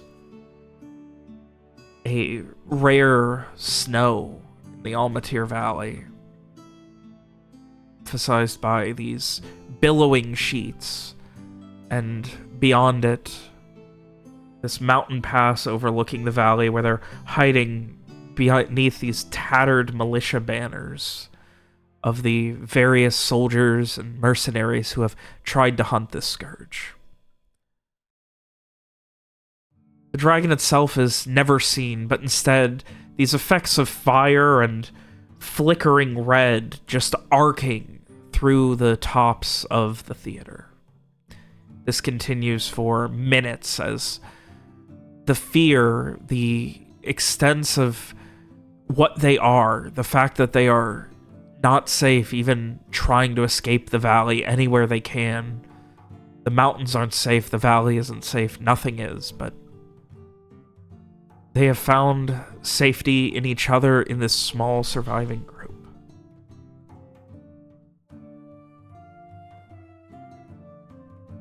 And there is this quiet moment that begins the third act. A flashback to a celebration. The excitement at a younger, more optimistic Corrin, and he's celebrating with all of his friends. All of them so ready that they're going to defeat the Scourge.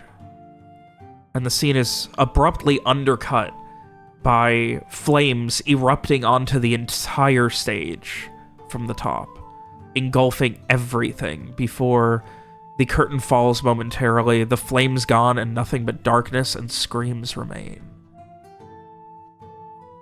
When finally there's light on the stage again, it is Corrin waking up, quiet, screaming. He and Eris alone again. The rest of them unable to wait as he is still wounded, still frustratingly wounded, but she would not leave his side.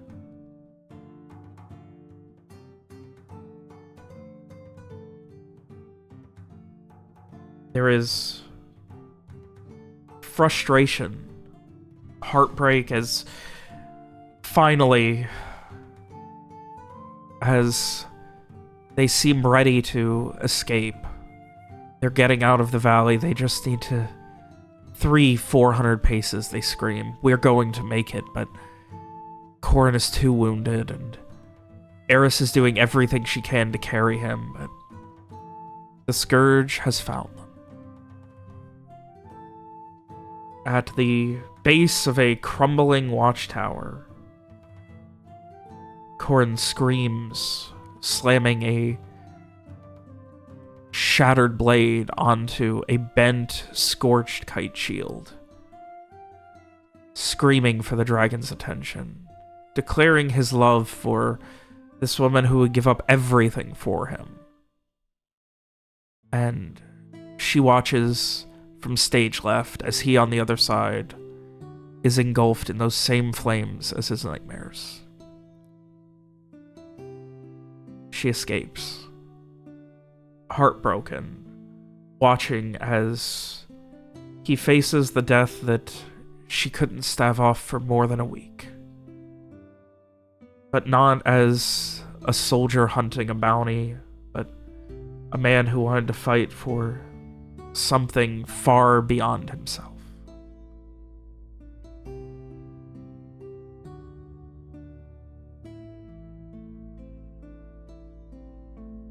As it ends, the erupting applause at this little more than two-person play is cut short as the curtain lifts again.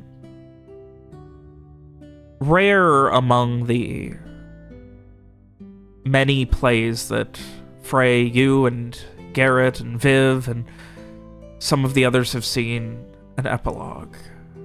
You see a slightly more weakened, but still frustrated and almost embittered with anger and hope at the same time. Eris, sitting at a small table in a small hut. Mountains in the background. A valley, safer, different, away from it. It's left up to interpretation, but she clutches a small green plant in a even smaller, tiny little pot,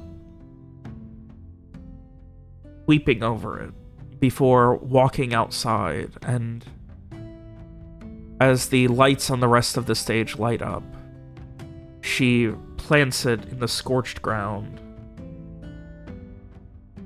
and she insists that no matter how fleeting life is, no matter how little time you have with someone, life, love, everything holds meaning and will carry on. The stage falls silent. The curtains come down again. And then applause. A couple of moments go by, and now they are pulled aside, and the small cast, no more than 9-10 people total, along with the creators of the play and owners of the Theater of Dreams, come out on stage and take a bow. They all move aside, and each takes a bow individually before the woman, Eris, comes, takes a bow. The man playing Corin, they both together, and then everyone one last bow.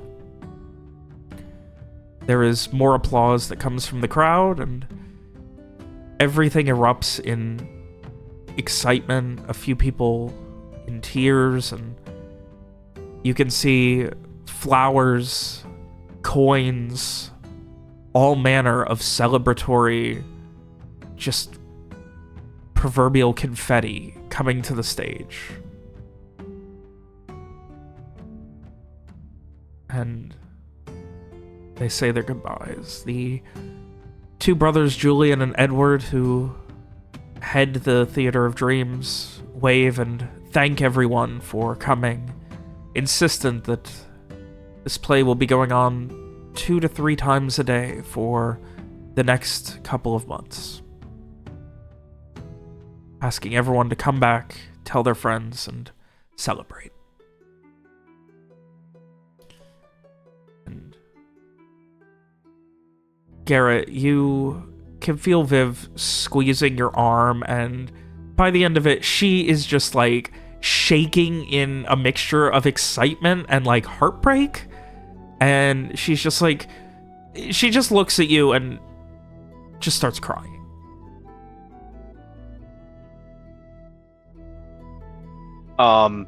Garrett would have been also holding her hand, I guess, well, her other hand, I guess, from across the other side, and the whole time, and would definitely be looking back at her lovingly, doing the "I'm not crying because I'm a man who's crying but not crying"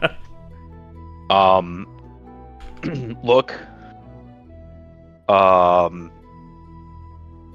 And is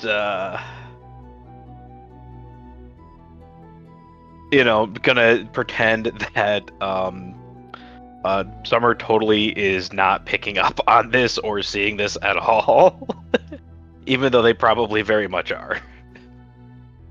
I think they're just kind of politely like pretending they don't see anything. Otherwise, the celebration, it's almost like a after party. There's a full banquet hall. There's excitement, eating. The owner of the theater and the two managers, that being Julian and Edward, and the owner and manager Victoria, are out. The lead actor and actress are out, shaking hands, excitedly listening to feedback. It is a lot. And it goes until late. Not a surprise for you, Garrett, or probably you, Frey, but it is a late one, and you guys are going to be there for a while. And as the celebration at the opening night of the Ashes in the Almatyr Valley grows long and late at the Theater of Dreams, as minute turn to hour, as night threatens to turn to morning, but the celebration seems unwilling to give in, while some people peel off one after another. The party seems unending, and it is here in the wee hours of the night that we will be going ahead and ending tonight's session.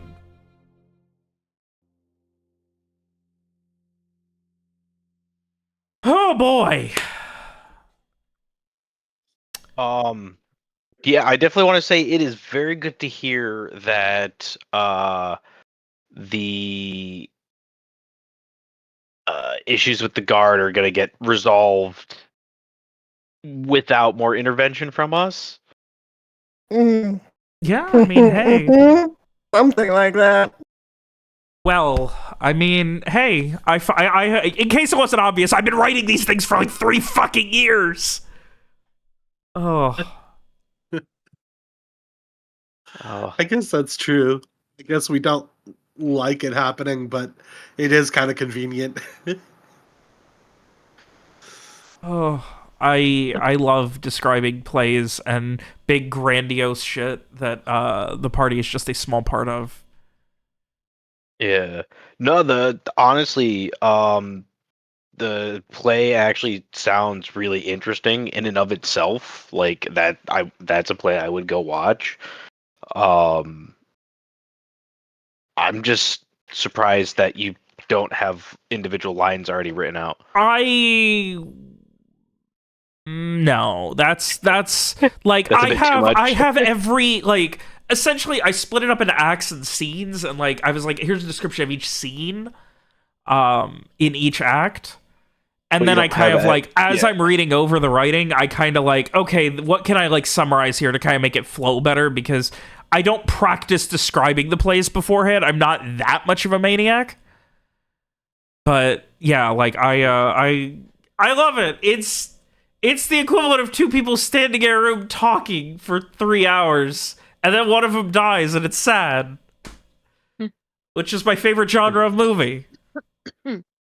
So it was fun. I'm really excited. There was a cliffhanger I wanted to get to, but instead I don't. So that'll happen next week. Yay! welcome. Yay. All right, I'm Nothing gonna like go it. to bed. Oh, But this was fun, it was a lot of and fun. I'll Next week, see you all gang. next weekend. See ya. Yes. Good night, friends. Good night. Bye. Have a good night.